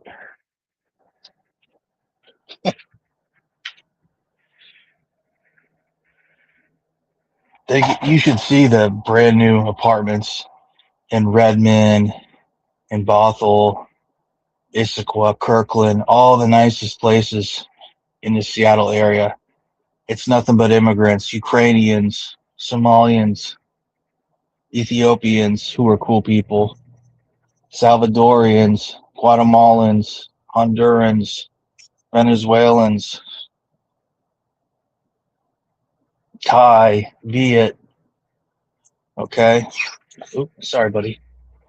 You go downtown to Pioneer Square or Pike or all these historic places, the South Side, Rainier, all these old black neighborhoods that have been there forever. And you see the poverty and the homelessness in Pike and Pioneer, black areas,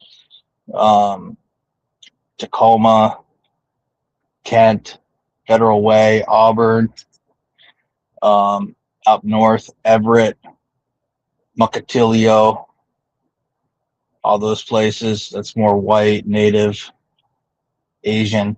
But the point is, there is so much need in homelessness with American citizens there. I don't see the assistance for them, but we got it all for all the foreigners I just mentioned. So everything I'm seeing, I'm talking about is what I've seen with my own eyes. Why we got homeless Americans on the street that have been here for many generations, black, white? Why are they on the street? They fought in wars. They built this country. Why are they on the street? Why would they be on the street? Their ancestors and them when they were up.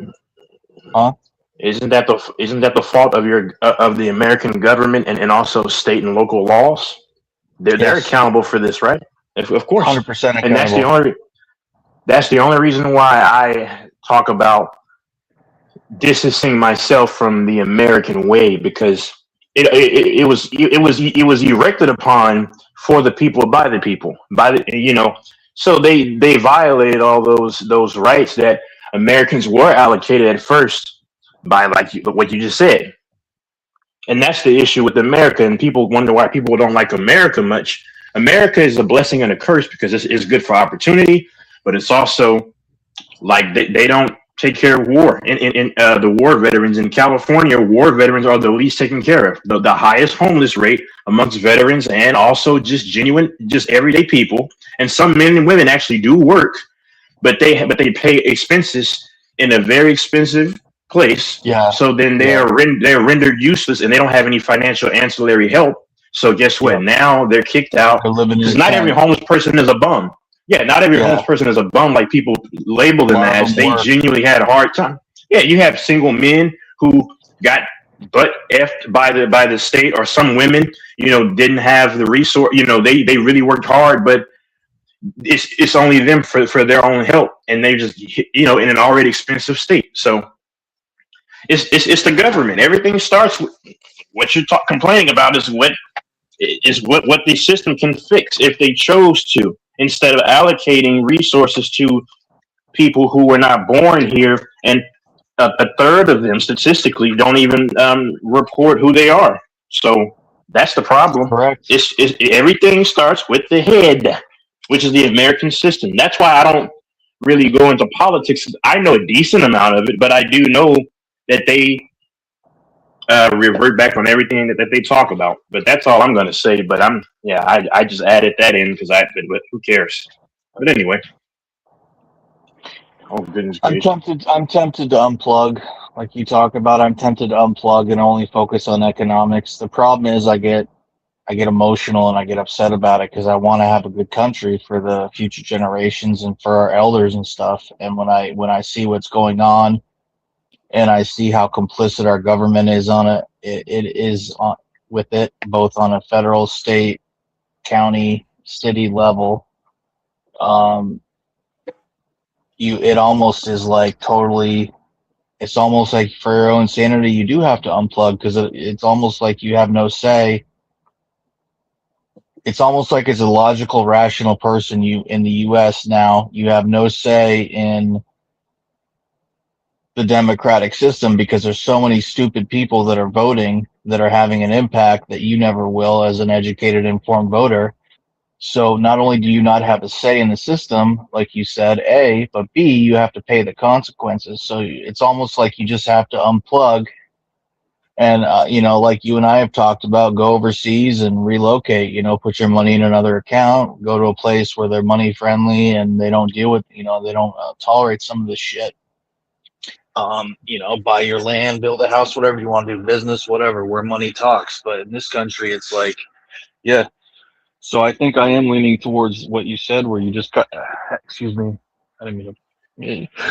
Like where you said, where you do kind of have to unplug because I'm realizing more and more that it's like my vote and my opinions don't matter at all because I do all this education, I do all this, I get myself informed. Like I studied political science, I double majored. One of my degrees, and I did political science and econ, double majored and minored in business, and it's almost like it doesn't even matter because there's people that have such a meager understanding of stuff and their vote counts just as much as mine, and they don't even know anything about the upper and lower house of Senate. They don't even know anything about the judiciary. They don't care. They just want to vote for the most stupid shit because of something they saw on The View or CNN or TikTok, and I can't compete with those people. So yeah, I think I am really at a crossroads where I need to unplug from my own mental health because I think And it's so simple. Yeah. To unplug. Yeah.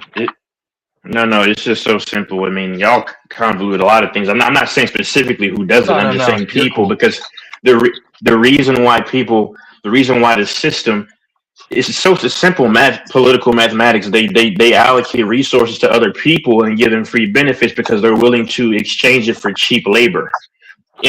Especially not being just being on, yeah, and especially like Mexicans. I have no problem, but that's just the reality. People ask, "Oh, why don't they give my child, college assistance?"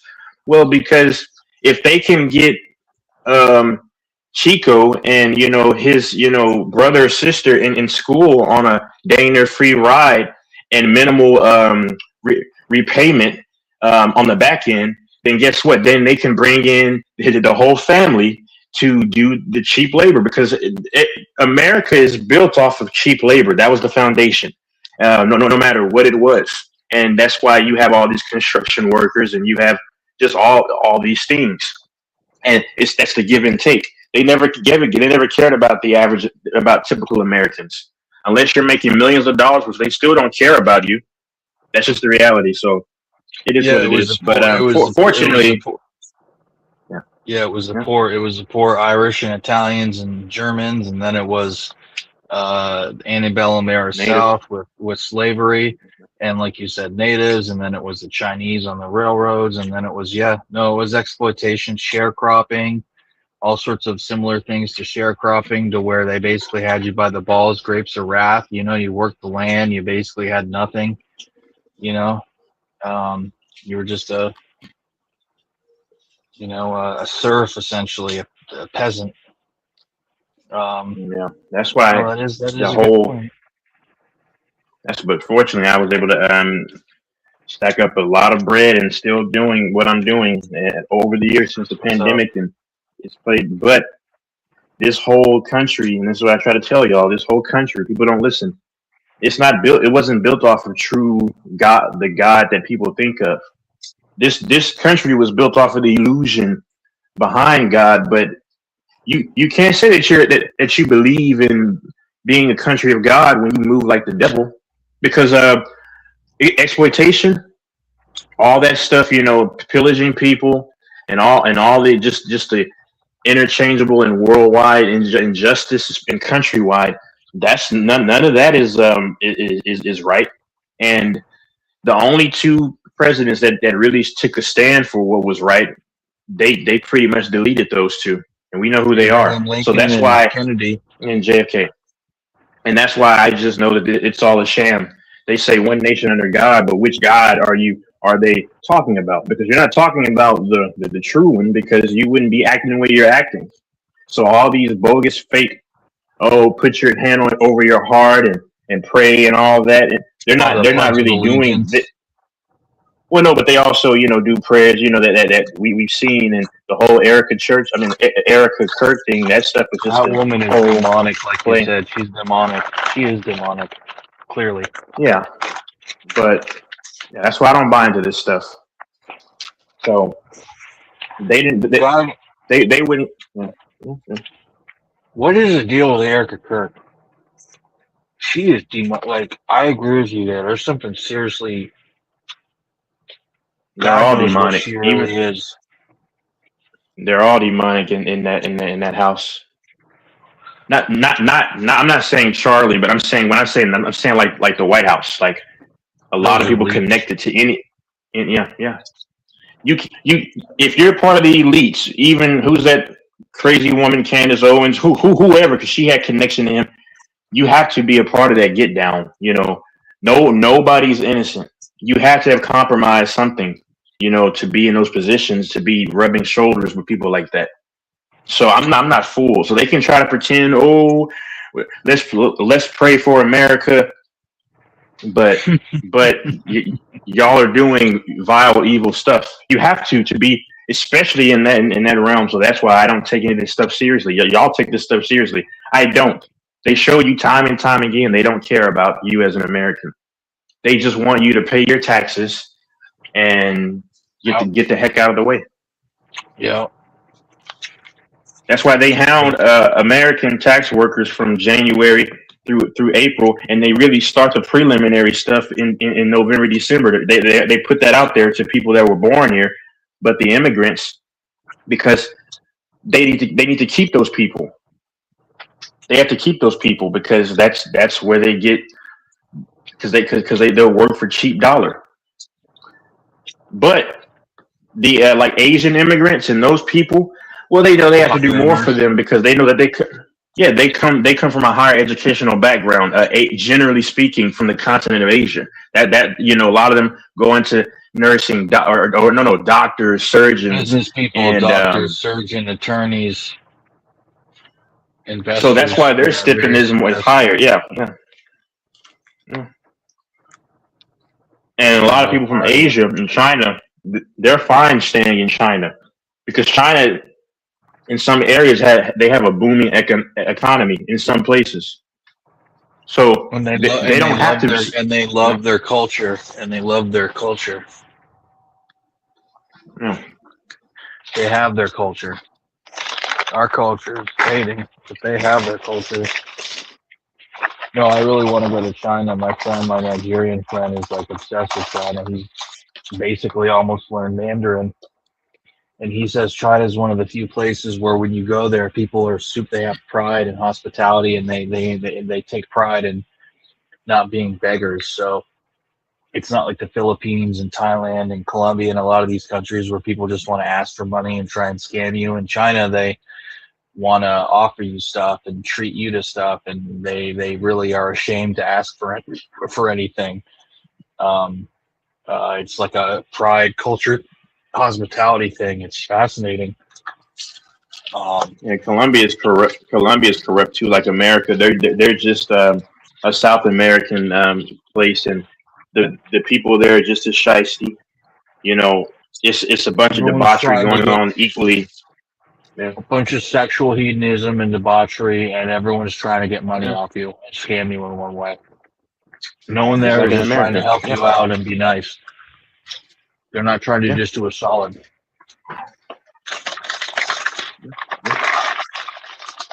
I was in Mexico. In Mexico, a lot of people want to do you a solid just because they have a much more noble culture, but it's equally dangerous because of their cartels is basically their government. But in Colombia, they have a much more the welcoming hospitality in Colombia is very. That's why it's so cheap to travel to South America because it's inherently dangerous. Well, And if you go to Perth, Australia, you're going to probably pay about maybe 1K on the low end for a ticket, more than that, or maybe round trip. I don't know. Yeah, You're going to pay a lot because and trains Perth. and food. Yeah, Because it's so safe. You're saying? but Perth, but Colombia and Mexico City especially is very high crime. So those tickets are very cheap. You could pay $220 for just a trip there, and depending on how long someone stays, the round trip could be $250. If you stay there long enough, like maybe a week plus, and then you come back, that could be two because it's from depending on where you are in America. Like if you're closer to South, like down the bottom of the map, then San Antonio, then you can easily go to Colombia for like $200, $2 or $250, depending on the airline. Yeah, no, so because it's $450. Yeah, because they're a struggling kind of place with high crime. That's why. But you won't get that going to the UK, Colombia, England. Because those places, of course, it can be dangerous, and of course, but it's all about that. So. No, it's hella dangerous in Colombia. And you got to realize in Colombia, if something happens to you, ain't no one gonna help you out. No one from the U.S., no one from Colombia. Nobody gives a shit. No one's getting involved. The police can just come and do all sorts of crazy shit. Now they don't want to because they don't want to lose that tourist money, but it doesn't mean it's not going to happen.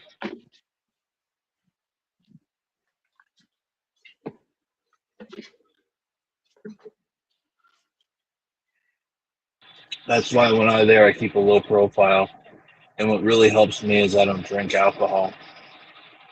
That's a good way to get in all sorts of trouble. Because people like the women in Colombia, but a lot of those women will set you up. So. Yeah, scopolamina, they call them scopa queens. They give you this local drug that they get that makes you go night-night. It can even kill you. Oh, they killed it. Yeah, they said do something to get deleted too. But fortunately for me, Latinas are not really my forte. No problem with them. They're just that's not my lust. What race do you gravitate towards? Mixed, white, Asian? I mean, I'm having a kid due in a few months by a woman of a certain ethnicity, and we can still make that bet if you want to, because my money will always go where my mouth is. My money will always go where my mouth is. Okay, because I know you backed down a couple of weeks ago. No. Yeah, because I mean, it's your private business. Don't threaten me with a good time. I love to make easy money. Because if I'm gonna make a bet with someone, I'm gonna put big money down. Like ask Brandon, that was just $500. I would have paid him immediately. But if anyone can take me up on any kind of bet, and especially if I'm willing to put it down, I will not lose that. Mike still might have the receipts. You really Mike still might have the receipts. Yeah. No kidding. Congratulations. Congratulations. But Mike, but Mike might have the receipts still from a while back, where I sent him those text messages, and she saw who they were appointed to. Me. Was it a planned or did it just happen? Everything I do is planned. That's cool.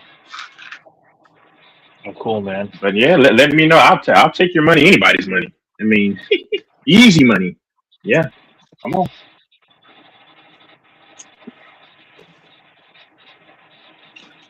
You talk big, let's bet big. You know. I guess you just text Mike, huh? No, I haven't talked to Mike in over 30 minutes. I have no idea what he's doing. Mike does Mike things. Let his phone go off. What? I can never predict what Mike's gonna do or not do. Hey, Fanbo, if you're listening, get back on the panel. I don't think too many people can predict what Mike's gonna do or not do. Mike's a man that marches to his own beat of his own drum, they say. Mike doesn't answer to nobody but Mike. Dang. Which is why I think Mike would be an interesting head coach for the Packers. But oh my God, that'd be the coolest thing ever, Mike to be like a Packers coach for a season. Yeah, so that's why I don't really feed into the American stuff. I mean, in terms of politics, I mean, this country is good from the standpoint of America has opportunity like no other. That's the one benefit. I can say this. If you want to come here with nothing and print money, there's no other place in the world you can do it as a poor person or a person with moderate means if your goal is to get rich. No. But yeah, But there's a lot I studied of bullshit. Divorce. I'm decently versed. Yep. You're decently I'm decently versed about American politics. I looked into it, especially in 2017 when I embarked upon my college studies. But I saw that they're full of crap. So only in insanity you keep expecting something different. And I never voted. I don't vote. It doesn't matter. It does not matter. We've seen rigged elections and things. So why? But it doesn't matter because they don't change anything. I don't even care if it's Trump. Trump's not going to do anything major. And if he wanted to, Senate and Congress has to give that approval. If they don't, because people think the president is the end all be all. He's not the strongest. He is not the most powerful man in the country. That's a lie. No, it's people like Mark Zuckerberg and Jeff Bezos, fuckers like that. Elon Musk, and then but there's so many people behind the scenes that are just richer than them probably that that we will never see. But they're the ones really pulling the strings.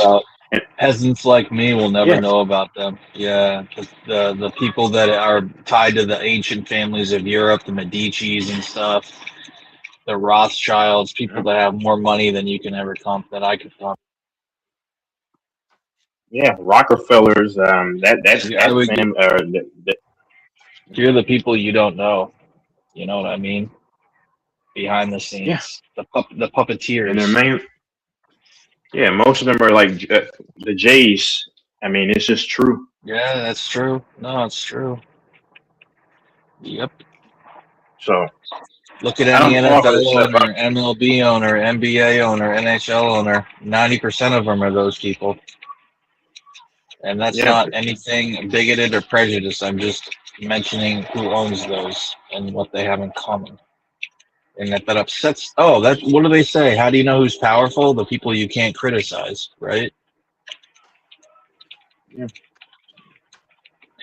I know a little bit about politics. I just don't talk about it too much because I know that it's just a played out sketch. That's all it is. I used to know a lot about stuff, but what's the point when you know how they move and how they have always moved and how they move now and how they will forever move? So they don't care about me. So no matter what I do, They really don't care about you us. You can kiss butt all you want. They still won't care. They just want your money. True. Yeah. And then your submission.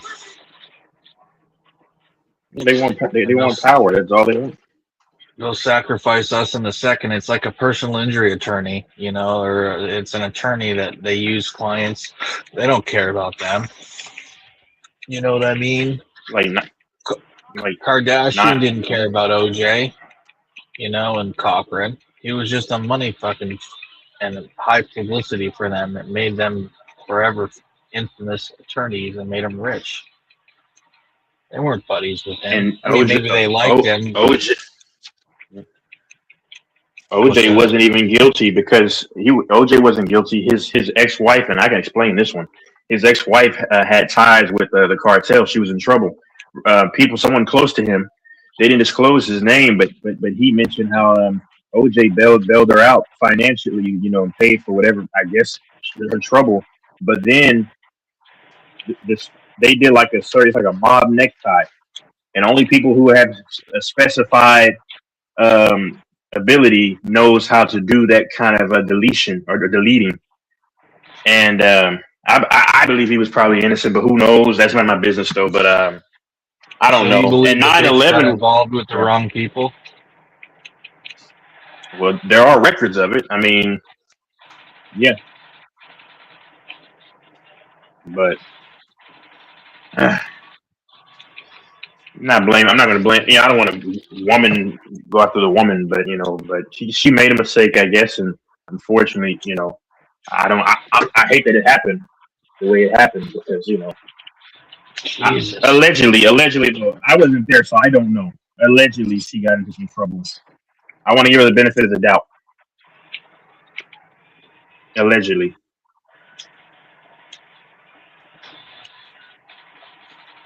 Oh, crying out loud. I mean, she was with that guy, Ronald Goldman, or whatever.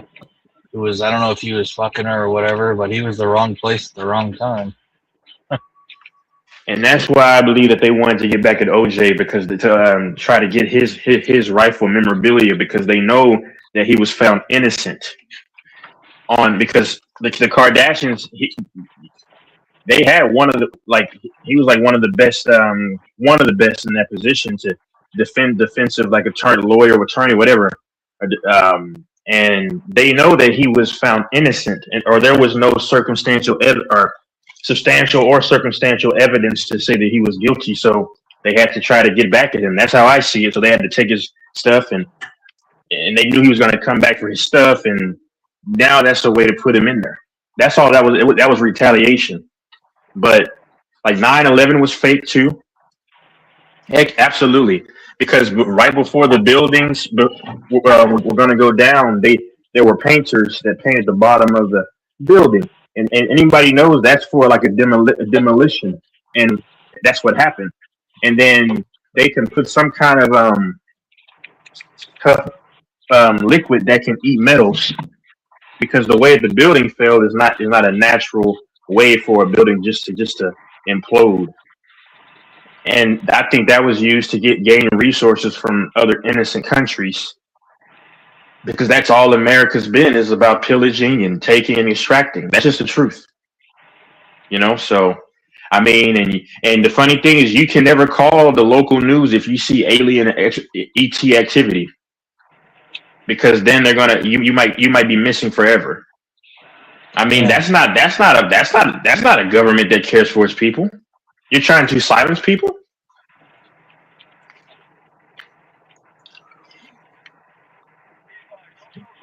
Bill Gates literally said in a TED Talks in 2010 that his plan was to depopulate. In 2010. And Bill Gates is very well intertwined with the American government. And Bill Gates bought a crazy amount of land a handful of years ago. Oh yeah. I mean, all over the country, people just wake up. Oklahoma, Washington, Texas, Montana, Idaho. Yeah, he's got a lot of land. He's already invested in Greenland. If we get it. And then this one war veteran, there's a video of it where he's asking George Bush, why did you sacrifice my family or my friends in war? and it's a video, and they kicked him out, and then he ends up deleted shortly after. Is that a coincidence? I mean, but that's a part of the government. That's a part of the American government that people worship. I dare anybody to go against the government that they claim is for them, and see what happens to you. That same government that people get on their knees for, just look and see what happens to them.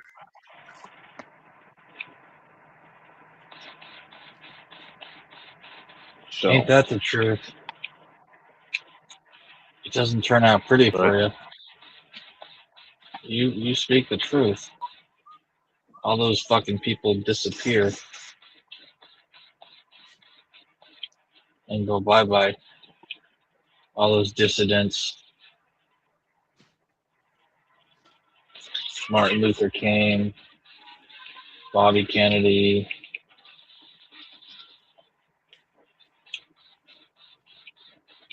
They gotta go with the script, right? yeah, but this all just boils down to Freemasonry. So, because that's really what it is, and it's just Freemasonry.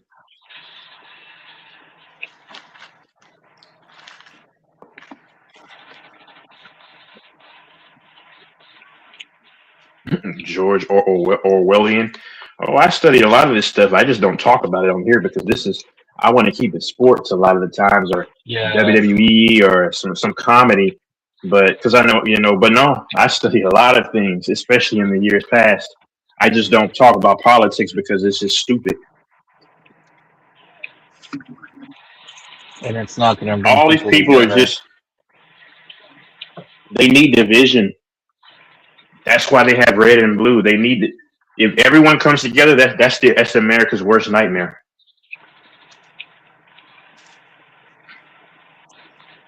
They never wanted police and citizens to come together because that defeats the purpose. Because they need division so the head can benefit, which is the system. Because then if people come together, then they don't really need daddy anymore. It's simple. Yeah. So, and the funny thing is they give you amendments, but then they also take their rights back too. Yeah, that's funny. But the system is for everyone, right? They say you have freedom of speech, but you clearly don't. They say you have rights to bear arms, but you clearly don't. Even in places where you don't even need a license to carry,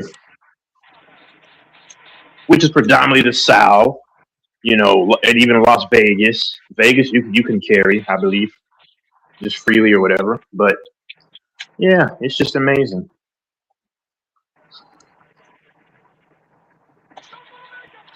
Yeah. So.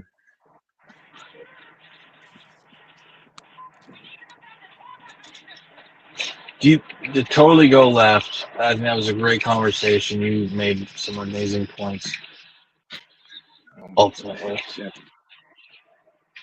if you were to this is just totally going to a different direction. But do you think there's any going with scripts and things are played or whatever? Who would the league do you think want to win with the teams that are there? Like if it's scripted, and would it be the Niners? The Rams, but I don't know. I don't know. I don't know really. Can the Niners win with that roster that's all fucked up?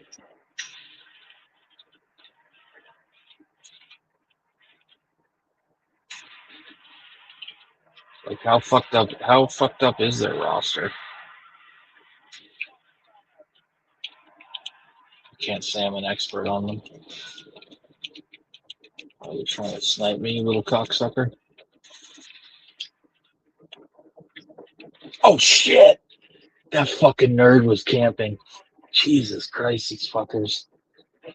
Yeah, I'm a slave to the fucking system right now. Oh my god, it's 4 o'clock.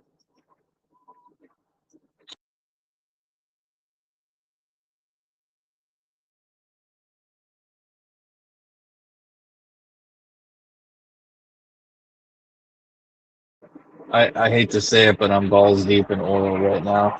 I got like 40K invested in oil. I I think there's going to be an attack on Iran from Israel and the U.S. imminently if it didn't already happen. And I think over the next couple days it's going to ratchet up, and I think it's going to be real fucking wild.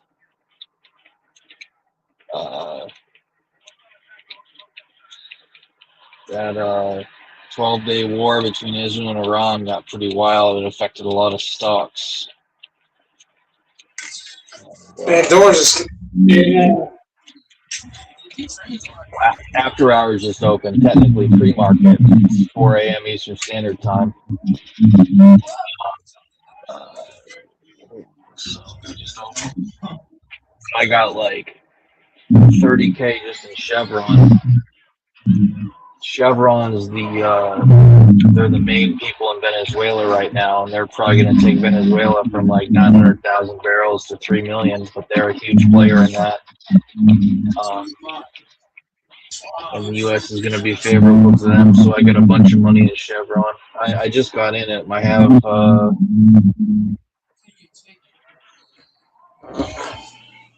I have 150 shares of Chevron, and my average is 166.80. But the average right now it's down to 166.29, so I'm down about 1%.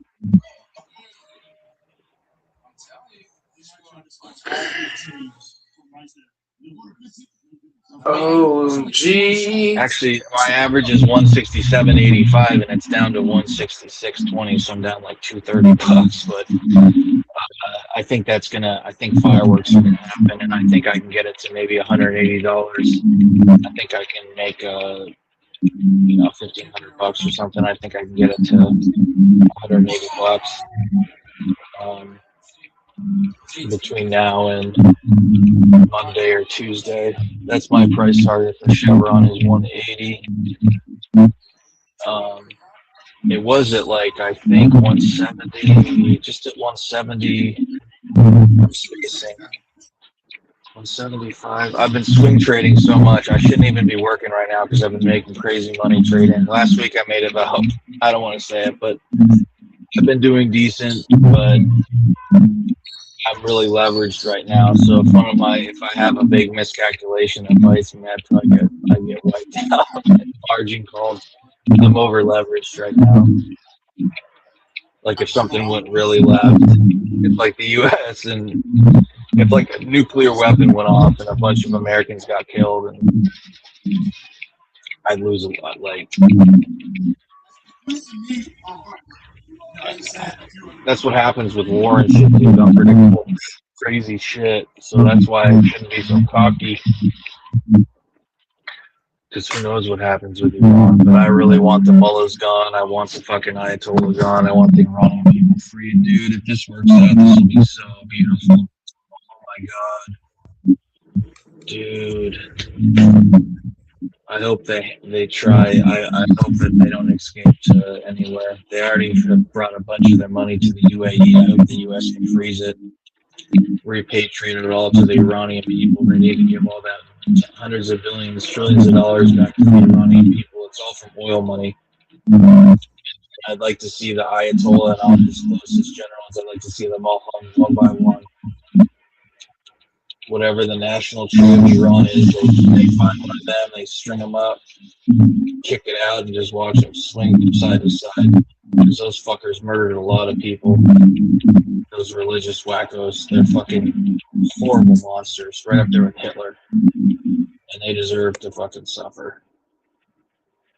And if they're allowed to escape with their money, that'd be a joke, a disgrace. They need to fucking go down with them. They need to go. They need to fucking go. Dude.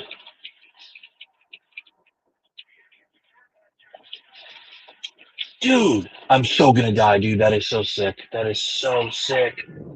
That is so sick. I took out like 80% of that Bradley, dude, and those fucking nerds. That's so sick. What are you doing, Beagle? If I get a big win here with the stock, I'll give a donation to the channel. I will. It'll be bigger than $25. How much you donating? It depends I how mean, good I do. If shit goes well, and I got 45K invested in oil right now between Chevron and the other ticker that I haven't mentioned because it's like my baby. But between those two, Chevron is a safe bet. The other one is kind of it's my little. I think it's a strategic play, but it really fucked me over. I should have made an easy I've made a couple $1,000s from swing trading it the last couple of days, but today I should have made an easy grand. But it didn't fill my limit sell order, and I was driving at like 80 miles an hour. I should have pulled off to the side. Long story short, I didn't execute the sale, and then in one single 10-minute candle, it went down 18%. And I went from like up $300. I was going to quickly get out and reposition and get it on the way up because I knew it was about. It hit the upper band I use as my indicator. I knew it was about to come back down, and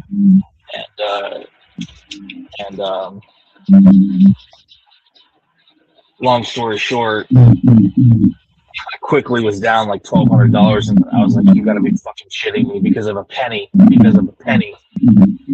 because my limit sell order was off by a fucking penny." And then the price went down. I quickly adjusted the limit sell. I kept missing it and missing it and missing it. I was playing tag or whatever. It was ridiculous.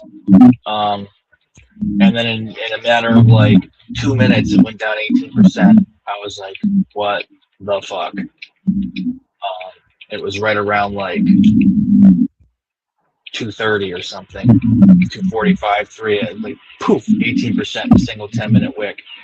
But 10-minute candle. But where am I going with this? It recovered, and now I'm down like hardly down. I'm down like $100, but I got like 12K in that one, and that one's like I'll mention it afterwards if it does well, because it may. It's definitely like a little bit of a gamble, but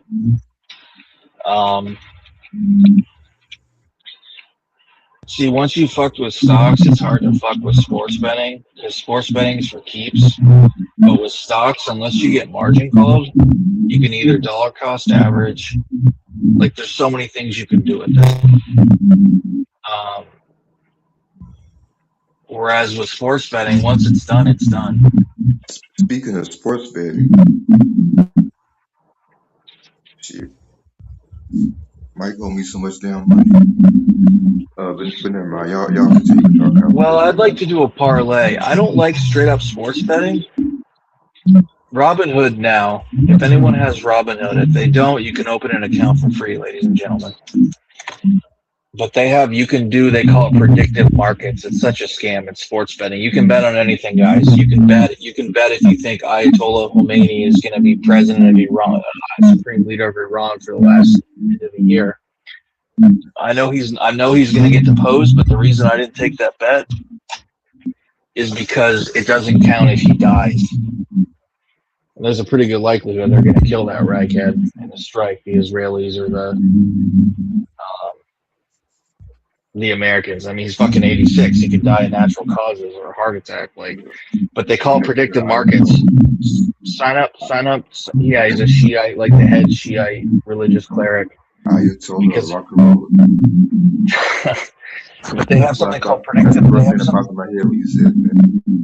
Check out predictive markets on Robinhood. It's actually wicked cool. You can bet on a million different things, and it's without having to use a sports betting site, and it's really cool. But they do it for football too, and all sorts of sports stuff. But I don't think they do parlays. So if I'm going to sports bet, I'm going to do some sort of parlay, kind of how Infamous does it and how he's explained it, and combine 3 or 4 different things that you use, ChatGPT or Gemini or Anthropic, and you query and prompt and see, you prompt engineer it, see if it makes sense, put it in, bada bing, bada boom. And I throw 3, if I can do $200 or $50 and I can make it to 800 or 1,000, okay, that's fun.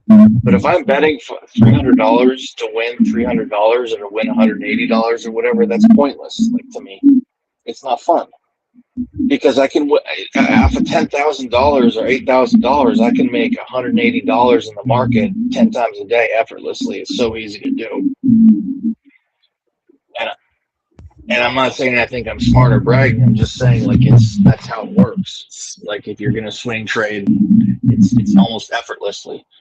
Like, but it's like with sports betting, dude. Like, you really have to know what you're doing, which I don't, and I can admit I don't, to actually make money. To make money that makes it worth it. Like, you got to know what you're doing. Like,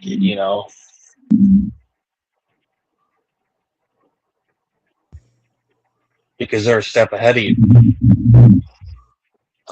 The one I fucked up with, DJ, was the if I looked more into it, it was so obvious the Texans were gonna beat the shit out of the Steelers. The old man is playing in Pittsburgh. It's cold. I nearly pulled the plug on that one, but I didn't have the balls to do it, and it was like 60-40 or 6. Like, the money wasn't really advantageous. Like, it was like bet 500 to win 300 on top of your 500, and it's like, well, that's not really worth it. I say this: if I'm gonna bet somebody, I need a guarantee that they're gonna pay up when they're supposed to. Because whenever I bet on here, it seems like as soon as I win, and it's time for a dude to pay up, people tell like we never even bet it to begin with. Or Yeah, but bro, were you really, when you bet Mike 500? I can't even remember what it was. Were you really gonna pay him? Because it seemed to me like y'all were just fucking around. No, I was dead serious. But as soon as Mike lost, all of a sudden, shit, he pretend like he ain't even bet me. I'm gonna shut up and not get involved because it ain't my business. But all I can say, man, is Mike has always been straight up with me with betting. But I can't, between you and him, I can't. It ain't my business. But I'm so, I hope you guys can work it out. But I do think Mike's a man of his word. Maybe y'all weren't on the same page. I don't know. But Mike's always been straight with me. He's always been square with me. He's always fucking paid me, dude. Who that? Is that Fambo? That's Texas. What is DJ doing? What did y'all bet on? Packers? It was a Packers game. It was like months back, like last year. It was last year, right? It was either last year or the year before that. I think it was last year. I was in Seattle. And Mike was talking hella shit on the stream. And then they ass lost, and then all of a sudden this nigga got amnesia and type shit. Like, you ain't bet me, nigga. And you was talking all that shit. Shit. But now you don't know shit. I can't weigh in on that, but Mike has always been straight up with me, dude. He's always paid Texas, King, the people he bets, dude. Even when it's like, Mike is a stand-up dude, so I don't know what happened between y'all, but I'm not even tripping. Okay. But I'm hoping you're being honest and not trolling, because if you really had the money ready to send him, that'd be different. But if you're just breaking balls and giving it, I can't tell. I don't know you well enough, but you're saying on your mother that you really had the money and you were gonna pay it. Shit, I had a job. Shit, but you were fully prepared to pay him. Ain't nobody got $500 on Here's my whole thing. Here's my whole thing about people. They say things they can't prove, and that's what makes it so sad. Because like any bet that I make with somebody, I'm gonna make sure I can prove it too. I ain't gonna just say it's kind of like, let's say me and Doris got a bet right now, right? Let's say me and Doris bet on the Bears and the Rams. I would timestamp it, make sure I know what live it is exactly. so I can push right back to it and say, hey, Doris, you better be on this live about the Chicago Bears at the 4:55 mark, 17 seconds at 3:16. So I'm just saying, man, you know what I mean? The fact you sit here and say things you can't prove, that's like going to court and having no evidence. It's on. First of all, it's on your old channel that you lost the password to, or whatever the fuck. But you okay, show me the lie. Mike, it's on your old show channel. Show me the lie where that bet was made. Your ass was on there talking all that shit about your Packers was gonna win, and they lost. I don't know what you're talking about, bro. You gotta show me the lie where the bet was made, bro. I don't recall that bet. This dude got amnesia, nigga. You gotta have proof. Whenever you make bets of people, you gotta make sure you have the evidence lined up so that when somebody does, it's kind of like Texas, for example. When Texas betted Brandon, and then Brandon tried to back out, Texas had receipts, proof, everything back of what he was talking about.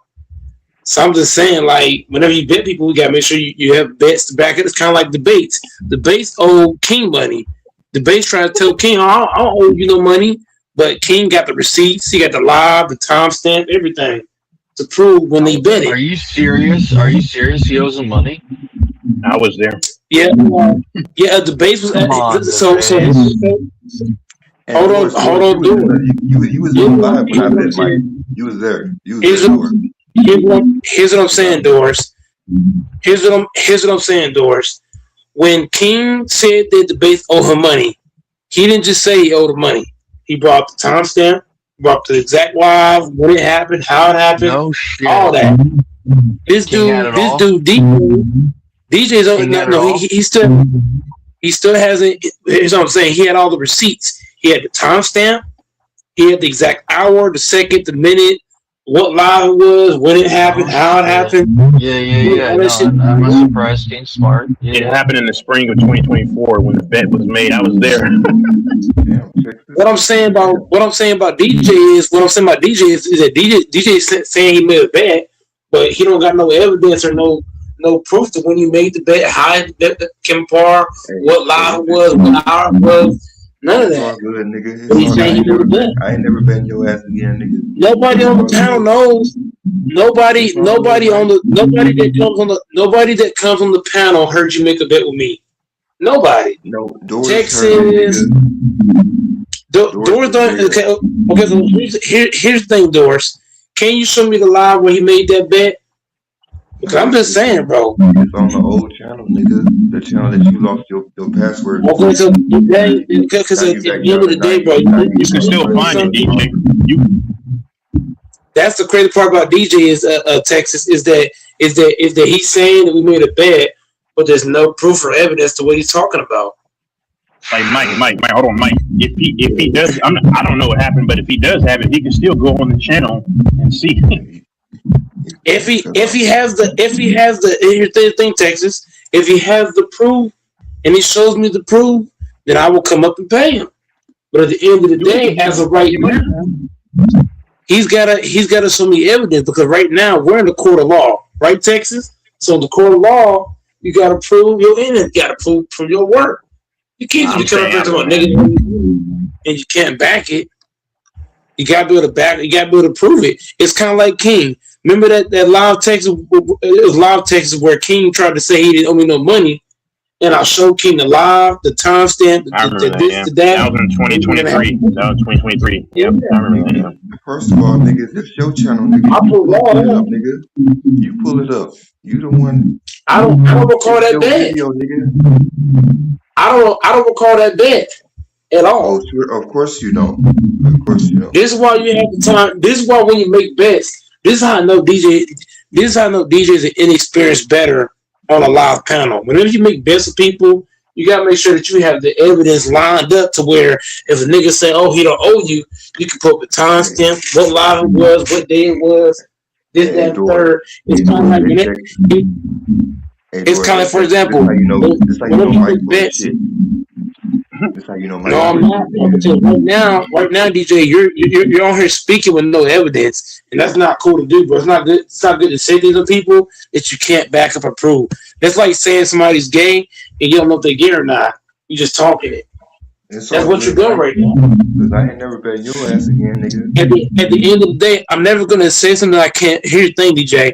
I'm not gonna say what I can't prove. If I say that Texas better me and I can't prove it, I'm not gonna talk about it until unless I got some evidence to show Texas. Hey, look, Texas, this live, this time, this date, this is the proof where me and you bet it, and I'll show him the audio, and Texas can hear him say, "Hey, I bet it go Mike such on this day." Now Texas got to come forward now. I bet But the you fact that you're Mike. saying this shit and there's no evidence to what you're talking about, whenever I you bet you bet if I, people, you have to have. Here's the I thing, bet bro. you if I Whenever came you up with bet, proof, your ass would still try to once pretend again, like bro, you you got don't that have shit, no nigga. proof. Where's the proof? Where's the proof?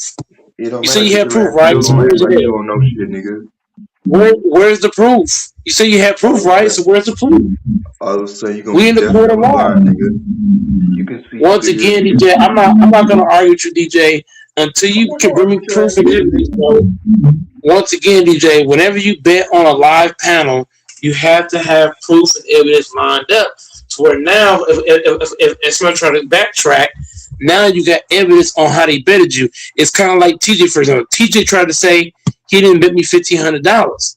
What I do, Texas, I went back, I pulled the exact live with the time, the date, and all that, and I show people on my live. I say, hey, look, this is the audio of him making the bet. And he didn't just bet me in that live. He bet HC, I believe. He bet HC like Hey, 200 in that same live.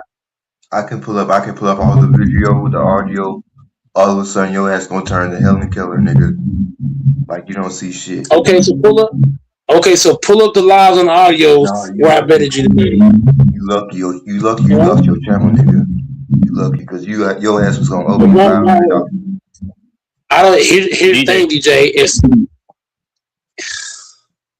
This is how you know, Texas. This is how you know DJ is an inexperienced better on live panels. This is how you know, bro. DJ, you can still find it if I'm saying if the bet was made, you can go on his channel and then look. I mean, which That's the thing, though. The bet wasn't made. That's the no, No, point, it I'm was not Texas. saying made. anything. Because if I'm your not saying channel's anything. still Yeah, I don't up, know. if your channel's still up, Mike, and I find that shit, I gotta remember what game it was. Because you probably got it on your as the title. So yeah, if your video if your channel's still there, yeah.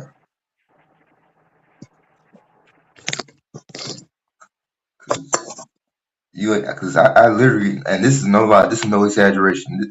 There's been multiple times that I bet Mike and I won. Multiple. And some of them shits was like $50 bets, $20 bets. I'm not even like, I gotta find them shits though. I gotta find it. And Mike ain't did. Mike pretend like he don't see shit, he can't hear. All of a sudden, it's this nigga fucking Ray Charles or some shit.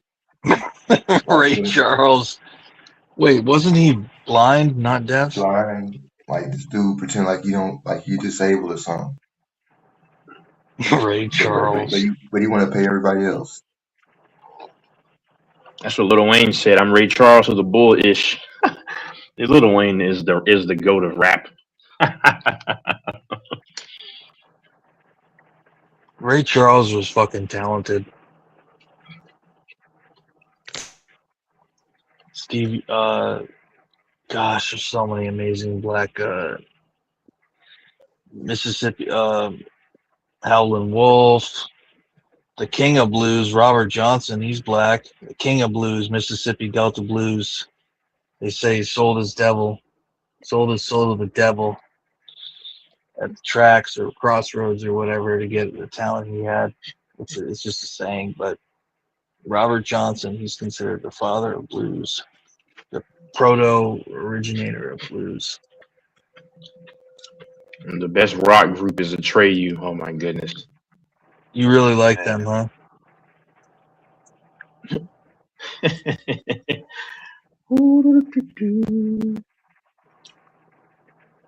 Hey, dude act like he got short term memory loss or some shit.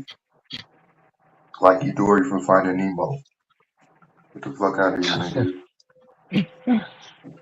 Dory. How cold is St. Louis right now, DJ? You said how cold is it?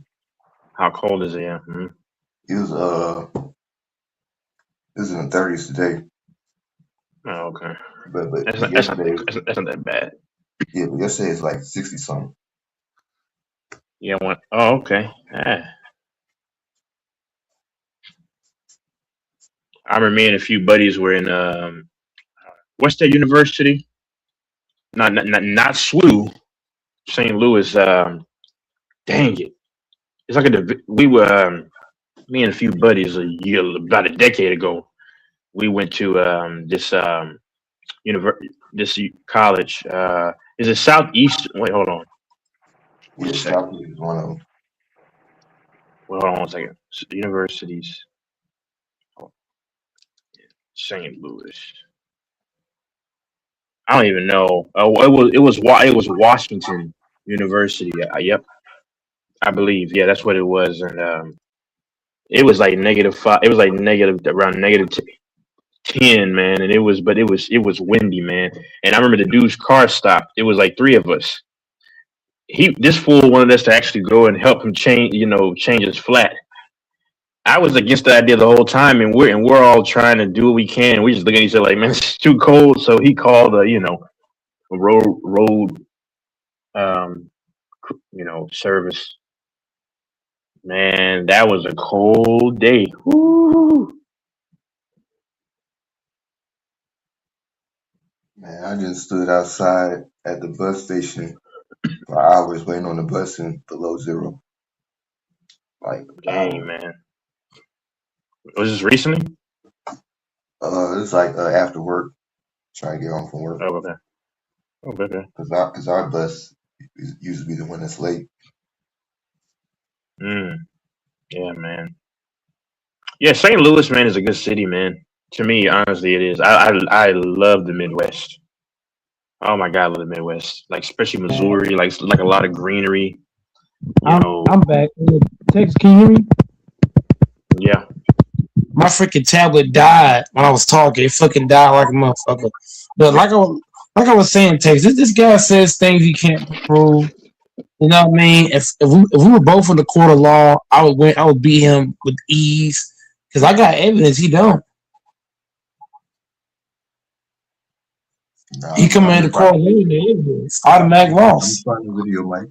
I'm gonna find it. Okay, find it. I gotta try some barbecue, y'all. It's in Texas. Let me see. It's hold on. Let me see. Hold on. You know what kind of barbecue I want, Texas? Oh yeah. I want some Indian female barbecue called ass and tits, man. Indian women tend to have flat backsides, but hey, go for it. No. But here's the thing, Texas. They got that wop. That shit, that wop is wet. Yeah. Let me see. So, is this in Dallas or Houston area? It's called Les Barbecue. Who is the best barbecue, Houston or Dallas, Texas? I think Houston might have Dallas, Texas beat in barbecue. Man, probably. You can't go wrong though in either one, bro. Cause like, oh my goodness, you can't go wrong. I effing love Texas, man. I ain't gonna lie to you, Texas. If you're trying to build muscle, eat a whole lot of barbecue. Yeah, you're getting all the weight you need. Just eating barbecue. I don't know where this dude's located though at. We got doors in the building, man. I need doors to donate to the channel, man.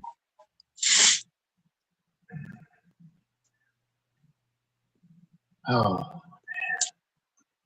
Doors is my new piggy bank. He's gonna pay my bills for me, my ring. You said what? Look at the heat. He's holding his baby. Don't say it like that, man. Don't say it like that, man. It makes me sound like I'm your prison bitch. Put your hand in my pocket, Doors. I need Doors. I need you to be my ATM dog. Look at this. This is crazy. I bet he's a proud father. He got his newborn. That's probably the. I mean, I know that's the best feeling to like you once you have a child, you hold them. I've never experienced that. I don't have a kid yet. I'm your child. I'm your child. Doors. Just add me on your taxes. So far, I've had a couple dogs in the past, and that's a beautiful experience. I used to pick them up. You know, we used to have them like enclosed in the kitchen. I don't know. DJ might. I think he has a dog. I'm not even sure, but I know Mike has a dog too. I know you have a dog. I mean, the dog would be like yeah, Bucky. My dog getting old. Yeah, Bucky, man. Bucky lost his hearing. He be peeing on the floor and shit. He get on my fucking nerves. Yeah, when I used to have my dog, my two Cocker Spaniels, the male dog would, cause I like the gate, right? I wouldn't open the gate. I would just pick him up. So like he would be like once he saw me, he would start waving his tail. He was so excited. I would just pick him up George, you got to hop back in. You froze. Go ahead, text. I'm sorry. Oh no. Yeah, but DJ, man, I love dogs, man. I mean, I used to pick him up. He used to put like his front paws in the air for me to pick him up over the fence.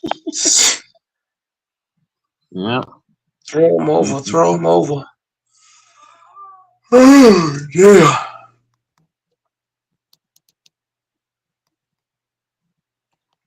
Is DJ there? Hey, I'm gonna hop back. I'm gonna hop back on in like an hour, so I'll be back. Oh, you taking off for a bit? I'm gonna hop in the shower right quick. I just got back from work. Yeah. Oh, damn! You're working a lot of hours, dude. Nah, I work night. Grind, man. I respect the grind. Yeah. You said you got yourself a nice apartment. You're doing well. Yep, been chilling. That's good. That's good for you, man. You earn it. You deserve it. DJ, how old are you? You're 27 or 28? 27. Okay. I mean, you okay right there. Okay. That's good, man. I need to go to St. Louis. I need to go back to St. Louis for real, man. I mean, I might have to. I mean, you probably don't want to see me. I'm a stranger, but yeah, man. You seem like a solid dude. I mean, at least from on here. But I love Missouri, man. I really do. It's a very great state. Can you explain to us what you like about Missouri? Is it the people decent, the food, the hot weather? The people there kind of have a little bit of Southern hospitality to them, especially if you go to Kansas City. It's a little bit Southern, but they have great barbecue in Missouri. They have it's not a big city, but it's a nice city. I mean, I don't know how DJ feels about it because he's there all the time, but I mean, they have that the Arch. You go to the St. Louis Cardinals game, very good experience. I love Missouri, and then they have like a bunch of greenery, the country. DJ knows I'm not lying. DJ, am I lying? By any of this, tell me if I'm lying, please. Hand to God. Yeah. Okay, if y'all ever come to St. Louis, I think Texas already know this. Emo's Pizza. Yeah, Emo's Pizza. Yes. World famous. He's right. Best pizza. I never come to St. Louis. They have a soul food place there too. What is it called? Tell me about it. I never went though. Hey, anybody tripping off you, Mike? Stay your ass. I ain't never gonna come to St. Louis. Yeah, stay your ass. Never that. Texas, nigga. Yeah, nigga. You said what? I said stay your ass down there in Texas, nigga. Are you gonna really act like? Are you gonna act like? Here's the thing, Doris. Is DJ gonna really act like St. Louis is the scariest place on earth? Because it's not. Hey, look at the numbers, nigga. I ain't saying. I'm not saying. So here's the problem, DJ. You're not even listening to what I'm saying to you, my brother. I'm not saying St. Louis is light, but it ain't the scariest either. There's other places more scary than St. Louis. Yeah, but St. Louis is up there though. They call it struggle to survive. I'm I mean, not no, struggle to live. Struggle to live. But Yeah. Here's what I'm saying, Texas. Did I say it wasn't up there? Oh yeah. It's definitely up there, but is it the scariest on earth out of the whole world? No. You trying to sneak this though? You try to sneak this in my city like you ain't never coming. I'm Like, not dissing nobody's. I'm not dissing nobody's city. All I'm saying is St. Louis is not number one. That's all I'm saying. It's not number one. it's just better than your city. That's obvious. Saying St. Louis is scarier than Dallas, Texas, that ain't saying much. That's like saying what's 2 plus 2? 4. It's a better city. That's like that Texas saying St. Louis is better than Dallas, Texas is like saying it's kind of like asking what's 3 plus 3. Come on, man. It's just like that, bro. I mean, Missouri. See, people don't know that Missouri is a pretty good state, man. It really is. I mean, the food, barbecue. There's he mentioned the Emo's Pizza. I remember when I was 17, it was me and this dude. He's like 25. We went to we were just walking around. I couldn't go into any bars, obviously. It was this Asian woman. She's probably like in her 30s at the time. Just God's my right hand witness. She was just staring at me. I sat on here. I got nervous, man. At that time, it was just nervous energy. But we left though. But Missouri is a good place, man. I mean, they have some kind of soul food place. I think DJ might know it. It's popular. I don't know what it's like. Patty's something. Like I think they had to close down because the son had killed the nephew. Oh, because the lady it was a whole TV show that was on, but and the lady had to close the business. But yeah. Oh, okay, dang. I like St. Louis Airport. Yeah. I got mad respect for St. Louis, bro. You know what I'm saying? Missouri reminds me a little bit of Texas, man. Like anybody who knows, you drive through like Huntsville, that's going into not far out. Well, you start going through Pearland, those places, a lot of greenery. You on your way to Houston, the Woodlands. That's where yeah. I mean, Missouri. Are people in Missouri pretty chill, pretty decent to talk to if you're decent with them? Like, are they pretty decent folks? Yeah, I mean, you talking about Missouri? That's like mostly white folks, but and they cool. Like I ain't never experienced no racism over here. Like if you're fair with them, are they fair with you back? Like if you're cool. Yeah, everybody for the most part chill. Like, but it's just certain places I don't walk. I mean, I don't got a car. Oh yeah, there's some. Yeah, but there's definitely places like I do not even like go near in St. Louis. Like it's not safe. Like that they got on Facebook. They post every day on Facebook a shooting or somebody, somebody stabbed their grandmother and shit. It was a police. Is there a really rough place in St. Louis, a really rough street called Troost or something like that? Troost? Yeah. No? I know Floyd Avenue. Don't drive through there. College Hill, do not drive through there. Walnut Park. My mama had stayed over there, that's where my mama grew up pretty much around that area. And when I was a little kid, we lived in like Ferguson. And we had to move up out that much. So don't go nowhere like the west side, stay away from the west side. Ferguson, Missouri? Yeah, that's where I lived there. Isn't that where some racial issue happened with, I don't even remember who it was. Yeah. There's been so many of them, but was that before Floyd? Something crazy happened? Like real bad? What happened in Ferguson? Mike Brown. It was a Mike Brown killing. I'll have to look that up, okay. Was that before George Floyd? Was that like 2017, 18, something like that? It was 2014, I think. Yeah, 14, because I was 16 years old, so it was 2014. And you were born there. We lived up down there. Yeah, Oh shit! Was it as crazy as they say? Like, was the whole community just I don't pissed?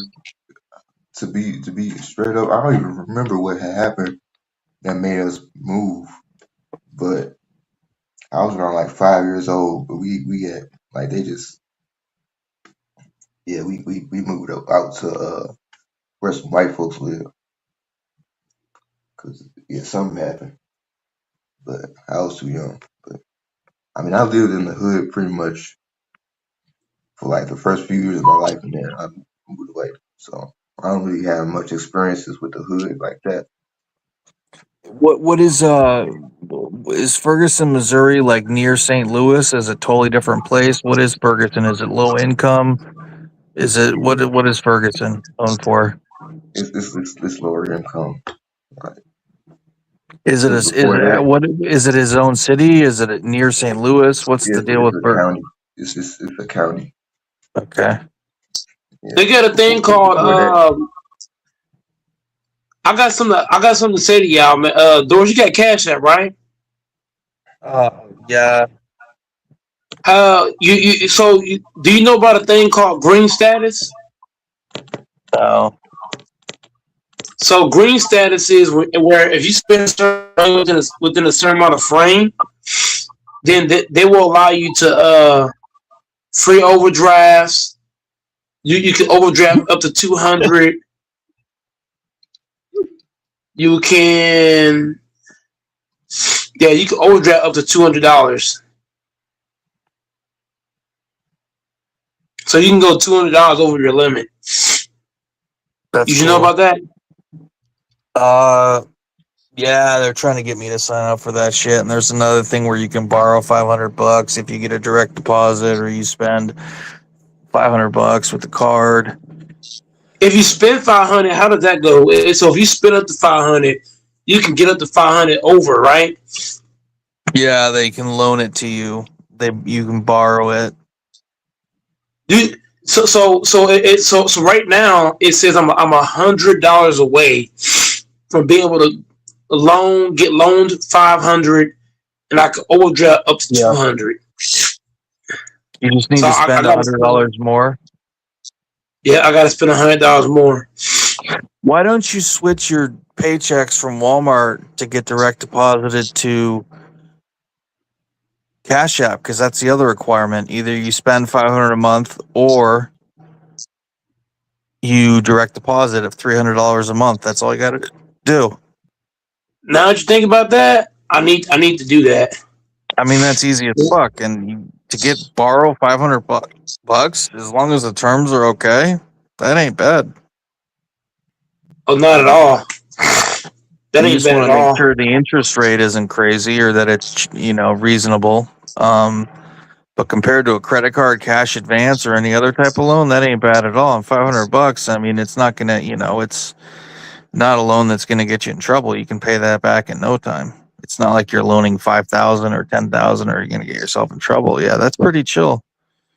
Yeah, direct deposit, you can do that probably right through the app with Walmart, whatever they use. My company uses Workday or ADP for payroll. And I just go into ADP. I have it set so that I get 70% of my check to one bank account, 30% to another. So you don't even have to have your whole paycheck go to Cash App. It says right in it just $300 a month. That's a piece of cake. So you could even have just half your check go, but to be safe, just do your full check. Sure. Fuck. A lot of people can't compete with stuff like Cash App and Chime and a lot of this new fintech, this disruptive fintech, because these other banks are so fucking shady and shitty. Chase, Bank of America, Wells Fargo. They're such dicks. Trump signed a thing effective the 20th. I don't know what the legality of it, if it's going to get passed, but he's saying he's going to do a max 10% credit card interest for 12 months to help people get on their feet. And the 20th is in a few days. So if people are trying to get on top of stuff, now's a great time. I mean, If you can help me, I want to get a credit card, but I don't want to send it to the house because my family, man, when it comes to money, man, that joke will be gone like a motherfucker.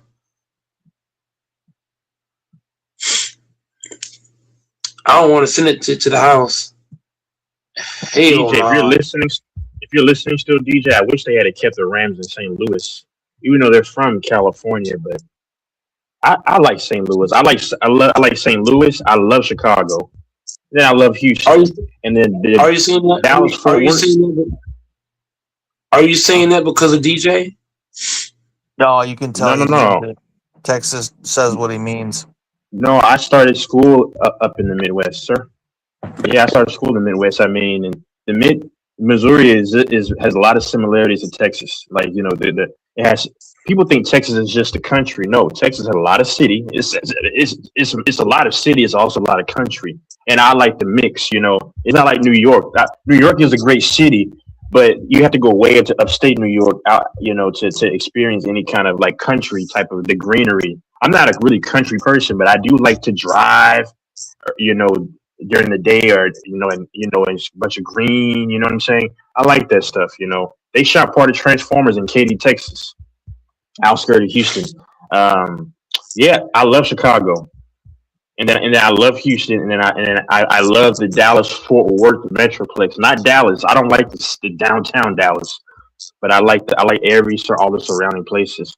Those are so. Yep, but Chicago, man, I love Chicago.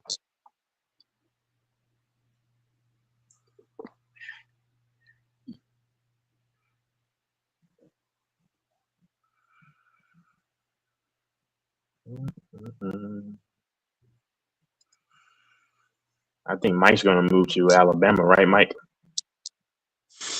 No, I'm just trying to process everything you just said. Oh man. Ooh wee. If I could, man, if the Texans were wherever to play at home, but they probably won't get a home game. But if they played at home, I wouldn't mind going to a Texans game. Man, the Texans offense ain't. If we're being real, the Texans play. If they play the Bills the way they. No, who are they playing? Buffalo. Who the Texans playing? The Patriots.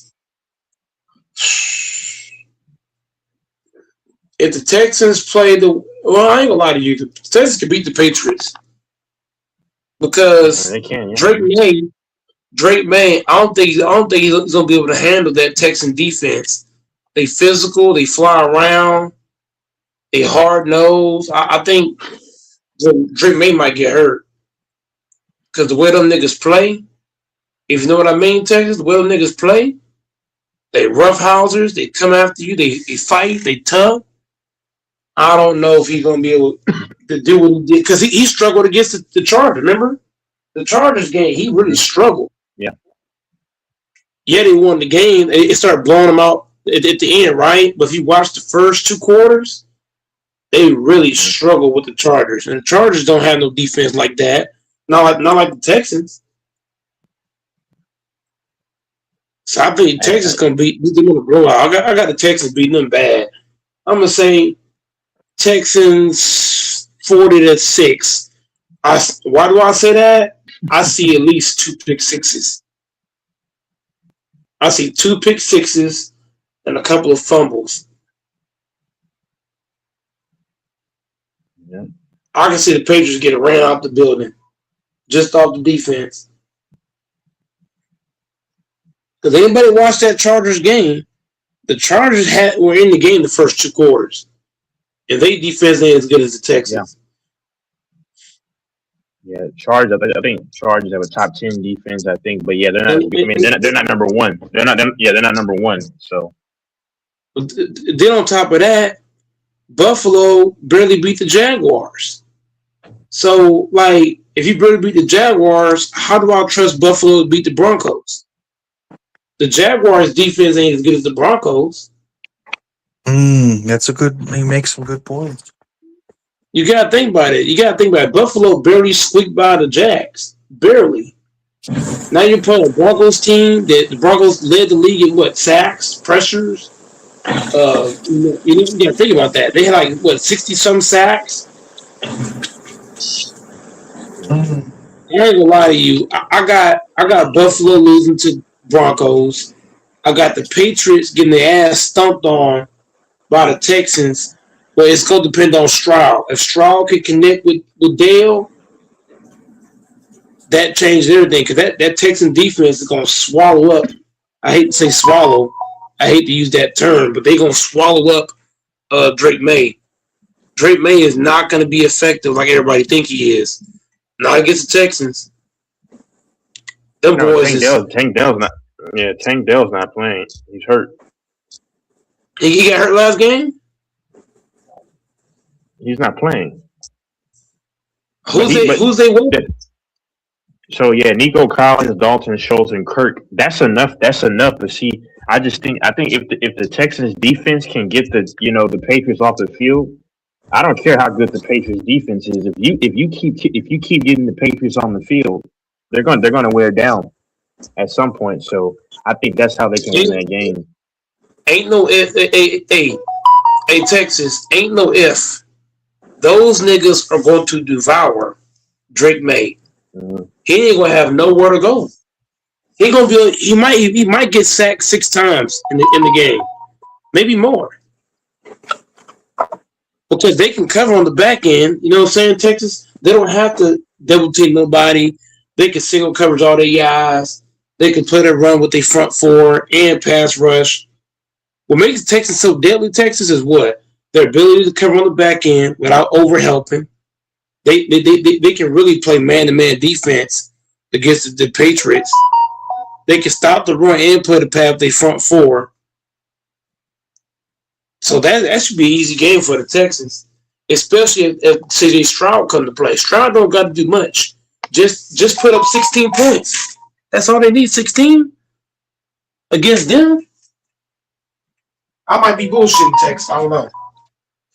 Who's constantly texting you? Somebody from this panel or from this channel?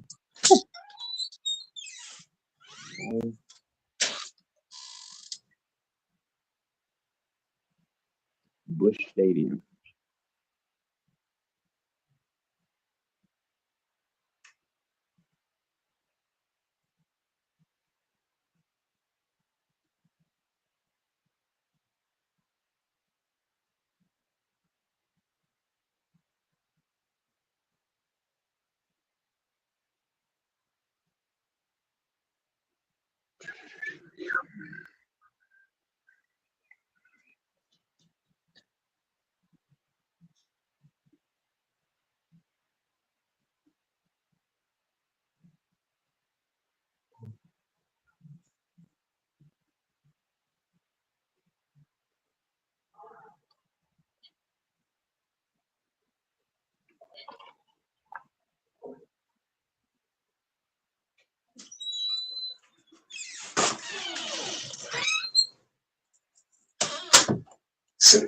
Say it again, Texas.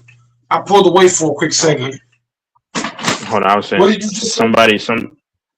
was just saying somebody from this channel is probably texting you a lot, like 10 messages. My girlfriend was giving me something.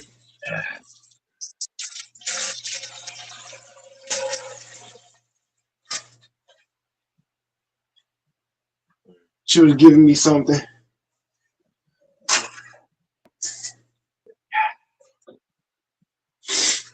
But Texas, man, you were saying something about the Texans. If the Texans score 16 points, that's good enough to beat these boys. I don't know if you agree or don't agree, but I think that's plenty of points. 16 against the Patriots, that's more than enough points. Yeah, I like seeing I like watching a great defense play, and that's the only thing I'm really intrigued about in the playoffs. It are the Texans defense. Everything else, man, this stuff sucks to me, man. But hey, it is what it is. I would love to see the Texans beat the Patriots only because I like seeing that defense. That's it. So that's it, huh? Yeah. That's all you care about.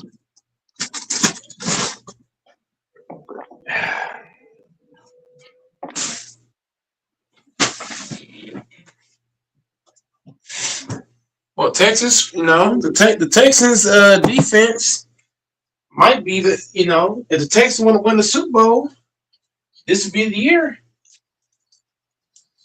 Yep.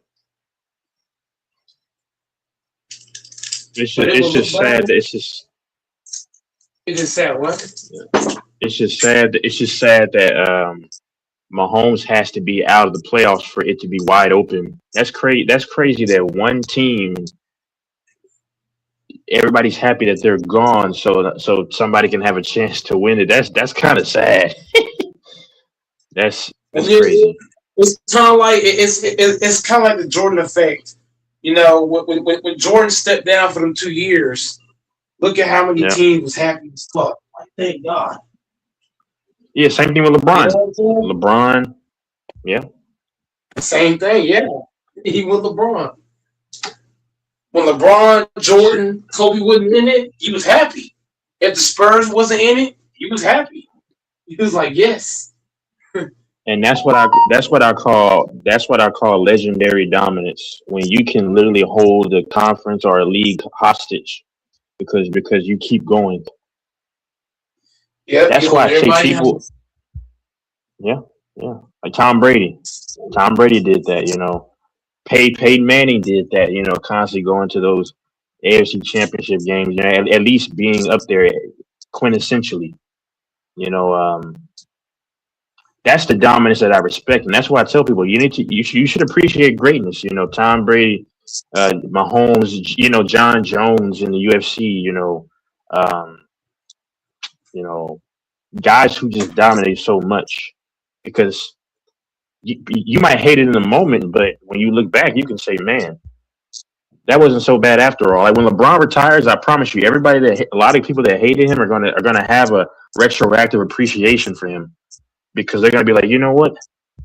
I didn't like LeBron that much, but I can retroactively say that he meant a lot to the sport, and I witnessed greatness. A player that actually commandeered the league for a long time. So, yeah. Facts. Yeah, I agree. I think, yeah, you need the Yankees, you need the Red Sox, you need teams who back in the day would always go. Like it's good to have a Grim Reaper, So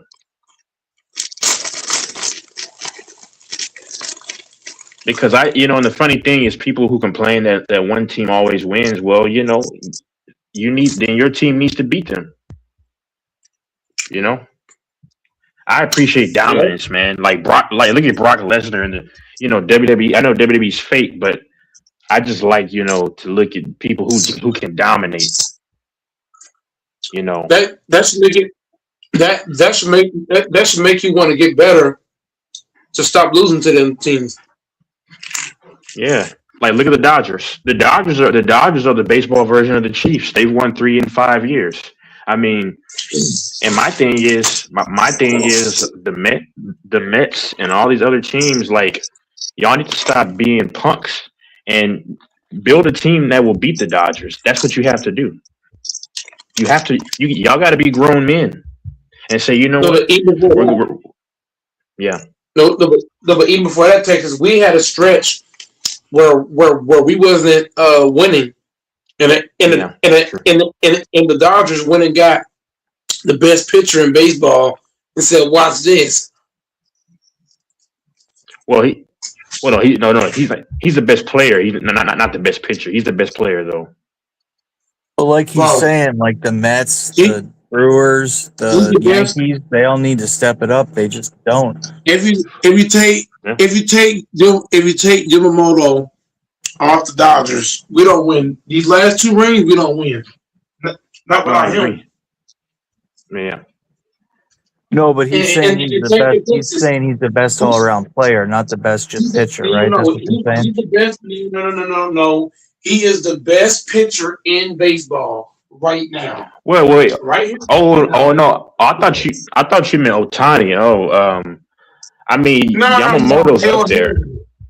hell But no. he I'm not talking about Otani. Yamamoto, to me, is the best pitcher currently in baseball. okay, so let me say this, Mike. Let me say this. He's definitely up there. We'll disagree, but for me personally, I have You gotta Tariq look at the Skubal for the circumstances, Texas. yeah. You gotta look at you gotta look at the circumstances. The first World Series, right? The first World Series, the Dodgers struggled to do what, Texas? They struggled to score points. And who was the guy that came in and held it down? Yamamoto. You look at this year, right? We played like trash again in another World Series. And who's the guy that stepped up with all the bases loaded? Game 7, he pitched on a late a low rest. Arm was tight, all kind of shit. Everything on the line. So you gotta put that into account, Texas. We'll just agree to disagree. We'll agree to disagree. Texas. What other Texas? Tell me what other pitcher in the last 5-6 years had a trash offense, because that was the Dodger offense was garbage the last 2 World Series. And this dude Yamamoto comes in and carries the team to victory. Strikeout to strikeout to strikeout. So I'm just saying, like, what other pitchers doing that in a World Series? We're not talking about regular season. We're not talking about first, second round. We talking about in the World Series. This motherfucker's been the best pitcher in the World Series in the last 5-6 years. Nobody comes close. And you got to look at circumstances as well.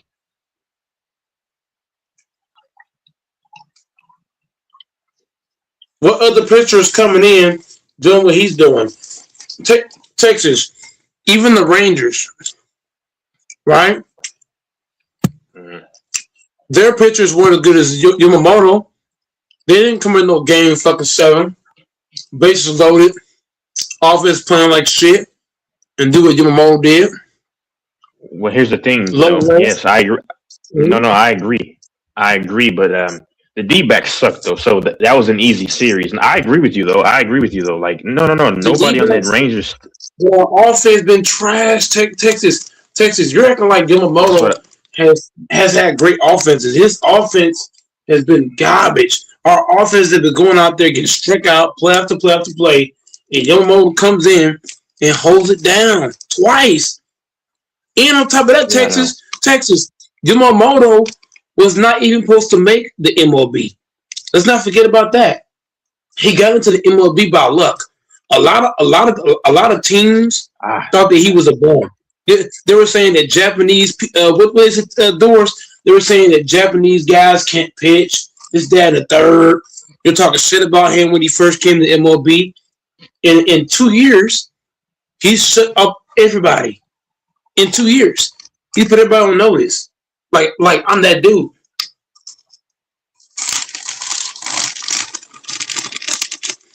Nobody doing better than him, bro. This dude been in the league 2 years and got 2 rings. And he's the reason why we got 2 rings. Without Yamamoto, these 2 rings don't happen. What other pitcher you know of can come to the MLB for 2 years and get 2 rings, and you're the reason why they won them 2 rings? I'm just saying.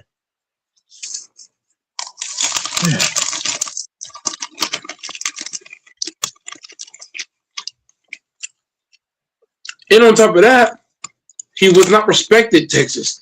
Nobody respected Yamamoto when he came to MLB. Nobody.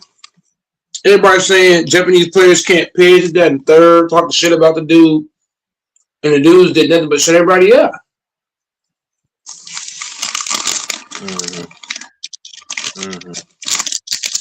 Ain't no pitcher better than him. 2 years in the league, 2 championship rings. And he's the reason why they won the rings.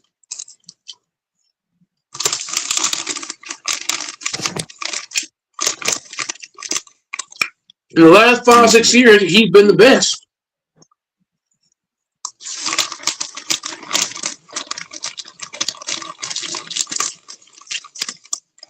What other pitcher in the last 5-6 years got 2 rings back to back while only being in the league for 2 years? I'm just saying.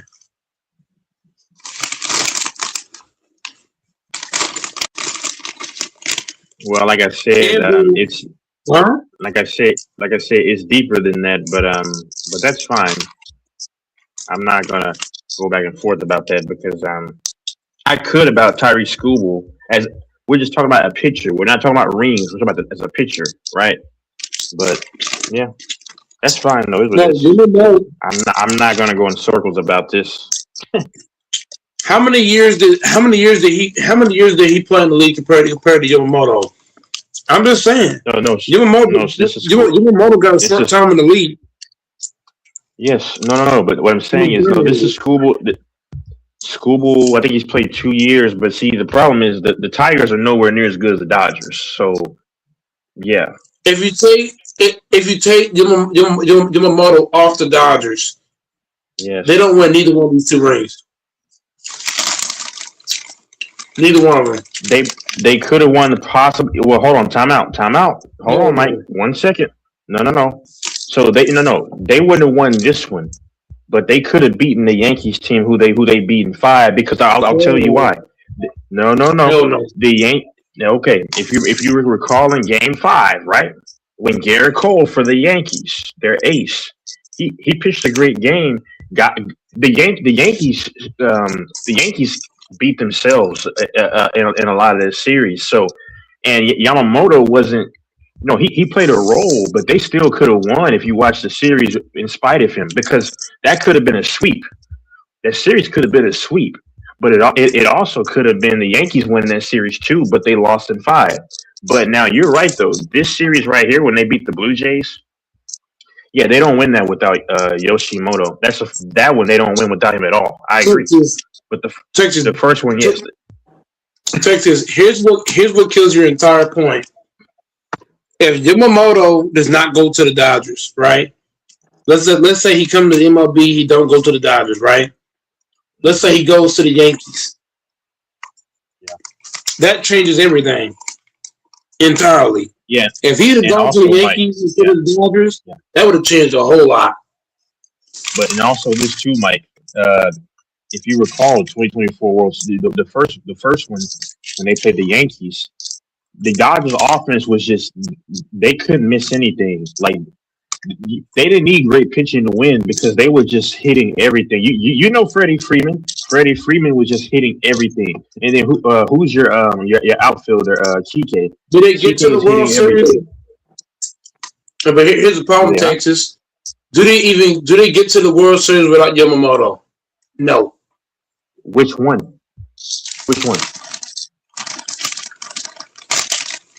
This last one, no. The first one, because that offense was just so electric.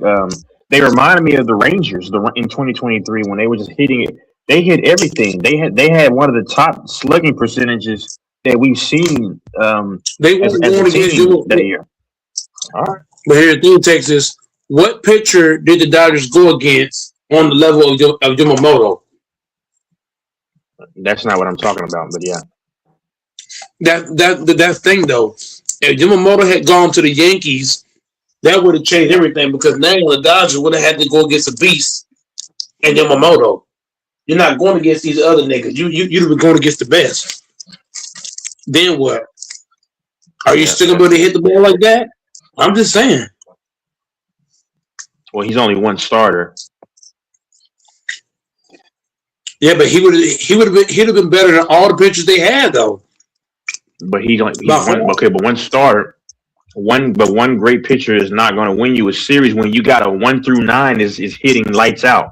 I'm sorry, because hold on, Mike. What's going to happen with What's going to happen with the other 2 or 3 pitchers? Are they going to be able to stand the test of time against that lineup who was hitting? I don't think so. The Blue Jays were hitting but his problem is the Blue Jays were hitting lights out. Yeah, but hold on. But now you're going to this year. I'm talking about 2024. That 2024 they could have won without him. You're right. This year, This year, no, this year they don't win without Yoshi. I agree. They Texas. You don't just. You know what? If you think they paid Yamamoto for no reason, that's you. But for me, bro, they paid that man for a reason. There's a reason why he got paid the big bucks. He didn't get paid just because he was Yamamoto. He got paid because he that nigga. Yeah, I know. And to think the Dodgers will win without him is, man, I might as well get drunk after that. Well, no, I'm saying the first one 2 years ago, and there's context always. I have context. I don't see it. Yeah. I don't see how they even get to the World Series without him. His pitching was so vital. And not to mention, you had other good pitchers too in 2024. None of those guys you naming, none of those guys for the Dodgers is better than Yamamoto. None of them. But you don't need it. Okay. Even if you have if he's an A-list pitcher, even if you have B- list pitchers, but then your lineup is hitting lights out, that's enough to beat a lot of these teams. You don't need to have all those guys. So yeah, it was. Yeah, but let's say to Texas. Let's do a hypothetical then. Let's say Yamamoto don't come to the Dodgers, right?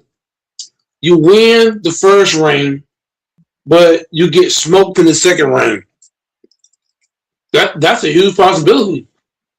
So what I'm saying, Texas, is you might be able to get one, but you wouldn't have gotten back to back. You would have got one. You would have lost to the Blue Jays, and then you would have to try to get one next year. But by having him on the team, it allowed you to get back to back and not just one. Because you take Yamamoto off the team, you might get one, but you're not getting two. What's the Dodgers have a history of what? What did they say about the Dodgers for a long time? They can't go back to back. They win one, lose one. They ain't going back to back. Remember, because Texas, a lot of people are saying the Dodgers shouldn't be a legacy team because they ain't going back to back. So Texas, let's say you win that one, right? But you're not winning the second one. So you would have won one, lost one, and then you had to try to get another one. So the thing, Texas, is would you rather win one, lose one, or would you rather win back to back? For me, if I'm an owner, I want back to back. I don't want to win one. I want back to back. So those things, Texas, by having him on the team, it allowed you to get greedy. Say, hey, instead of getting one, we going back to back. Yeah. No. I mean, yeah. I'm not arguing any of that. I just said what I said about this year and last year. That's it. Yeah, but you're not playing for one ring. When you're the Dodgers, you're the Yankees, you're the Cowboys, the Chiefs, the Steelers, the Patriots. When you win a ring, or Packers, you're not playing for one ring. You're trying to win a lot. So by having him on the team, it allowed you to get greedy. It allowed you to win, and then have a chance to come back and win again. Yeah. And even next year. Yeah. So I'm just saying, man, having him on the team is tremendous because even if his role wasn't as big in that first ring, his role was big in you getting back to back, which everybody said you couldn't win back to back. Because that was all the media talked about. If you watch the media, it's all they talked about. Dodgers don't go back to back. They could have a chance to three-peat, honestly, because I don't know any teams that made massive moves, but we have to wait and see. The only team that I think that could be that could go to the World Series from the National League are the Mets, but I don't really trust it. So I mean, but we have to wait and see though, man. That's a long time. I'm not worried about that. Anybody scared no Mets? Yeah. If we're being honest, Texas, the Dodgers are the favorite. Yeah.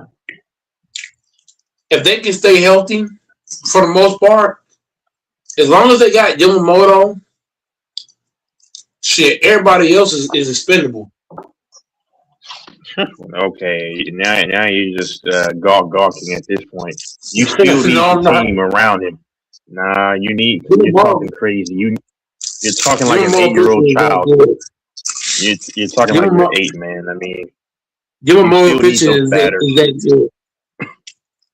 You don't need those batters, and you still need. You don't need, but Texas, I'm not saying you don't need batter. I'm saying you don't need world beaters, fat batter when you got Yamamoto. When you got a guy like Yamamoto, you don't gotta have world beater batters.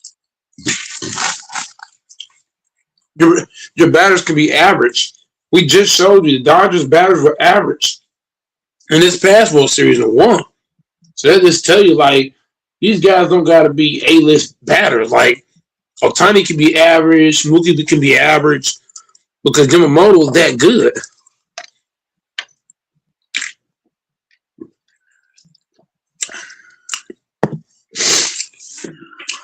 That's the advantage of having a guy like Yamamoto on your team.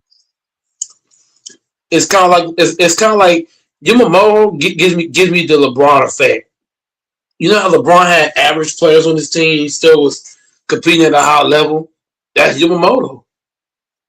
You got niggas playing average, and he carrying niggas to the finish line.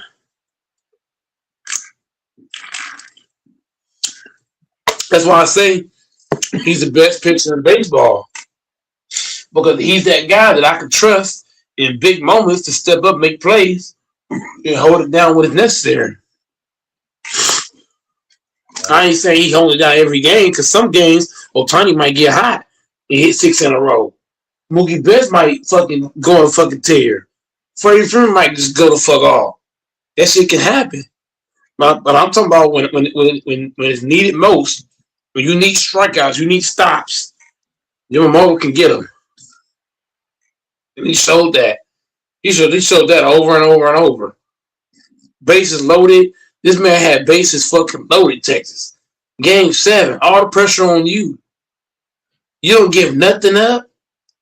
Man, that's special, man. That takes some balls to come out there in a game 7, in the game that disrespected you. You got to think, Texas. Baseball was disrespected Yamamoto. They was clowning this man. Oh, Japanese players can't pitch.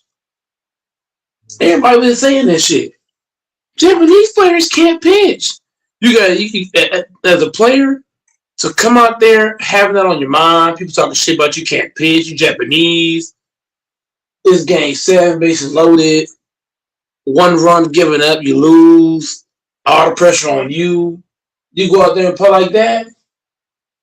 I know for a fact his wife, his kids, his family, they was all happy as fuck after he proved that shit. To me, this was a masterclass of performance because the Blue Jays, they were hot. They had people hitting like motherfucker. And then the Yamamoto, he stepped to the motherfucking plate and said, "Konnichiwa." That was Yamamoto said to these niggas, "Konnichiwa." Konnichiwa. Let me stop. I'm just saying, bro. He came to the motherfucking plate. He started speaking his language at the plate, bro. I wouldn't be surprised if Yamamoto was Yamamoto, like the way that he looked at his fucking the way he looked at the person he throwing the ball to, you can tell he a serious motherfucker. Like the way he was throwing that ball, he was throwing that ball with a 10. Yeah. He had the Blue Jay player stunned. The Blue Jays player didn't know what to do with him. Like, oh fuck. Who we run into? Bro, Yamamoto's an ace, Texas. He a fucking ace. He Texas. He the Patrick Mahomes. He the Patrick Mahomes of baseball. I'm being serious. That nigga is the Patrick Mahomes of baseball, hands down. Yeah, I guess I'm gonna probably get off for now. I think DJ said he's gonna hop back on coming up, right? I think I don't know. Maybe if he does, then I might come back on, but I don't know. It just depends.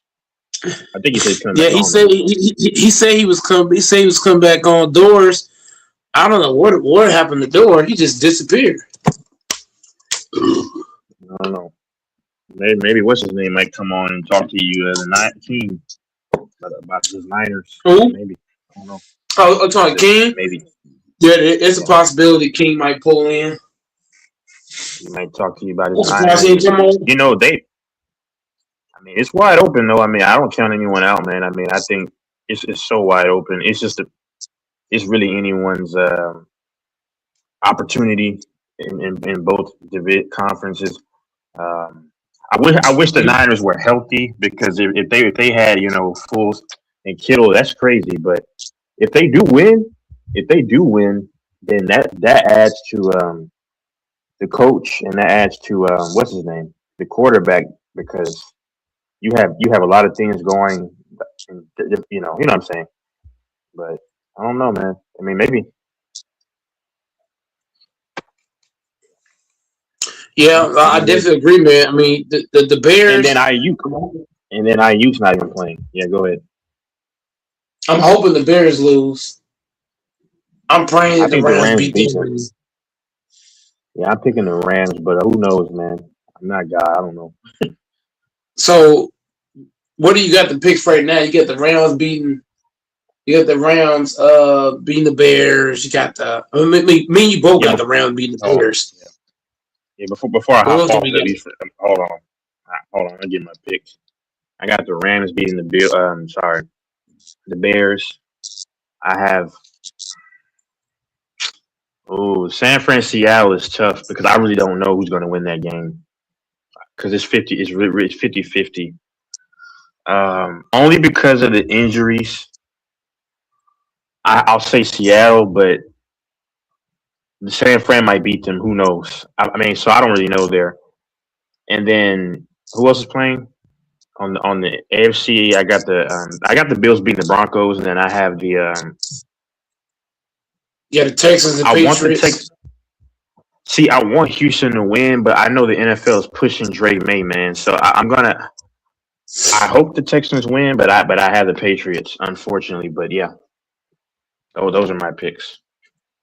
Yeah, the NFL scripted, man. They might try to push Drake May to be next because they're trying to make him the next Brady. So I could definitely see some flags being thrown to cheat the game for the Texans, or you might have a Texan defender told, "Hey, don't sack Drake May." Like you might have Will Anderson. He might be coming after Drake May, right? And then he stopped mid play and let him get away. That shit can happen, bro. Like that shit's real in sports. That shit's real, bro. I'm gonna go ahead. Like, okay. Yeah, I'll catch. I'll come back on here sometime. I mean, probably maybe to the next stream. But DJ might talk to you, man. Somebody may, they'll probably hop back on, But yeah, I'll for sure, man. All right, dog. All right, man. Yep.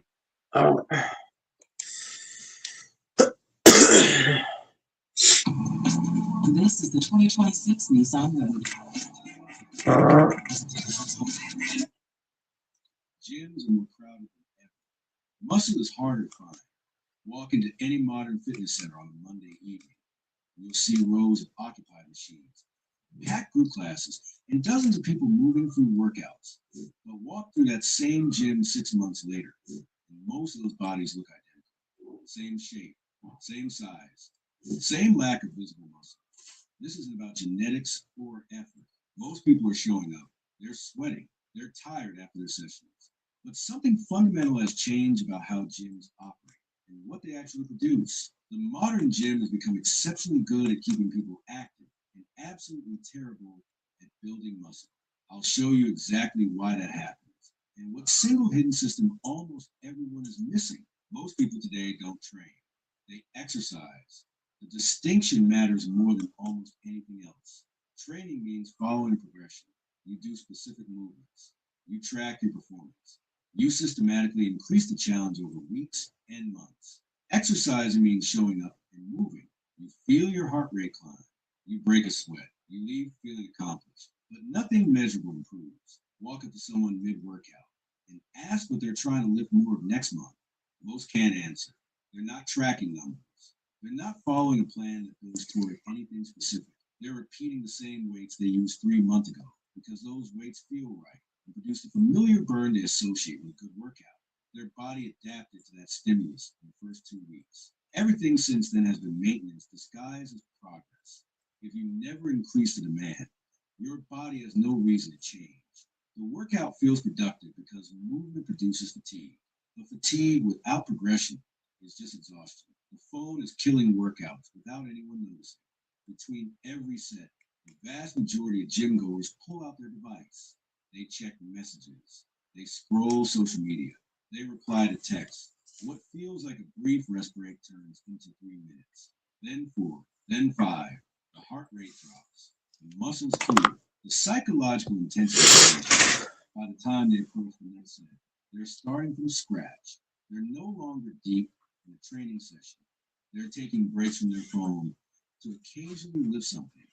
The math is devastating. A workout might contain 20 actual minutes of lifting spread across 90 minutes in the building.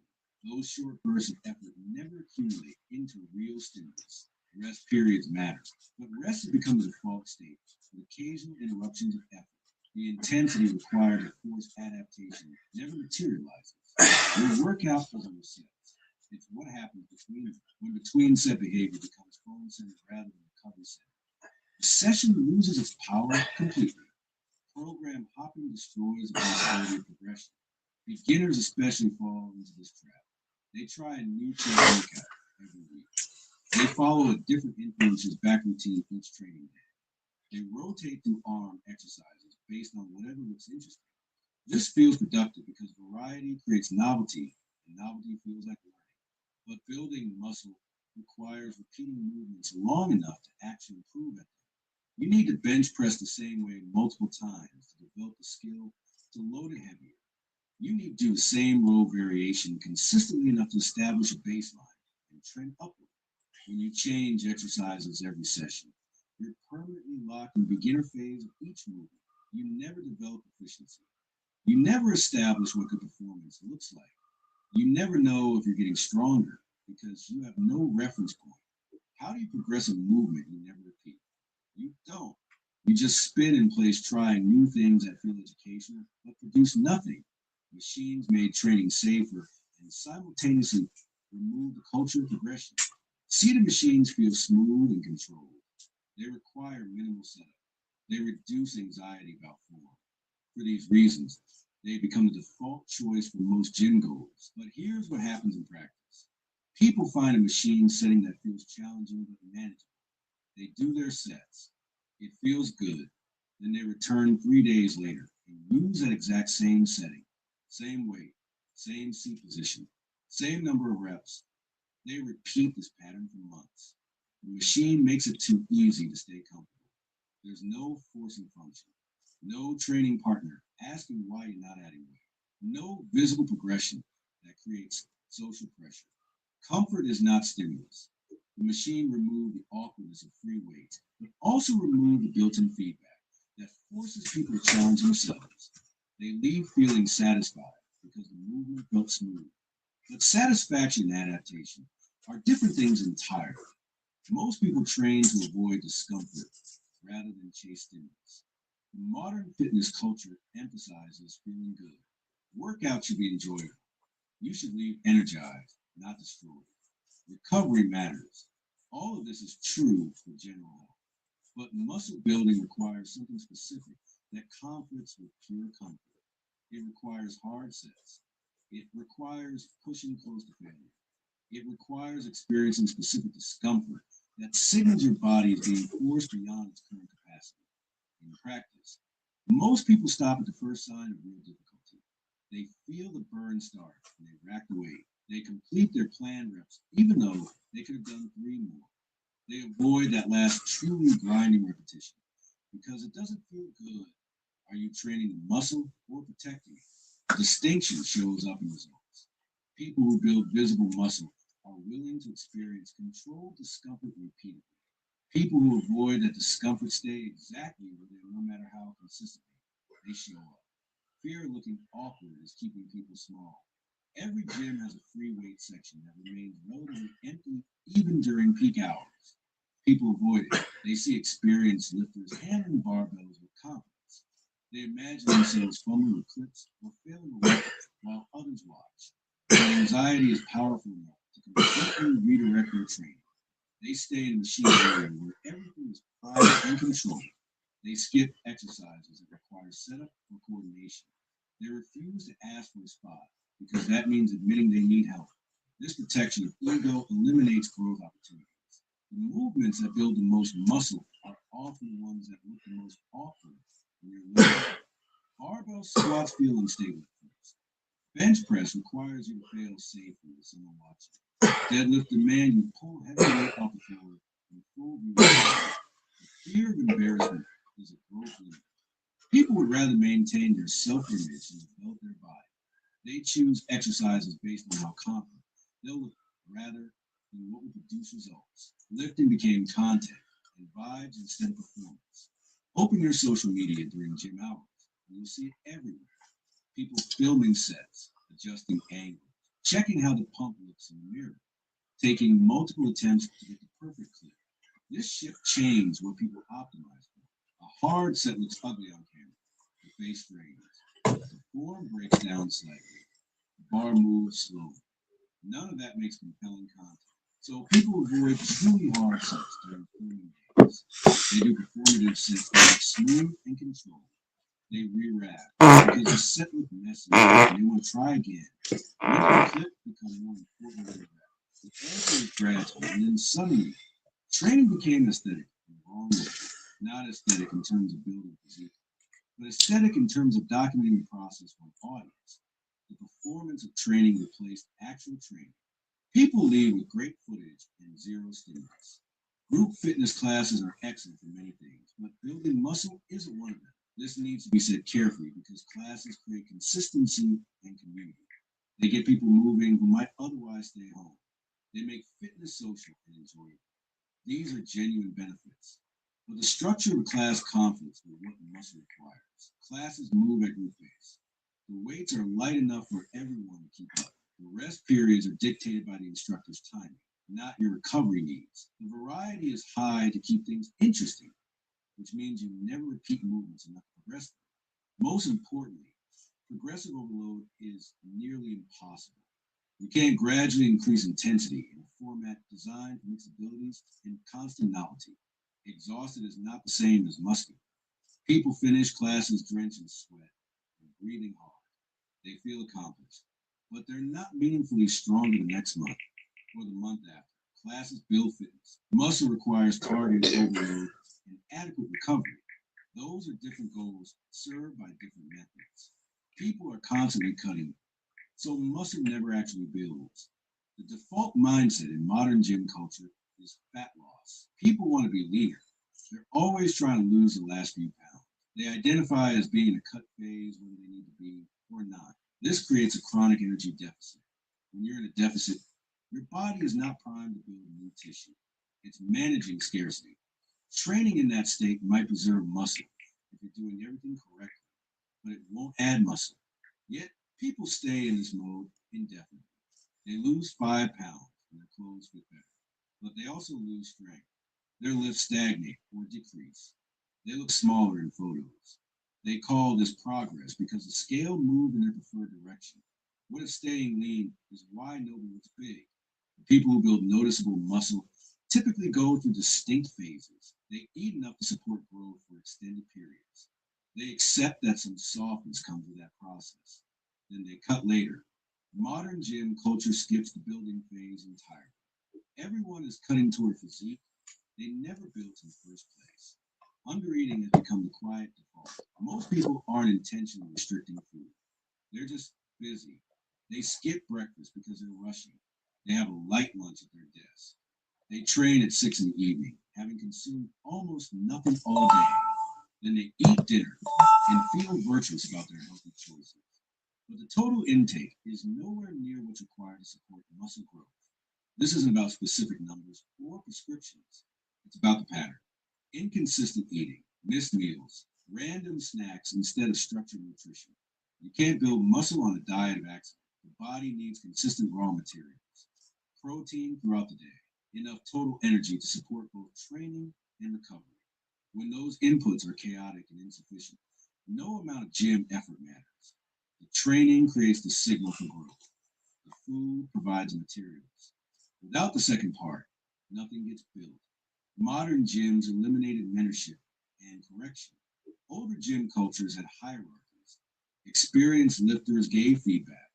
Training partners called out when effort dropped. People learn through observation and direct correction. Today's gyms are designed around privacy and independence.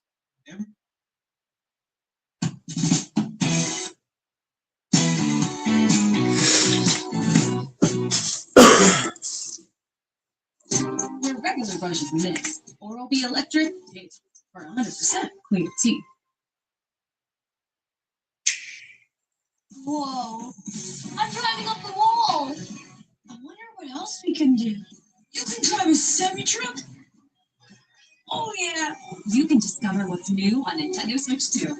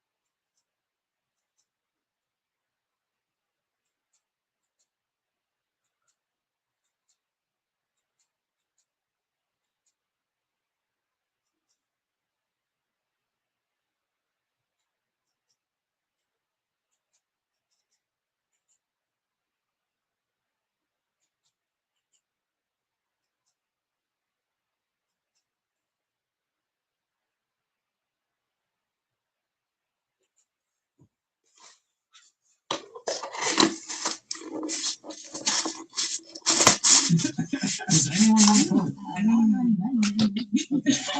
We got a says, I see the work being off fresh. But ladies, do you believe you deserve a man like your grandfather? But you are nothing with your grandmother. We have FNAF for cocaine in Thank you. I never knew my granddad, but I would love a man like my father. But I think I deserve him. I mean, if we start talking about things like that, that's why I'm saying what I'm saying. I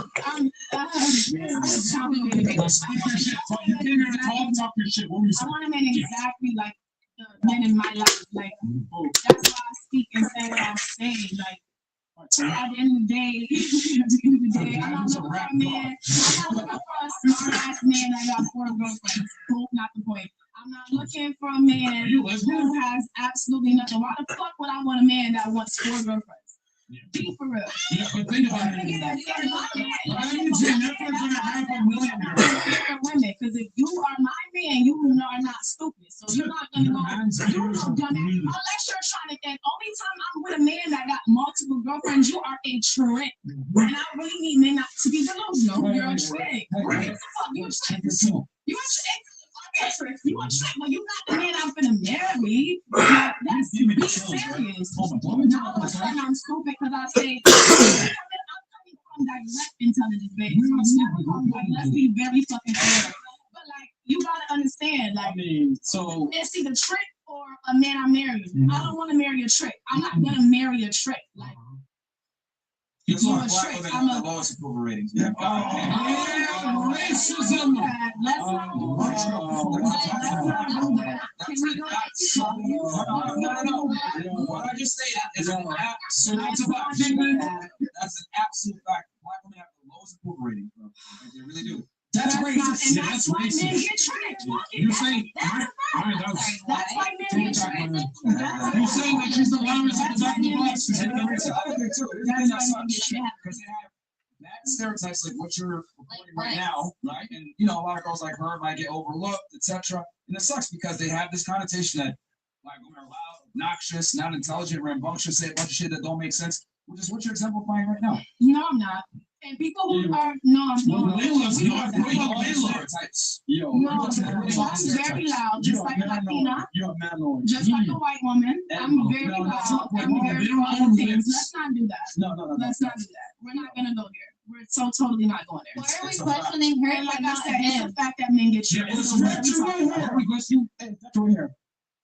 Who is Maya? Yeah. No, this is hair that I sell. Exactly.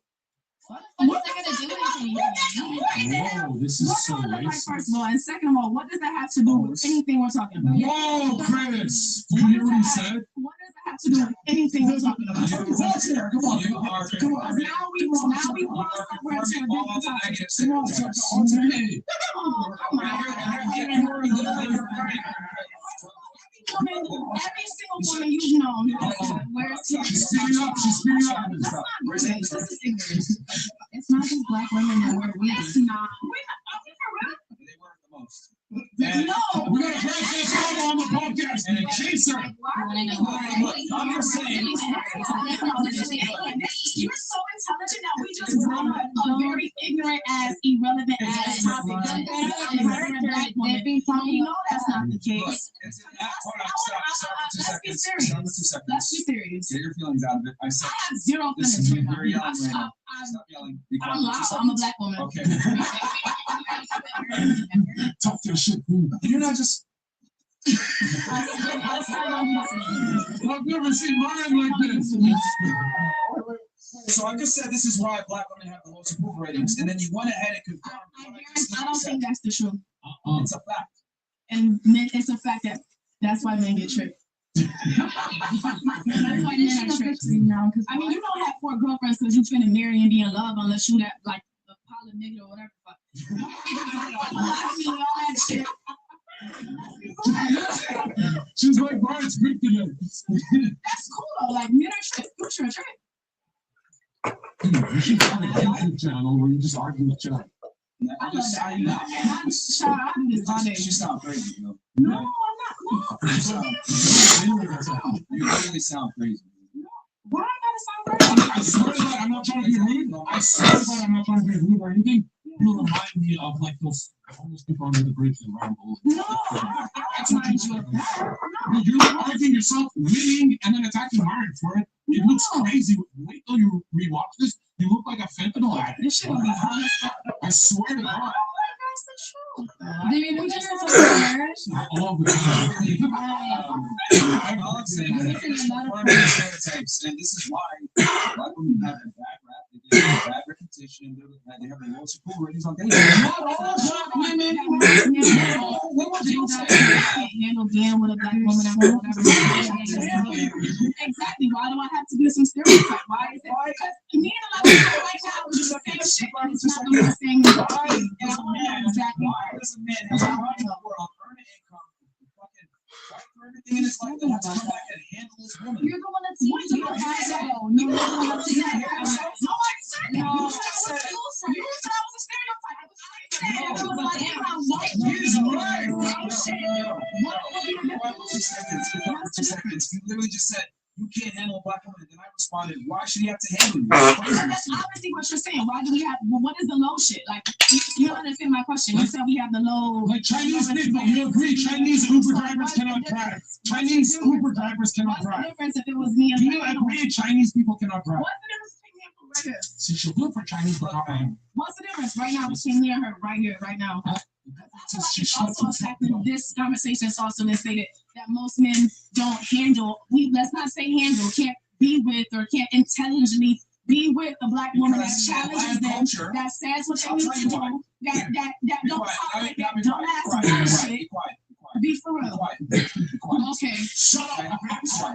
Okay. The reason why we're saying that Latin women are loud and they get men is because in most Hispanic cultures, they understand that men are leaders, women are followers. You look at Hispanic dancing like salsa, bachata, etc. Men lead, women follow. They understand social dynamics between the two. But black women tend to not because they don't have fathers a lot of the time. They don't understand and toxic masculinity, and that's a problem in the black community. That's why so many black women disrespect so many men, and black men go other places, especially when they have some money, to get other races. And other races also see this. That's why black women rank the lowest on dating apps. That's an absolute fact. Let me say this. You're speaking to somebody, let me reconfirm, and this is an actual fact. I'm not saying just the rings. She's trying to run with just the rings. You are speaking to somebody who comes from a pool of intelligent black men and a pool of intelligent black women who, at the end of the day, Niggas don't swim. What are you talking about? No, relax. First of all,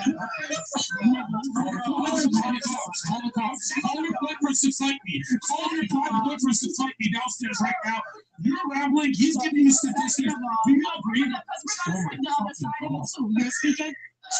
A black intelligent woman who, at the end of the day, when it comes to dating other black men or other men in general, whatever, and it, honestly, if we start to go there, we talking about white men and Indian men who have way more money than whatever we talking about, who go directly for black women, but we won't go there. Sure, I'll go to your point. You're talking to a woman who was speaking, who's coming directly from black men, who at the end of the day, black women, you have black women who won't sit around and tolerate the bullshit and fake superiority. Yes, we acknowledge and respect the fact that we acknowledge and respect the fact that you are a man. There's so many black women that cherish that honor that. And don't even take me back, because if we really go there, a lot of black women who have laid on their fucking backs literally to protect a black man. So let's not go there. I'm black as fuck. Don't do that. So at the end of the day, you don't know. I'm half black. You're speaking a bunch of nonsense. Yeah, because that's how I look at all day. Because I'm fucking jumping and when I hit you with some shit, don't do that. Women don't tolerate bullshit. A black woman will get the fuck up with you and really square up with you. You're not gonna sit there and face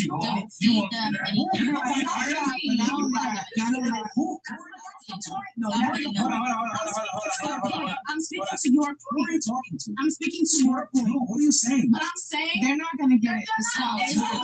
You're not gonna swear with anybody. Be quiet. You guys identify as women and then you square up. You're just literally just yapping.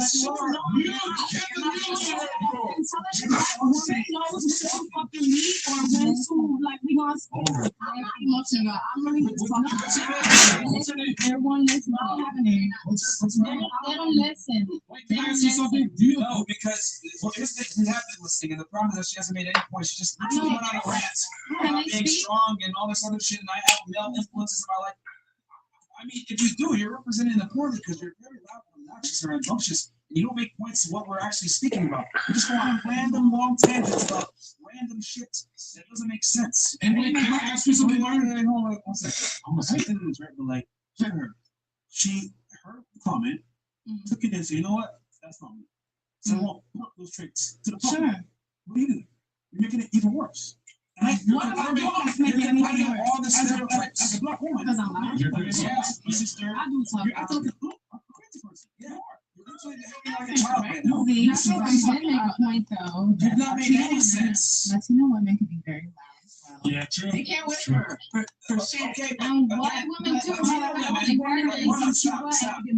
Latina women understand though to a degree that man is the leader and they respect male authority. In the black community, we don't have that. Okay? Because a lot of women in the black community don't have a man and raise a child by themselves, tell their kid niggas ain't shit, men ain't shit, blah blah blah, all this other crap. So there's a negative connotation with men in the black community in general. They grow up fatherless most of the time, and that's why a lot of them end up becoming criminals and degenerates. And you know, that's one. Why is this such a truth? They say about my Albanian people, all we do is work as bouncers. I work 5 years as a bouncer. All we do is human traffic. Yeah, we do. It's fucking real. Chinese people can't drive, and black women be acting crazy. They gotta act like her. She's submissive. Please think before you speak. Right. So, the whole conversation is started by men and women being different. Now it's about black women, Latin women, white women, and all this bullshit. Yep. And that's the only thing I wanna put in everybody's eyes and eyes. Yeah, we're racist. We got it. Cry. Anyways, and the other thing is some people listen to answer and others to understand. And these 3 guys are here. Great line. Statistics. That was statistics are the world. Stop the show. We don't listen to understand. No. You made a statement earlier saying that women are oppressed and we live in a world that's set up for women to fail and men to succeed, blah, blah, blah. I listened to what you said, understood it, and asked you a question. I've been listening to understand you the entire time, which is why I've been able to refute the arguments. So you're incorrect. You're right. Yo, get the fuck out of here, bro. I was waiting for so long. Just leave, bro. Just leave. Just leave. Get the fuck out of here. Imagine when she starts telling the Uber driver whatever. I tried to save her so many times. I tried to do it. Real talk, man. One of these sins that you dealt with is gonna sit here. Fuck the fuck out of here, bro. Careful, brother. She gonna swear up. Guys, tune in, man. Like, I don't got time for attitude, man. Just get up and out of here. Fuck Magneto. Fucking leave, bitch. Double kill. Is it 2?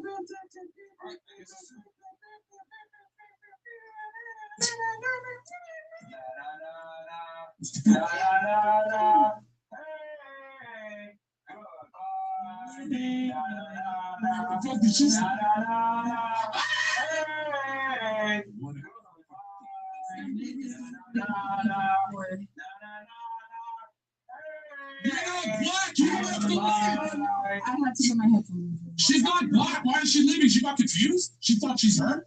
Isn't she gonna keep up? That's ridiculous, bro. You say that shit in Spanish. Just got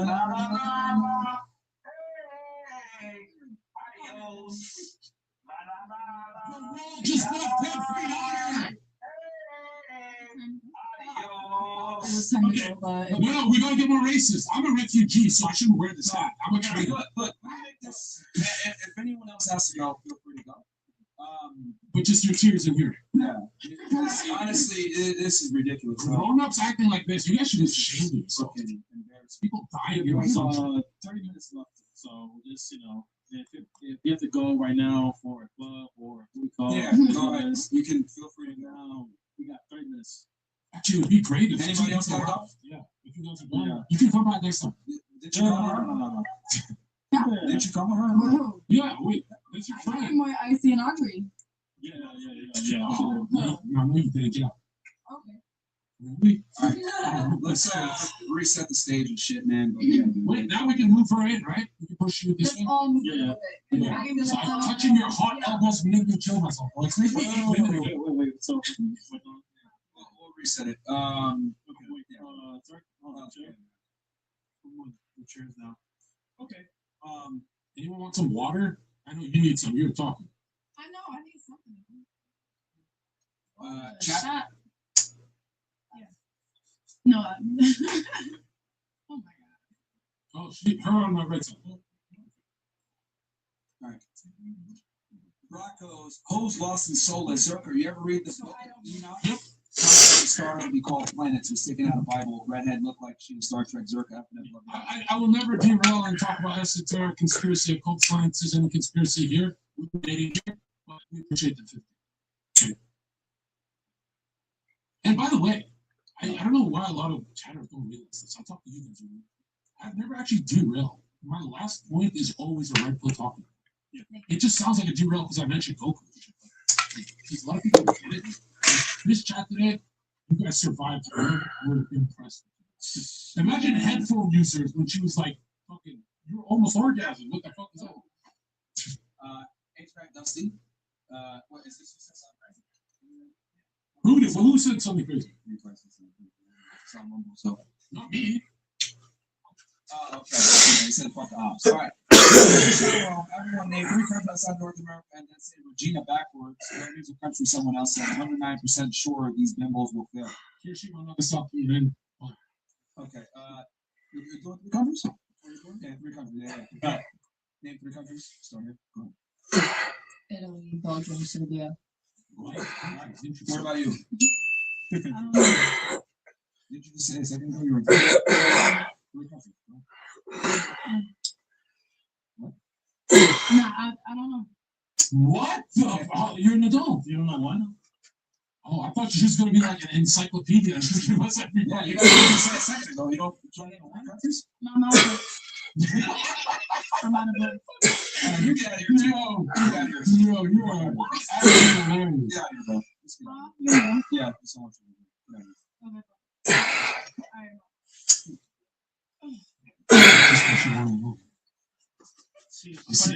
Bro, no, man. Give me some shit. And the sad part is that girls that make other girls look crazy. No, I'm fine. But you're Yo, these girls are so really got so dark when you brought up race. They're about to cry. This is so pathetic. They're adults. Oh my goodness. Fuck off. Hey, man. Facts over feelings, bro. It's gonna be crazy. You never heard a man talk like that? Your men at home don't talk like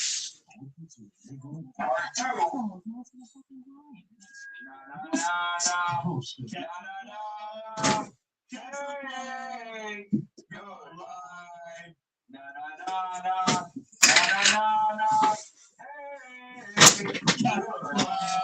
No, Myron, it's her turn. Give her the speaker. Okay. All right. We're like trimming the fat off. You know what I mean? We're literally getting rid of the dead weight. You know, we can have more productive conversation about increasing the IQ by effectively removing the lower IQ individuals. And here's the thing: you guys want to know something interesting?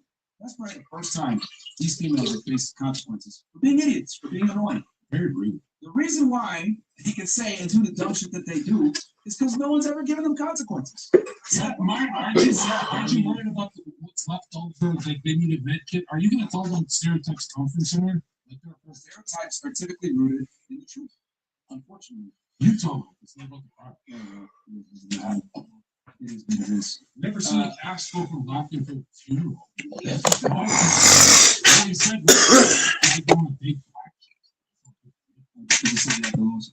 it's true though. He said way worse things. You should see him in Outlaw Creek. Where we at here? Okay. Don't shit. Switch to shadow. No. We think we were here for.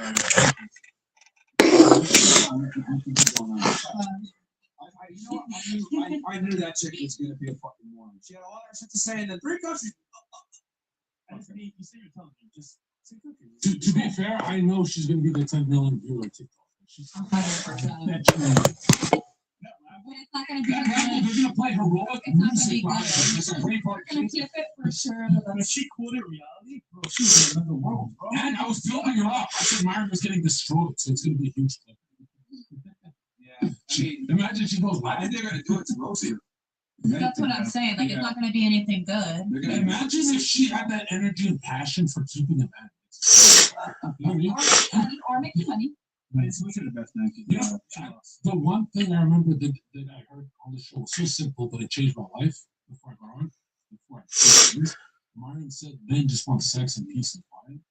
And that never hit me. I didn't get it when I was 19, 20. But now I'm like, damn, that's the greatest thing you've ever said. Just listen to what she just did. And if she was Beyonce, I wouldn't tolerate that talk. That's crazy. Yes. I mean, I have genuinely had a man sit there and tell me like his ideal reaction and his ideal life that he wants from a woman. He's like, I just want simplicity. I don't want to deal with the bullshit. I don't want to deal with the arguments. I don't want to deal with the bickering. I want to learn how to coexist and live peacefully coexisting. It's not supposed to be a burden. Your partner's supposed to be a stress reliever, not add stress. But if we look at science, it says 90% of human communication is non-verbal. That means shut the fuck up. Oh, you women got shut the fuck up. Just play footsie with your man. That's what I do with my teenager. I just play footsie. I don't fucking talk to her. But you're a teenager. I'm a pedophile. What's up? But that's what I'm saying. It's the simplicity that they want. They just literally want you to be in their bed and have food ready and be chill. Here's the problem. Because you guys want this egalitarian equality shit, that means talking. The more you insist on equality, the more you have to talk things over and do that kind of democratic vote instead of him being the authoritarian. So when you guys want equality, it means you want to talk. No man wants to talk to you, especially when he comes home from work. You're getting cheated on. You deserve it. I'm not getting cheated on. But you should check this out. If you guys really watch this podcast and when I'm not trolling, listen to what me and Brian and Fletch are saying. I agree with you guys will be married in a year. She got married at 20. You guys have no chance. There's so many desperate men. She did it when it was hard. You're on easy mode. You can't fucking do it. It doesn't matter because she legit fulfilled her life purpose. You have kids? Yeah, so God is gonna welcome her into the fucking gates of heaven. She took care of her kid too. You guys are burning right in hell. What do you mean? You guys, since 5 years old, you have a sense of judgment. Hey, he got 5 Skittles, she got 3. There's a divinely ordained judgment day coming. And Jesus Christ Almighty is not going to like this equality shit. In the Bible, at 18 years old, her son will have full authority over her and every other woman because they don't want emotional people. Like if a burglar comes in to kill and rape everyone, you don't want to argue equality. Just say, get the kids and Did you guys get headaches from those 2 girls? Absolutely. I still have it. It's No, currently. the redhead wasn't that bad. She was quiet. I think the redhead was just a retard. And she left. When it's like, out of curiosity, why didn't any of you guys tell them to shut up? I mean, I disagreed with a lot Because of you're what politically correct liars. with. Women really live I disagreed with a lot of Instinct was the lie.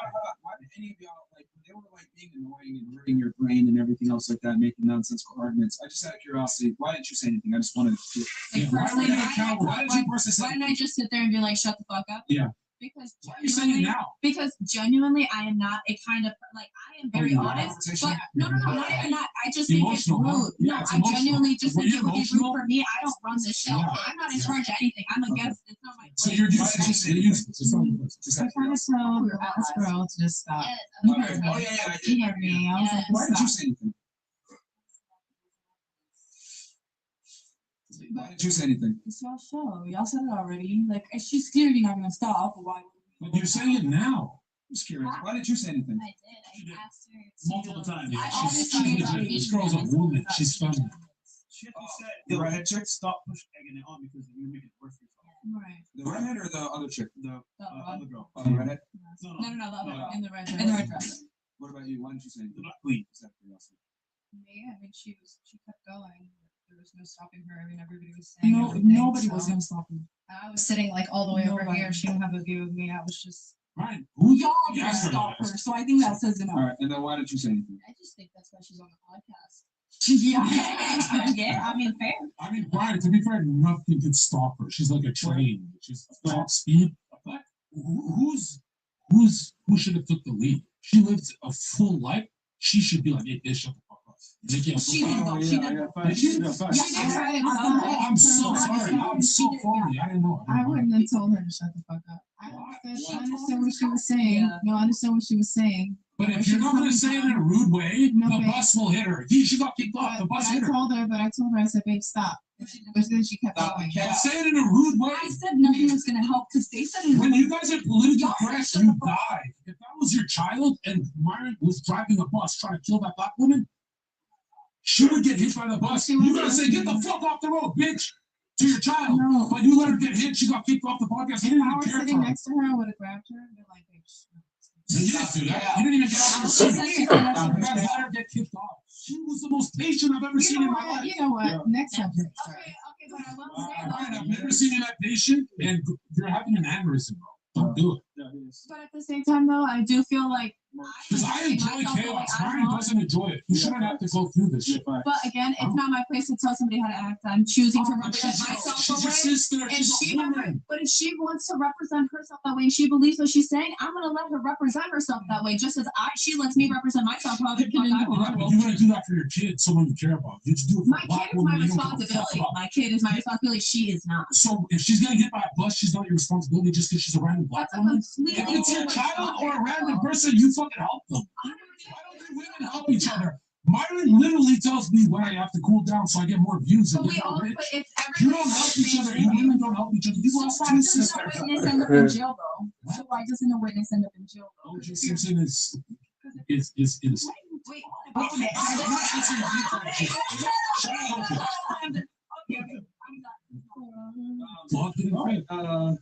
Yeah, I mean, I think which is very interesting because she was kind of yapping on and stuff. And what I would purposely do is like, well, you said this earlier, didn't you? And she'd be like, no, I didn't. And I was like, you quite literally said it. That's one of the telltale signs. Little tip for you guys. If you know someone just yapping, not saying anything, say something they said back or rephrase it in another way. And if they're not able to reiterate it back or agree to what you just said, which they literally said, then you know they're just talking to talk. Which it was so funny, and the other one failed multiple times. I'm like, all right, they don't even remember what they're saying. They're just talking shit. It was so funny because Myron kicks people off in 5 minutes, but he keeps looking at the viewer count, and it's like, and he's like in Germany. It was terrible. And the other thing too is that she gave really destructive advice. Like for example, right? She was telling you just do what you want. It doesn't matter. Blah blah blah. And then when I use the functional equivalent, like if I was a guy and I just did whatever I want, do I deserve a woman? The answer is no. You have to have attractive traits that take work to achieve. Then you earn your partner. And I think we live in this crazy ass world where women think they deserve their partner. No, you have to earn them, just like men have to earn women. But women think I'm just gonna be the way I am, and the guy should accept me the way I come. And I argue, well, you would never accept the man the way he comes. Slow, loser, not popular, and ambitious. So I just find it interesting how women give each other destructive advice, saying you deserve the man of your dreams without putting in the work. And the bad women give destructive advice to women, and the good ones do nothing and stand by and let her get kicked out. They're so evil. I will say though, like, it would be more embarrassing for her. But if you're, And here's something too why this is me off, because y'all were very cordial and polite, and very feminine and quiet, etc. And a woman like that comes on and she gives a bad look, and she reaffirms the stereotype of all black women. And it's like, fuck, like not all black women behave like that, but it just reaffirms that stereotype because it only takes one to fuck it up for 100. There are 3 other black women at this table, and we're not behaving that way. That's what I'm trying to say. Yeah. But what's everyone gonna remember? They're gonna remember her dumbass, not y'all. No, we're still here, bro. They're gonna remember her. Sure. Well, I mean, I'll say this. She definitely did. Who are you talking to? You look, even I'm if not black. No, anybody. It's not me. He's just black on the fucking camera when you say the dumb shit. Black man. You say you're not black. Maybe she's your color. I'm not black. Wait,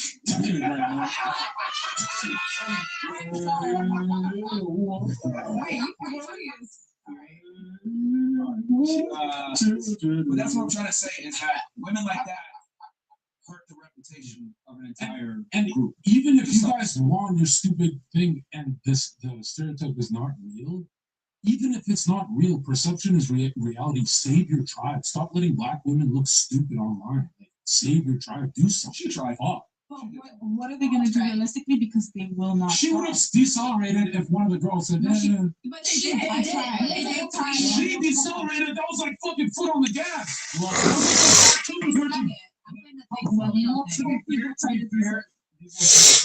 And she didn't want to stop. I just wish people had an example because that's you can see the stop. It sucks. But that's one example though. But don't let anyone else determine how you feel about me. Like I don't want to. I do this certain thing. But you believe that stereotype? You black women never be Asian men. You're a racist. You're being a crybaby for your pigment. But black women don't date Chinese guys. Have you? Have you? I haven't met one yet. What? They multiply like fucking dogs. They don't like us, I think. No, come on. No fucking. There's been a bunch of Asian niggas that came to the club and told you I love you a long time. You said You got evil women are. When it's shitting on the yellow people, they're black. When it's their own tribe, I don't know about the statistics. You're evil. So for the Asian stereotype is fully real, and you can make comedy about that, but not your own. I just said I wouldn't. Stop all arrest. Like you guys are saying you wouldn't just because of a statistic, and I'm saying I would. You said you've never met a Chinese dude in America. Not like approach me for it to lead there. Why did you approach one? You approach black and white guys all the time. You've never approached a Chinese guy because you racially discriminate and stereotype. Own it, you fucking liar. Even that sweet one is a lying demon. This is why you have the husbands, bro. All right.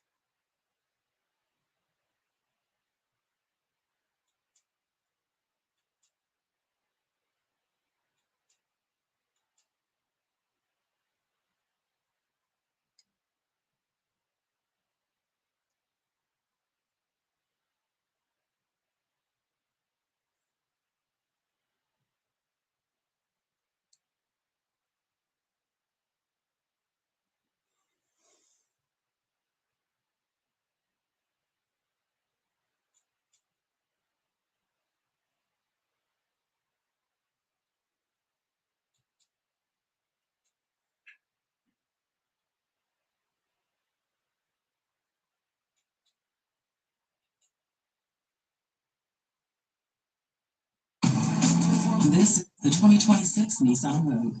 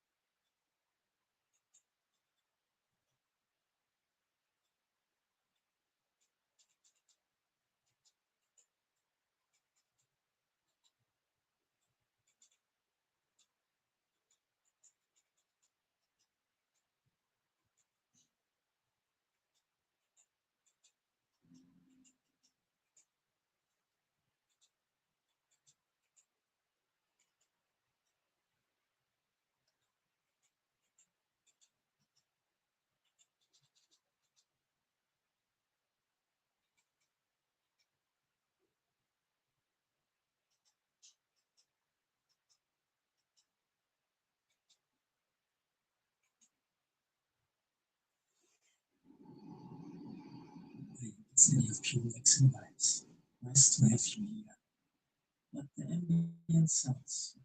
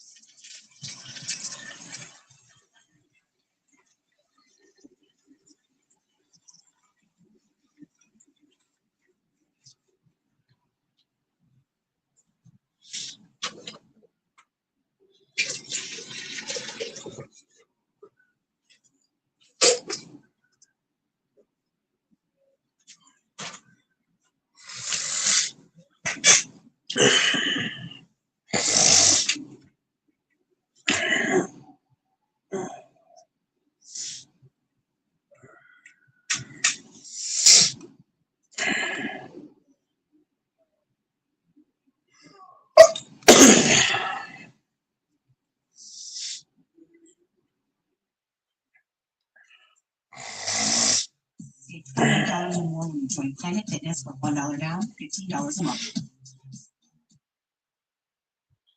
Next, believe it or not,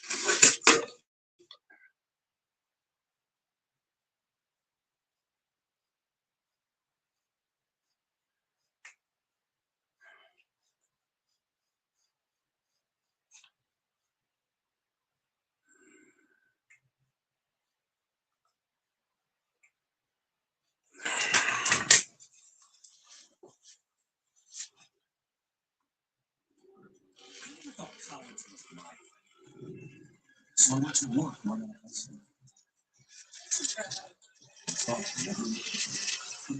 Cybersecurity seemed to have a really more jobs. And I could really prove that one of us had to an even more exciting field. Now I have a degree and career I want. This is my comeback. Start yours today at PurdueGlobal.com. All sports, your one-stop shop for everything outdoors. It's easy to guide you to the best brands for your next adventure. Your one-stop for running gear, get working out, or fashion for going out. It's your one-stop for footwear in your size, your style. It's all yours to take home today. Shields is like no place you've ever shopped before. Shields, it's worth the trip every time. Come see us.